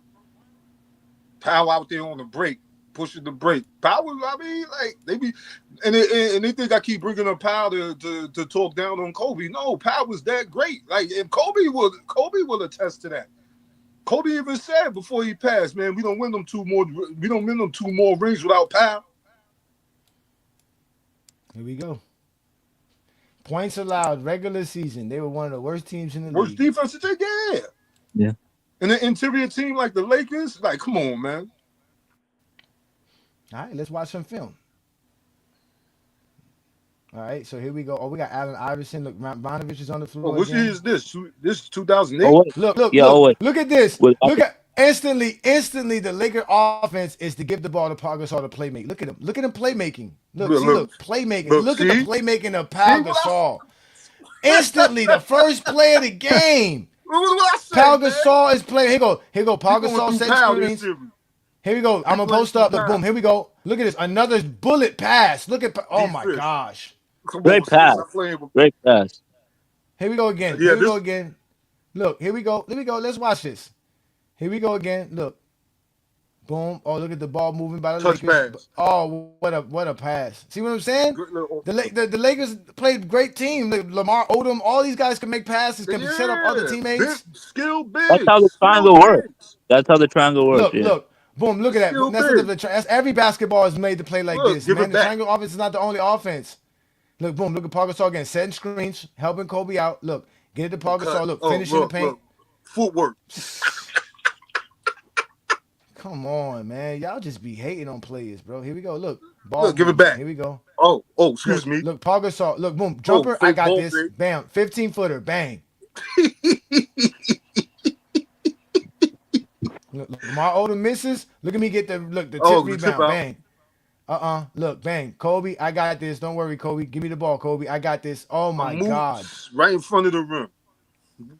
Moving without the ball. That was a great pass by Kobe. Look how he get back in transition. Look how quick he get back. Rebound. No rebound. They make the shot. Shit. Lionel Cleaser. Look, boom. Posting them up. Look.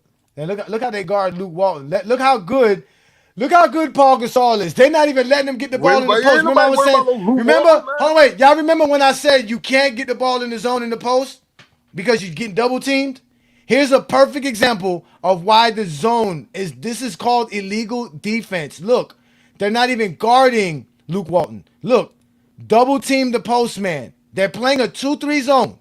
Look, to keep Paul Gasol from getting the ball. That's how much Paul Gasol is dominating in this game. They're like, fuck it, we'll let Kobe and them shoot because we can't let Paul Gasol dominate. Look, right there. Look, that's how you break the zone. You see that? You swing the ball to the weak side. And obviously the man in the middle, which is Paul Gasol, look what Paul Gasol does. Look, ball swings, look what he does. Trap that man there. You get that baseline guy now. Look, nothing but space. But look, a turnover happens. Look, almost a turnover. Look, but see? Bang. Paul Gasol making the right pass. Out there get downs. He look out there. Verjao couldn't do that. El Gauskas can't. Drew Gooden can't do that. Look, that's how you break down the zone. Look, see, look. Look, check this out. Look, you want to run the zone? Look what Phil Jackson says. You want to run the zone? This is what we do. Watch this. You want to run the zone on us? Watch how you break down the zone, ladies and gentlemen. You take Paul Gasol. Look at him. What do? Where's Paul Gasol? That's how you break that. Look at Kenyon Martin. Flash to the middle of the zone. Look. Yep. That's how you break it down. Look, see, boom, look. Now you see how you break the zone down. Look, now they can't be in the zone anymore because you go to the middle of the floor and you play make. Look, get it back to Kobe. Look, wide open, get it back to him. Look, break the whole zone down because you put a big man in the middle. That's how you do it. Not posting up. Let me bring up Hollywood Herm in the building. See? Go back to watching basketball. Do you know that game Kobe had 29 points on 27 points on 9 assists to Paul Gasol that had 3 assists. What did you talk about Diamond? He had 3 assists that game. He has 8 assists. I know one of them. I know one of them games he had 8 assists. I just said. Oh wait, this is game. This is 2000. You don't see at the bottom. It says 2008 game 1. Paul Gasol 36 points. Thank you. He can't read. I know. I to be honest with you, I thought this was 2009 as well. This is 2008. Paul Gasol. My bad. This is 2008. I just noticed. Yeah, this is 2008. But I mean, if he's doing this 2008, he's gonna change 2009. He's gonna get worse in 2009. This is him just being with the team for a month or two. That's after a couple months of being with the team. His first. All I did look at the top. SFM. What did I put? Paul Gasol versus the Nuggets, bro. That's all I did. I thought you was doing the Spurs. No, we were. No, I asked Juan Boy. No. I asked Juan Boy. Wait a minute. I asked Juan Boy to give me a game that Viz couldn't give me because remember we asked Viz to give us a Spurs game. Juan Boy told me to go check the Denver Nuggets series versus the Lakers. Juan Boy, no, he can't use Paul Gasol against the Spurs in 08. So I mean, he can't. No, he didn't play bad. Y'all want to do that? Hold on, wait. Let's do that. Let's do that. Paul Gasol versus Spurs. Good finesse, man. 2008. No, you showed up. I ain't tripping. My team won. Shit. Nah, you ain't no Laker fan, nigga. Get yeah, I'm a Laker. You a New York nigga. You a New York. You ain't no Grizzly fan. You ain't got no power. All right, here we go. You for Queens. All right, here we go. You ain't no damn Lakers fan, nigga. All right, let's make it. Being a Lakers fan doesn't mean you have to be. All right, look at this, y'all. Look at y'all. Hey, look. Hey, look, y'all talking shit. Y'all look, zesty. Y'all trying to be zesty, arguing with each other instead of watching basketball. Here we go. This is you Paul don't Gasol. even know what the hell you looking at. I'm looking at Paul Gasol versus Tim Duncan in the 2008 playoffs, Western Conference. What you said is right here, 2008. Look, this is him on Tim Duncan, 1-on-1, like Juan Boy said, playing defense. Look, active hands and a missed shot, right? What y'all say, hands down, man down, right? Look, active hands down, man down. Look, active hands, great defense. And that's Pau Duncan's Gasol. shot. Yeah, here we go again. Pau Gasol sticking Tim Duncan. Here we go. Yeah, he got to stick Duncan because ain't no There you binder. go. No There you binder. go. Tim Duncan got him there. Okay. Here we go. So now we get to Paul Gasol making playmaking. Okay, you don't stick me. Oh, he missed. All right. All right. All right. So that was a bad shot by Paul Gasol. Again, this is game 1, I think. Here go Paul Gasol again. Dribble, gets to the paint. Ooh, nice move. Straight to the basket. Hold on, wait. Juan Boy, didn't you mention something about him dribbling past people? Yep. Okay. I just wanted to make sure. Going either way. Wait, Okay, who look said at- he look at couldn't him. dribble? Who said he couldn't dribble past Viz people? said that. Viz said No that. way. There's Yeah, no Viz way. was saying. Yeah, Viz was saying that. He was mad. Here go Well, Kobe. now, mind you, Look, he remember played y'all, the they same- go that. Remember, this is the play I showed y'all with Kobe. Remember, this is the 1-on-1 play I showed y'all earlier today. Look Look at what how they happened when he look how they collapsed look. when y'all got to the paint. No, Look of how course they you're gonna. collapsed. Yeah, they're gonna collapse with anybody. But again, they're not playing him like they were playing LeBron. Look, they're still playing Look man on how they man. all not double collapsed. teaming him. Look at where Tony Parker is. With LeBron James, he would be closer to the elbow. They're all looking at him. No, Their again, focus is all on him. They're not playing a zone. It's 1-on-1. Kobe has the whole side of the Why floor would to you play himself. zone against Kobe Bryant? Oh. Why Bro. would you play zone against Kobe Bryant, especially back then, 2008 to 20? Why? Why would you do that? Why would you play That's zone so against LeBron? stupid. That's just so stupid because LeBron can't shoot at that time. He's That not a don't make good sense, shooter. brother. Yeah, That don't make it sense. definitely don't, fam. Y'all Yeah, niggas them. is stupid, bro. It doesn't make sense. Nah, but you play zone against LeBron to take away his greatest asset. Yeah, that's the pass. Which is Kobe what? not passing. A Herm. What is that No. asset? You play zone. You play zone to cut off driving lanes. That's what I said, to take away from his Yes, that's it. You cut off driving lanes. You don't. Kobe has multiple driving lanes here, sir. If he was such a great dribbler like you said he is, he should be able to get around the motherfucker. You gonna pull up with the fadeaway? No, he's not. He's gonna get a dish off. Look, he's gonna do it. Listen, because he's an average guy at the rim. He makes the smart play like Kobe Bryant always does, and passes it to the man. There you go. That's why he wanted to play with Phil Jackson. Hey, John, he always was great against the Spurs, though. So I mean, I ain't. Okay, here we go. No, I'm not. Listen, I'm not saying Kobe played bad against. Nobody said he played bad against the Spurs. I'm not saying that at all. I'm just showing you the way they defended him. Here we go. This is Paul Gasol guarding Tim Duncan. Let's see how good of a defender he is. Look, they clear out the space. Kobe's trying to help. Kobe's getting caught out. Pass out. Okay, good defense by the Lakers. All right, he made him pass and gets the rebound. Good job, Paul Gasol. You cannot end a defensive play without a rebound, ladies and gentlemen. That's why it's important. Here we go again. He's battling with Tim Duncan. He gets Tim Duncan out further from the rim. Look, active hands, active feet. No hand checking. Look, again, forces him to pass. Great defense by Paul Gasol. Look, making him go out there. Look, taking an 18-footer. Go ahead, look. Active hands. Contested the shot. That's great defense by Paul Gasol, though, as well. Yeah, of course. The Lakers play good defense there. But Paul Gasol, again, 1-on-1 with Tim Duncan. This is 2008. Here we go, 2008. Look, again, he's bodying him up. Contested the shot. But Tim Duncan still makes it. Because we know Tim Duncan's nasty like that. Here we go again. They're going to go back to it again. They're going to work this magic. Tim Duncan facing him. Look, active hands. Like you play defense. Look at his hands. So active. Look at that. Oh, my God, Tim Duncan. Oh, yeah, but Paul Gasol didn't play defense, though. Like that. Tim Duncan was like that. Hey, that was good defense. Nothing you can do about that. Tim Duncan keep it moving. Yeah, Tim Duncan, look, but he going to work Tim Duncan too, though. Boom, look at him work Tim Duncan. Oh, he missed that one. That was a nice post hook. He just missed. Yeah, he missed it, though. They told me Paul Gasol was a liability on defense. Look, at active hands. Oh, yeah, they didn't watch Paul Gasol. Put a name. Tim Duncan is nasty. Tim Duncan is nasty. Look, here we go. But they going to him, though. Look, they going to him. Look, take him right to the hole. Like, that wasn't a foul? That was a foul. Oh, no, he right past Tim Duncan. He been there. Bam. To me. Look at him. Tim Duncan is nasty. Tim Duncan. Damn, Tim Duncan's nasty, son. I ain't never believed a Tim Duncan like that. I don't know, Herm. I don't know what you're watching right now, Herm. Tim Duncan's nasty right now. Man was a third. Oh, look at him strip.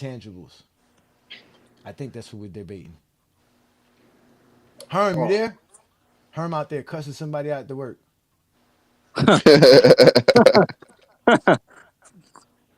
Yeah, Johnny, I thought Pau Gasol was soft, overrated. Bruh, Yeah. these dudes Couldn't don't No, it's play only the don't watch Kobe defense. fans. basketball, man. It's the Kobe You remember fans I that told try to you. gaslight Pau Gasol. That's You what they remember do. remember I told you your eyes could only see what your mind can comprehend. But the thing is, but Powell was in Memphis cooking. He Powell was. left No, they to come said to he the ain't do Lakers and enough. be They said he ain't go to the playoffs enough he I did, without know, but but he didn't you have the got to team. remember, he went Shane to Battier and Mike Memphis. Miller, yeah.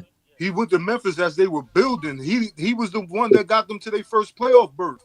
He was the best guy on the team when they won 50 wins in 2004. Yeah, I think they played Dallas in the first round. That was still a younger, inexperienced team. You know what I'm saying? Like, Yeah. especially with him, he was drafted in 2001. One. Yeah. Yeah, like that's his third year with the team. They got 50 wins. they Memphis, said he wasn't shit without Kobe. the Grizzlies was an expansion team dating all the way back to '95. Look how long it took for them to make. And then It took after them almost Kobe 10 went, years to make their first playoff berth. and he went to Chicago, made All NBA in Yeah, at 35, 2015. he started in the All-Star game. Yeah. Like, I was that At good. Hey, 35. I'm repeating what the Zesty Bean said. They don't know basketball. They be lying. Like I said, Kobe's career is not enough. Michael Jordan's career is not enough. So you got to make shit up. You got to make shit They up. said Scottie Pippen wasn't shit without Jordan, even though he won 55 games and went to the second round without Jordan. He made the Western Conference Finals without Jordan. That too. So y'all heard all of this stuff. We showed you the film. I didn't use no stats today. I didn't bring up no stats. I gave y'all straight eye test, which y'all say I can't do. Which y'all claim GOAT James Kingdom is not about. It's being basketball fans, watching the games. Y'all always say you go see it. We did it. I did it. I showed you the difference. Again, I'm not trying to compare who played better, who didn't play better. I'm just showing y'all how they guarded Kobe and how they guarded LeBron. We heard them say, let Kobe play one-on-one. Let Kobe take jump shots. We heard them say, don't let LeBron get one-on-ones. Play LeBron James with multiple guys. He has to make plays over 2, 3, 4 defenders. And we see Denver wasn't trying to let Powell go one-on-one. They was in doubling Kobe. It was doubling Powell though. Yeah. Crazy. Yeah, because how you stop a great post player is the zone. How you stop I guess a great slasher. Because I'm gonna be honest with y'all. I looked up the Google term for slasher or the definition of slasher, and it says here it is somebody who drives to the basket. Primary focus on driving to the basket, athleticism and speed, ball handling skills, draws fouls. Examples: Giannis Antetokounmpo, LeBron James, Dwayne Wade, Derrick Rose, not Kobe Bryant. Another of those type of players. It got Jordan on there too. So yeah, I was wrong. I was wrong. A slasher is somebody who dribbles to the basket and drives it. I thought a slasher was somebody who like a cutter, like a No. No, you said he wasn't an elite slasher.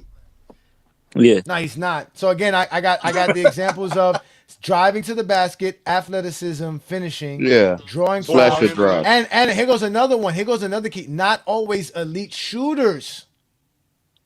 Yeah, like Giannis, LeBron. Famous examples: Dwayne Wade, Michael Jordan, Derrick Rose, Dominique Other Wilkins. players like Iverson, Kyrie Irving, De'Aaron Fox are also known for their slashing abilities. Derrick Rose, Grant Hill, and all of those guys were so I was great wrong, off the dribble. So there you go, Viz. You can take that. Here goes another one y'all got. Y'all got a couple of things that I said wrong. I still want to know if I did say Cartwright was drafted. I doubt it. As bad as he wanted to say you was wrong, he ain't go. Everybody wanted to say that we wrong. They don't never pull up what we said. They always talk about, you got to go back. I don't know. It was 2 months ago. Like, so what you bringing it up for? Like, come on, man. Like, I want just the one. What's his name? Try to do that. What's his name? Try to do that with me. Young Miami. Because, sometimes they get you so heated that I be like, I snap a lot. I always snap because I be like, damn, like I just want to get my take out. So I try to get it out as fast as I can. And sometimes I misspeak. What I'm saying? Like I basically misspoke. And one of the times is when I was trying to explain to him why Wilt Chamberlain didn't have such great numbers in the finals, and I was trying to explain to him how he made the majority of his finals at the tail end of his career, and that's when he decided not to shoot the basketball. So that's why his finals numbers are different than his regular season numbers, because when he went to the finals, I believe 6 times, 5 of them were after 1967. So you know what I'm saying? I know he went to the '67 NBA Finals. So but me talking to him and saying that Wilt Chamberlain didn't make the finals in the '60s. That's not what I want to say. I was trying to say Wilt Chamberlain didn't make the finals in his prime in his '60s. But trying to say it in the haste manner, I didn't get the chance to say prime. He took that and tried to clip it and say that I didn't know that Wilt Chamberlain made the finals in the '60s. And that's how they tried. That's what the TikTokers tried to do. That's what Sports Fluent tried to do with Sharon Wright telling us that he played the Bulls in '96, and supposedly 3 days later Jordan came back and he was like, that's all a lie. When in reality, the story is a true story. He just got the dates mixed up. You understand what I'm trying to say? Like that's how they want to have an argument. They can't really have an argument. They're not trying to argue your actual take. They're trying to find little errors that you do, which is anything. That's like finding somebody who spelled something wrong in an essay, and you're like, "Oh, this whole essay is horrible because you put TEH instead of THE for the." And then guess what? They're gonna say LeBron's career wasn't good because of 2011. That's what they say. It doesn't matter. They're 2011 was an stupid. overachievement. They're dumbasses. 2011 was an overachievement. No matter what they say, they Who's overachieved in saying? 2011. Who's saying? No role Herm, you player. back? Herm, you back? Yeah. But who's saying? Herm, tell them about Thursday, Herm. Oh man, Thursday, man. I guess we gonna do it on King Row platform. So all y'all tune in. That's in the chat. Me and A Johnny doing a debate. Intangibles versus stats, basically. A Johnny told me last week that that intangibles, is not needed in basketball. So I just want to disprove him on that, man. So we gonna cook. I think it's gonna be a solid debate, to be real. Me and this nigga always got good debates. So y'all. Hey tune Johnny, in. I'm Hey, Herm, surprised. you think Ro gonna let y'all speak? Nah, he got to, cause it's just between me and him. It's Hey just between Johnny. me and him. Hey He got man, a lot of shit. to. Hey, Hey, I can hear Rob jumping in between both of you and I speaking and be like, "Yo, no, that ain't accurate." hey, Oh hey, man. hey, hey, hey, hey, Oh Johnny. man, this shit Hey Johnny, crazy, man. I give you your credit a little bit for trying to stay in that paint with me. I thought you was gonna kick me or something, be one of those, In the at least paint, you try. nigga, I told I you you like try. Carl Anthony You Towns, feel nigga. me? I'm Look, DeMarcus Cousins, nigga. look. You feel me? I know it. You feel me? I had to catch the ISO with you like Michael Jordan and John Starks, but I give you credit for trying. You feel me? Trying. You That feel me? nigga Cause said. you might cause like when it comes to LeBron Oh, fans you and got all that, cooked you though. feel me? You got I cooked. be handling them. I be handling LeBron fans, so that's what I'm used to. Oh But my god. you feel me? But I give you credit though. You ain't kick me, bro. I give you credit, bro. You ain't kick me If off. You I can kicked get me Listen, a oh few it, wait, times. this is You ain't kick me. another thing too that y'all gotta understand, which is why I explained like why Herm understand this. When there's a debate, bro, you don't get to cut people off. You don't get. There's a time. Everybody gets a time to speak. You don't get 5 minutes soliloquies in a debate. So that's why they can't handle it, Herm. That's why they'll get cooked in a debate. That's why they don't like to have a debate. That's why Viz wants to come up here and find ways to argue with us while he spends times at home waiting for a Friday night or a Saturday night or a Sunday afternoon to argue instead of just setting up a debate to But where it's but going to be equal opportunity to speak, where can I ask everybody's you? going to get their chance to say what they got to say without no hesitation. I would officially give anybody an official debate. But if y'all pop up here and just be calling up and I got a panel of people up here, nah, we're not having a debate. If you really want a debate, tell me about it. We'll set it up. You'll get your time. I'll give everybody 5 minutes to my 2 minutes, bro. Just to give y'all some fair advantage, because y'all You need ain't it. even raw like that. What? I don't. You First of all, think I you don't raw want to be like raw. that? I don't want to be raw like that. To be honest with you, I don't like being raw like that. But Like trust let me, me. I am him, bro. Trust Hey me, I Johnny, am him. can I? Hey Johnny, just one Uh, thing. Just one thing. I just want you to just stand on this. Can you take back the thing of you saying just so I could just hope like bro, motherfucker, come on, because you can't be saying. Can you take back what you said about Michael Jordan being a bad mid range shooter? Can you take that back and Nah, just bro. stand on? Come on, hey Johnny, Nah, come on, bro. nah, You know you trolling. you You standing know on you that, trolling. son. You know you trying to stir that pot up or something like that. Come on, bro. Be for real, bro. You lived how through that about shit. You this? seen this How shit, about bro. this? Come on, bro. How about we do this? How about we do this? Let's do this. You said 91 and 92 season, right? Jordan shot 51% from mid range. Yeah, 51%. Okay, so are you comfortable setting up next Friday's show where you by whatever game you find and that you watch. I don't know if you're gonna take your time to watch the game or not. You don't have to watch the game or not, but get us a full game because we could watch full games from the '90s without getting clipped, right? Because especially if it's not the finals, we're good if it's not the finals or NBC games. So let's find some 91 or 92 full regular season Chicago Bulls games and let's watch this Michael Jordan mid-range jump shot that you say existed in 91 and 92. You cool with that, SFM? Yeah. Yeah. I will make the show that even if you don't show up. But all I'm asking you to do is find the YouTube games in full. I'm gonna go find my own game just in case you start ducking and running from me and hiding. Yeah. His So mid-range game really peaked in the second. Yeah, he was still in his athletic prime then, so you really ain't gonna see that jumper like that. Like, we're gonna see because if I understand correctly, in 90, if I don't know if it's 91, I think it's 90. I think 90 Jordan shot 37% from 3-point land. Let me say this, y'all. We could talk about Michael all day, but me personally, the greatest player I have ever seen in my life and ever graced the NBA hardwood floor is Kobe Bean motherfucking Nope, Bryant. no, it's not. It's LeBron. Better than Kobe Bryant in my life, nigga. And I'ma stand on it, nigga. The baddest nigga to ever lace it up, and step on the NBA hardwood floor is Kobe Bean Bryant. Delusional, man. That's LeBron. You can have his That's a great point, Ishmael. The Dallas Mavericks did play a zone against Shaq a little bit too as well in the 2006 finals. They really did. That's why they let Dwayne Wade go off. They was like let Dwayne Wade shoot jumpers.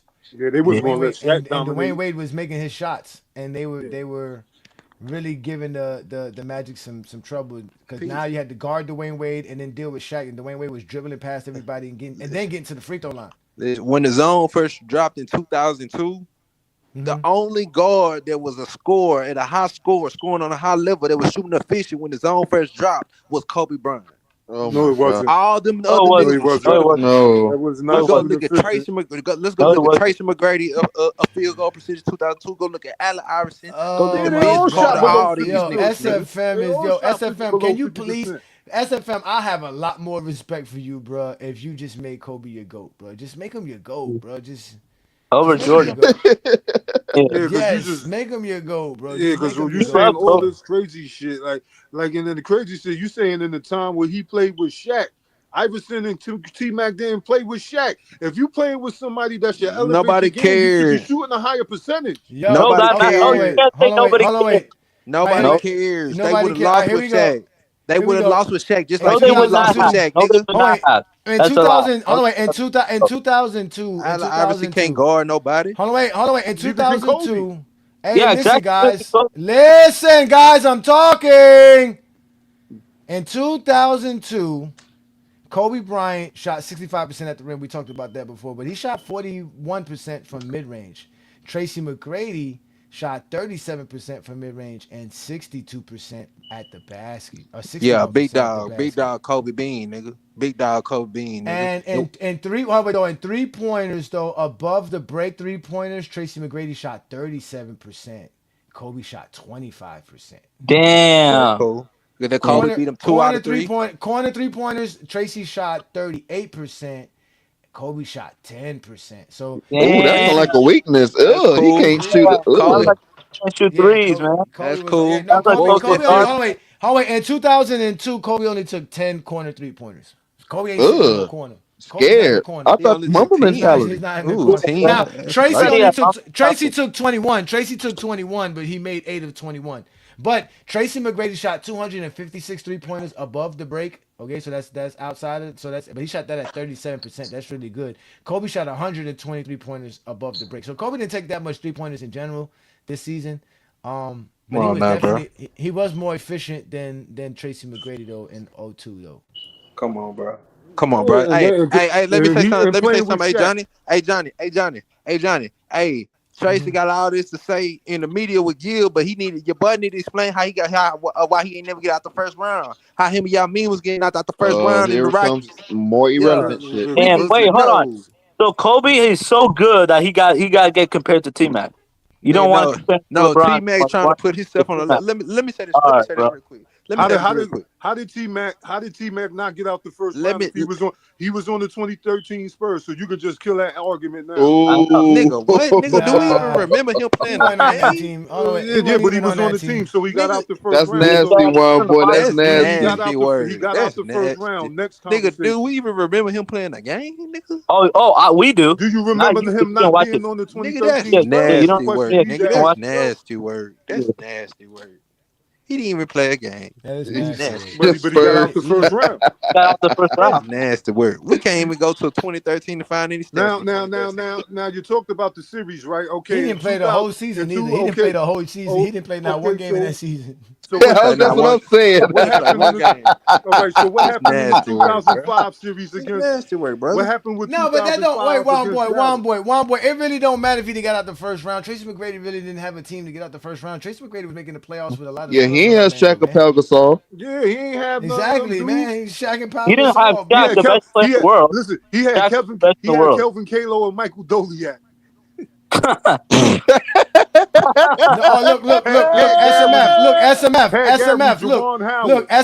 SMF, look, he wants to go run to the record. We know Jordan shot 49% from mid-range in 1997. We have the numbers of that. We're supposed to go to the games but we don't have the numbers for. That's what we're going to do. And supposedly, between 1990 and 1992, Jordan shot 50% from mid-range, which is elite. But why? But what makes? I want to know what makes him shooting. What makes mid-range shooting so important? Because Jordan did it a lot when they watched him play. That's not yo. And they can't shoot. And you know why? Because they can't shoot threes. That's why one boy none of these dudes can shoot threes. Like so the mid range is important. They can't shoot threes. But the crazy thing is he ain't had a handle to be cracking nobody off the dribble to get open. He's taking contested shots. The mid-range shot is so easy to contest because it's closer to the defense. Who's getting open mid-range shots? Nobody. So you just want to keep praising guys for being able to hit contested shots. Well, you know who's hitting open mid-range shots? Jordan's man, because Jordan's leaving them to go steal the ball or go gamble somewhere. Yeah, I remember that. I remember the first play of the game when they played the Knicks. He tried to gamble on the steal with Gerald Wilkins. He missed the steal. Gerald Wilkins turned around, made a shot in the lane. Like that's the type of SFM, man. Why can't I talk bad about Jordan, man? I was told that the part of the GOAT debate is talking negative about players, man. Y'all the ones who open up this door for me to talk bad about Jordan, man. I don't even know why that's a part. That's a Jordan thing. I want to stick to Jordan. I want to stick to 32,000 points. I like talking about 10 what's called 9 all defensive selections. I like that kind of conversation. So if you talk about the 32,000, 10 scoring titles don't move me like that. 10 scoring titles don't move me like that. 32,000 moves me more. Right? Wait, 32,000 moves me more. 32,000 moves me more than yeah, but that's not a record though. I mean, LeBron has a record for. I know that's a record, but 32,000. 10 scoring titles a record. Yeah, 10 scoring titles. It is a record. You're right. I'm not gonna take that away from him. That's one of the records Jordan has. But again, I still think 32,000 is better. I like his 9 defensive selections. I like his 5 MVPs. Right, that's like definitely a monster. You better like it. What else? What else do I like about Jordan? That's kind of really it. Nah, I don't like one MVP. Hey, 30 points per game. 30 points per game. Hold on. He could have 4 Finals MVPs. And Hold on. Hey, Johnny, you forgot to say Defensive Player of the Year. Don't forget that. Nah, we're not. It's fake. Yeah, but Johnny, I don't like. Hold on. Hey, Johnny, hold on. You forgot to. Y'all forget something. Don't forget average 40 in the finals. I don't like one MVP. That's all right. That's okay. Jerry West I don't like one MVP. Rick Barry did that. That's not that. 20 years and you got one MVP. Thank you. Kobe got one MVP in 20 years. Yeah, that's your GOAT though. We know what that for. That's media. You're not making excuses. Media. Kobe played in a tougher era. That's media. LeBron. Mike's not winning 5. Mike's not winning 5. LeBron's not winning 5 MVPs in the era with Kobe, LeBron, Duncan, and Shaq. And he wasn't winning with 5 if he was playing against Magic Johnson and Bird alone. Just those 2 guys would have kept him from winning 5. So Jordan again, yeah, he won 5 in the 90s. Great job. That's a lot. That again. You know the crazy thing. Nobody has won more rings, one more MVPs than LeBron since he's been in the league. Yeah, of course. Nobody since LeBron's been in the league. Nobody who's got 4 MVPs but him. That's why. You know, when you really want to talk about people who dominated their era, you got to go with people like LeBron, Jordan, Magic, Kareem. Kareem a little bit, but he don't have the championships when he Shit, was really Shaq, dominant. Duncan, Russell. Russell really. Hey, Johnny, you know they say Steph Curry took over the 2010s, right? Well, that's not true. He's not better than LeBron. That's So they can say that. That's fine. That's fine. They can say that. That's fine. They say he took it.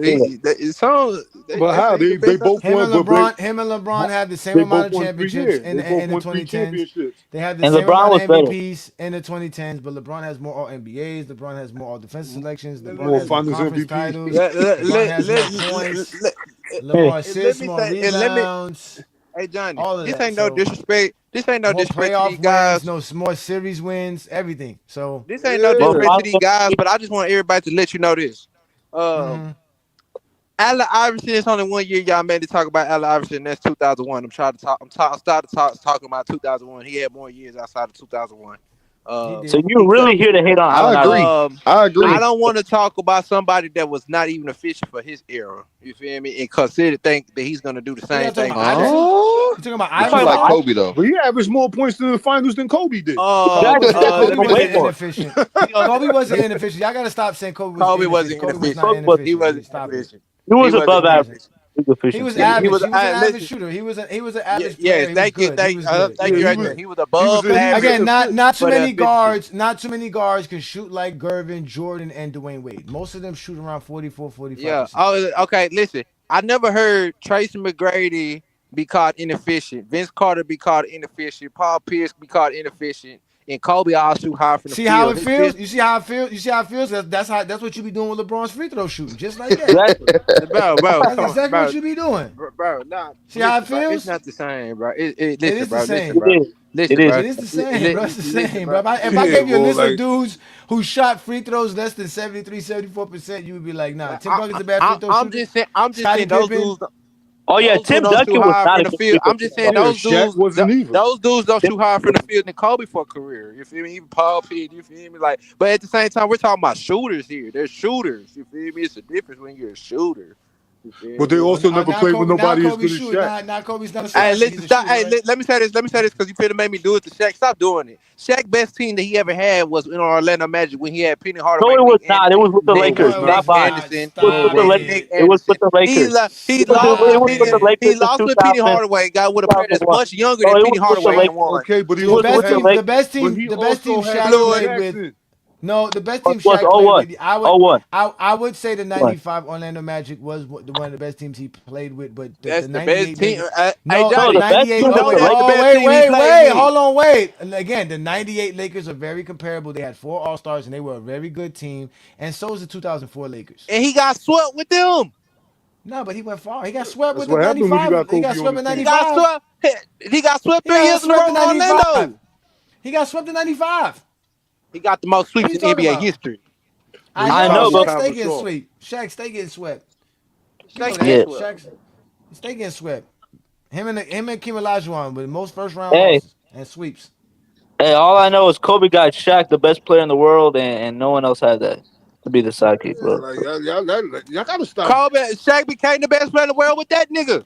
He was the best player from 2000. With Kobe Bryant. He was the best in the world from 2000. I wonder. Let me listen. Y'all know something? I went to go look up the closest numbers with any dominant duo in NBA history. With any duo is Kobe and Shaq. 2001, this nigga Kobe averaged 29. This nigga averaging 30. This nigga averaging 30. This nigga Kobe Bryant in the second round averaged 35 points. You're looking at this nigga. Stats. Yep, just stats. No. Hey, he's a Kobe fan. He care about scoring only. No. It's not scoring only because guess what? 3 out of the 2 years that they won the championship, Kobe was top 5 in Defensive Player of the Year voting. 2000 and 2002. 2002, he finished top 3. Doug Christie and Kobe. Hey, what about playmaking? And Kobe was leading them in assists. Kobe was leading them in assists. He would lead I them in said assists. playmaking, not just Playmaking. assists. Shaq was I a said playmaker. playmaking. He was the Shaq best was a better playmaker on the playmaker. team. But listen though, Shaq listen to was a me. better I playmaker. said No, he playmaking. Why Shaq are wasn't. you was a better telling me assist playmaker. No, he numbers? wasn't. Listen. Yes, he The, was. Shaq was a better No, he playmaker. the wasn't. funny No, he thing is wasn't. Why do y'all Skip think? Attack Why do tried you this with think Gill. playmaking is just assists? I hate when y'all Thank do that you. Yeah, shit. yeah, That's that's not what what I'm saying. Exactly, playmaking is. exactly. It's not. It's not. So Kobe playmaking, his ability to attract the offense to get Shaq open, which his career. The people That's how passing. Shaq best That's numbers just are with passing. Kobe. Shaq What? best numbers are not What? with anybody else except Shaq, Kobe. Johnny, I don't know about that, I'm man. Shaq done. was creating shots for his teammates. He Shaq was best he was years are getting all he with was Kobe guarding Bryant. attention in the post. He was getting attention in the post. He would kick it out to Robert Horry or Derek Fisher. That's how he was playmaking. Tell Yeah, me Keep but how Kobe going. was more Keep going. impactful at He went playmaking. up. Please tell me You how said Kobe was more what? impactful. At that. Shaq would get doubled in the post. He would get all the attention in the post. He'd kick it out to Robert Horry or Derek Fisher. That's how much attention Shaq was garnering. Okay, okay, So okay. This how he Kobe. was getting This how guys Kobe. wide open shots, wide open and then Okay, shots. you I'll just grab this it. how Kobe. This how Kobe was playmaking. Whenever the Lakers would get in, and Lakers had a mean transition offense that Kobe knew how to run extremely well.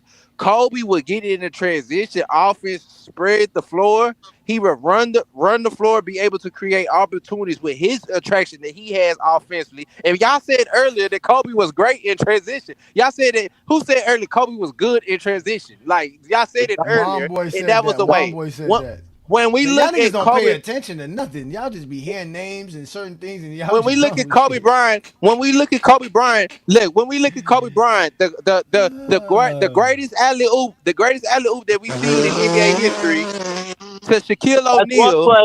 That's one the play. greatest alley That's one oop. play. We see the That's one defensive play. attention. The That's one defensive play, attention. bro. Hold on, let me One finish. play. Let me finish. Let me finish. Let me finish. Let me finish. I'm Thank finna say that. I'm fact. finna just let you go.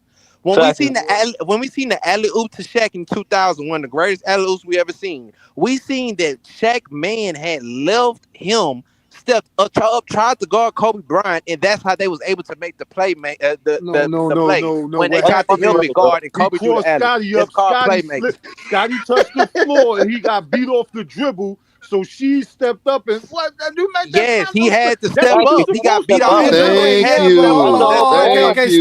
That's stop, why he stop, stepped up. stop, stop, stop, stop, stop, stop, stop, stop, stop. Yes, Kobe did a good job. He made a pass. Yes, I great don't see job from Jordan doing Kobe. that. Again, Jordan made a I lot of don't see Jordan passes. doing yeah, Again, he did. Jordan made pass. Kobe was known for people to be screaming with him, get off the ball, man. He listen. He was a That ball was a hog. great that was a great play by Kobe, and Kobe learned to play the game and play with his teammates and play in the triangle system and still get his shots. So we're gonna leave that alone. Tonight is not a night to disrespect Kobe. Tonight is a night to actually just talk about the game. I'm glad that y'all showed up tonight and seeing what I seen. Because I could explain the game, just like One Boy explains it without even showing y'all the film. But every time we say what we say in Go James Kingdom, we go back and watch the film. It basically is It identical. aligns with what we what? say. But look, Identical. go, Johnny, Identical. go. Johnny, we gonna meet some other times. I'm gonna just let you, Yeah, we're cause gonna make it. We about to end tonight's program. We about to end tonight's program because I'm yeah, about to do yeah. my little I just want to end promo. it off. I just want to end it off saying, Kobe better than LeBron, right? Man, No, get he's your not. dumb ass Let's out Man, of just here, leave Kobe it at man. that. better Get than your man. dumb Kick him off ass the out of here, get him man. off the Get your thing. dumb ass Yeah, out of get here. You out. ain't wearing that shit, man. Get out. Anyways, listen, I want to thank all you gentlemen for showing up tonight, man. It was a great show. Obviously, I'm glad that we was able to survive the Kobe Bean fans, man, because I thought they were going to flag me again like they've been flagging me these last couple of weeks trying to talk basketball, man. I really can't wait for the season to start. I was so anxious. I know my heat now. Damn, yeah, that's a Tyler Hero. That's a bad blow. Just destroyed my whole hopes. Now I got to root for the Lakers again. They need to trade LeBron, man. Damn, man. I don't want to root for the Lakers, man. I'm sorry, Juan Boy. Your team sucks, man. I don't want to root for your bum ass team, man. Man, Nobody want to you care a about hater, them Yeah, bum bro. my ass team, Lakers, You man. a man. hater, man. You know Nobody you're gonna want be to do that, watching talk man. about Luka Magic. All that. Oh my God. Yeah, we're gonna We again got Luca. We listen, got Luca. ladies and gentlemen, Goat James Kingdom members. When the season starts, we're gonna find one day out the night where we're gonna watch a basketball game. It's just Goat James Kingdom members. You're gonna have the link. We're gonna be able to watch it. We're gonna do it on playback or on through StreamYard, whichever way. But for sure, there's gonna be one night out of every week that we're just gonna have a Goat James Kingdom members live to watch the game. Whatever game y'all choose to. I'm gonna choose the date. Y'all choose the date, and we choose whatever game y'all want for that date. And if that's a boring game, we can move to whatever games, but we're going to watch the games. And it'd be even better if we do it on StreamYards, because then I can actually have the game up and playing. But obviously, StreamYard limits how much people we can have on at a time. So if we have more than 10 GOAT James Kingdom members, that's all I can have on my StreamYard is 10 people up here, including myself. So I want to do it on playback and on YouTube a lot more, but then you guys won't be able to watch the games on YouTube in general, but you'll still be able to watch the games with us and talk the games. So we're going to have those special streams coming up during the season. So if you are a GOAT James Kingdom member, thank you so much. If you're not, all you got to do is go to the GOAT James Kingdom channel, hit that join tab. You'll see all the different perks to becoming a GOAT James Kingdom member. Support what we do here, because we're real basketball fans and we're going to only expand our content. I actually got you guys posters in the makings, so I'm going to send everybody out there posters who won the contest for the posters that we got. That's coming very soon. I'm going to have to ship that out. So I'm going to get yours, Herm. I already got Herm's information, so I'm going to get that out to Herm. We're going to do that. But again, like I told y'all, man, this is the Friday Night Exposure with the Exposer. We were showing actual game footage and game film of LeBron James versus the Spurs, and obviously the Kobe Bryant versus the Spurs. So that's what tonight's program is about. You can go back and watch it, have fun. This was the Friday Night Exposure with the Exposer. I do this every Friday night. But like I always told y'all, we are GOAT James Kingdom. We go live every Sunday noon Eastern time with the GOAT James Kingdom show with B. Lee and Ajani. And obviously Craig King, John, and obviously the GOAT James Kingdom members. So make sure you join us 12 Eastern right here on the GOAT James Kingdom on a Sunday afternoon where we do that. And obviously y'all know what's about to pop off with the TikTok takeover. We told y'all tomorrow night on TikTok, FYF Sports Debate. It's the GJK FYF TikTok takeover, 8 p.m. Eastern, where we're going to actually talk more basketball. Lamont, I have a great topics. We'll open up the panel for people. So y'all make sure to check us out there. Also, don't forget to check out the Alan Powell show. He just had a show this past Wednesday talking about his Bears. That's live every Wednesday at 9 p.m. Eastern, right here on the GOAT James Kingdom channel. Also, we have the Real Takes Over Fake Debate show with SB Talk Sports and Sean. They go live 8 p.m. Eastern, 7 p.m. Central. Again, we are the GOAT James Kingdom platform. We opened up our platform for all of you dudes to step up and talk the game of basketball. And because we've been doing that, Johnny's been getting threats. Dudes are out here talking about how they can get I mean, I don't understand this. They really want to put a hit on your boy, man. They out here putting money on my head, man. But with that being said, man, we want to thank y'all for showing up again tonight. Thank you, all you guys, all the GOAT James Kingdom members. You guys are great and wonderful. And with that said, I'm going to leave y'all with what I recently heard coming from the Discord private chats where dudes are out here talking about setting me up. I know some real niggas that really get at niggas. Like niggas ain't like that fake internet shit. Niggas ain't really on that for real. Like all that lying, bro, you can't where I'm from, you just can't be lying on niggas. Like that'll get you fucked up. But on the internet, everybody just lying on there. Like that's weird. Like that's not cool. Like you will die. Like niggas will kill you for lying on them. Many men wish death upon me. Blood in my eye, dog, and I can't see. I'm trying to be what I'm destined to be. And niggas trying to take my away. Come on. I put a hole in a nickel for fucking with me. My back on the wall, now you gon' see. Better watch how you talk when you talk about me. 'Cause I'll come and take your life away. Many men, many men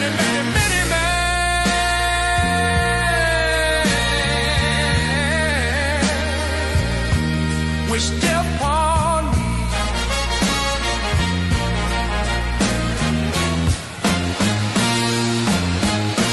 Lord, I don't cry.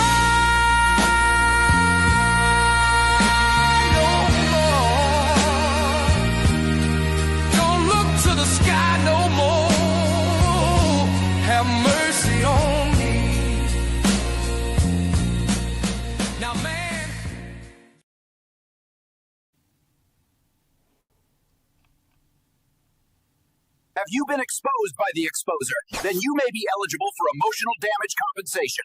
Call 1-800-ZESTY now.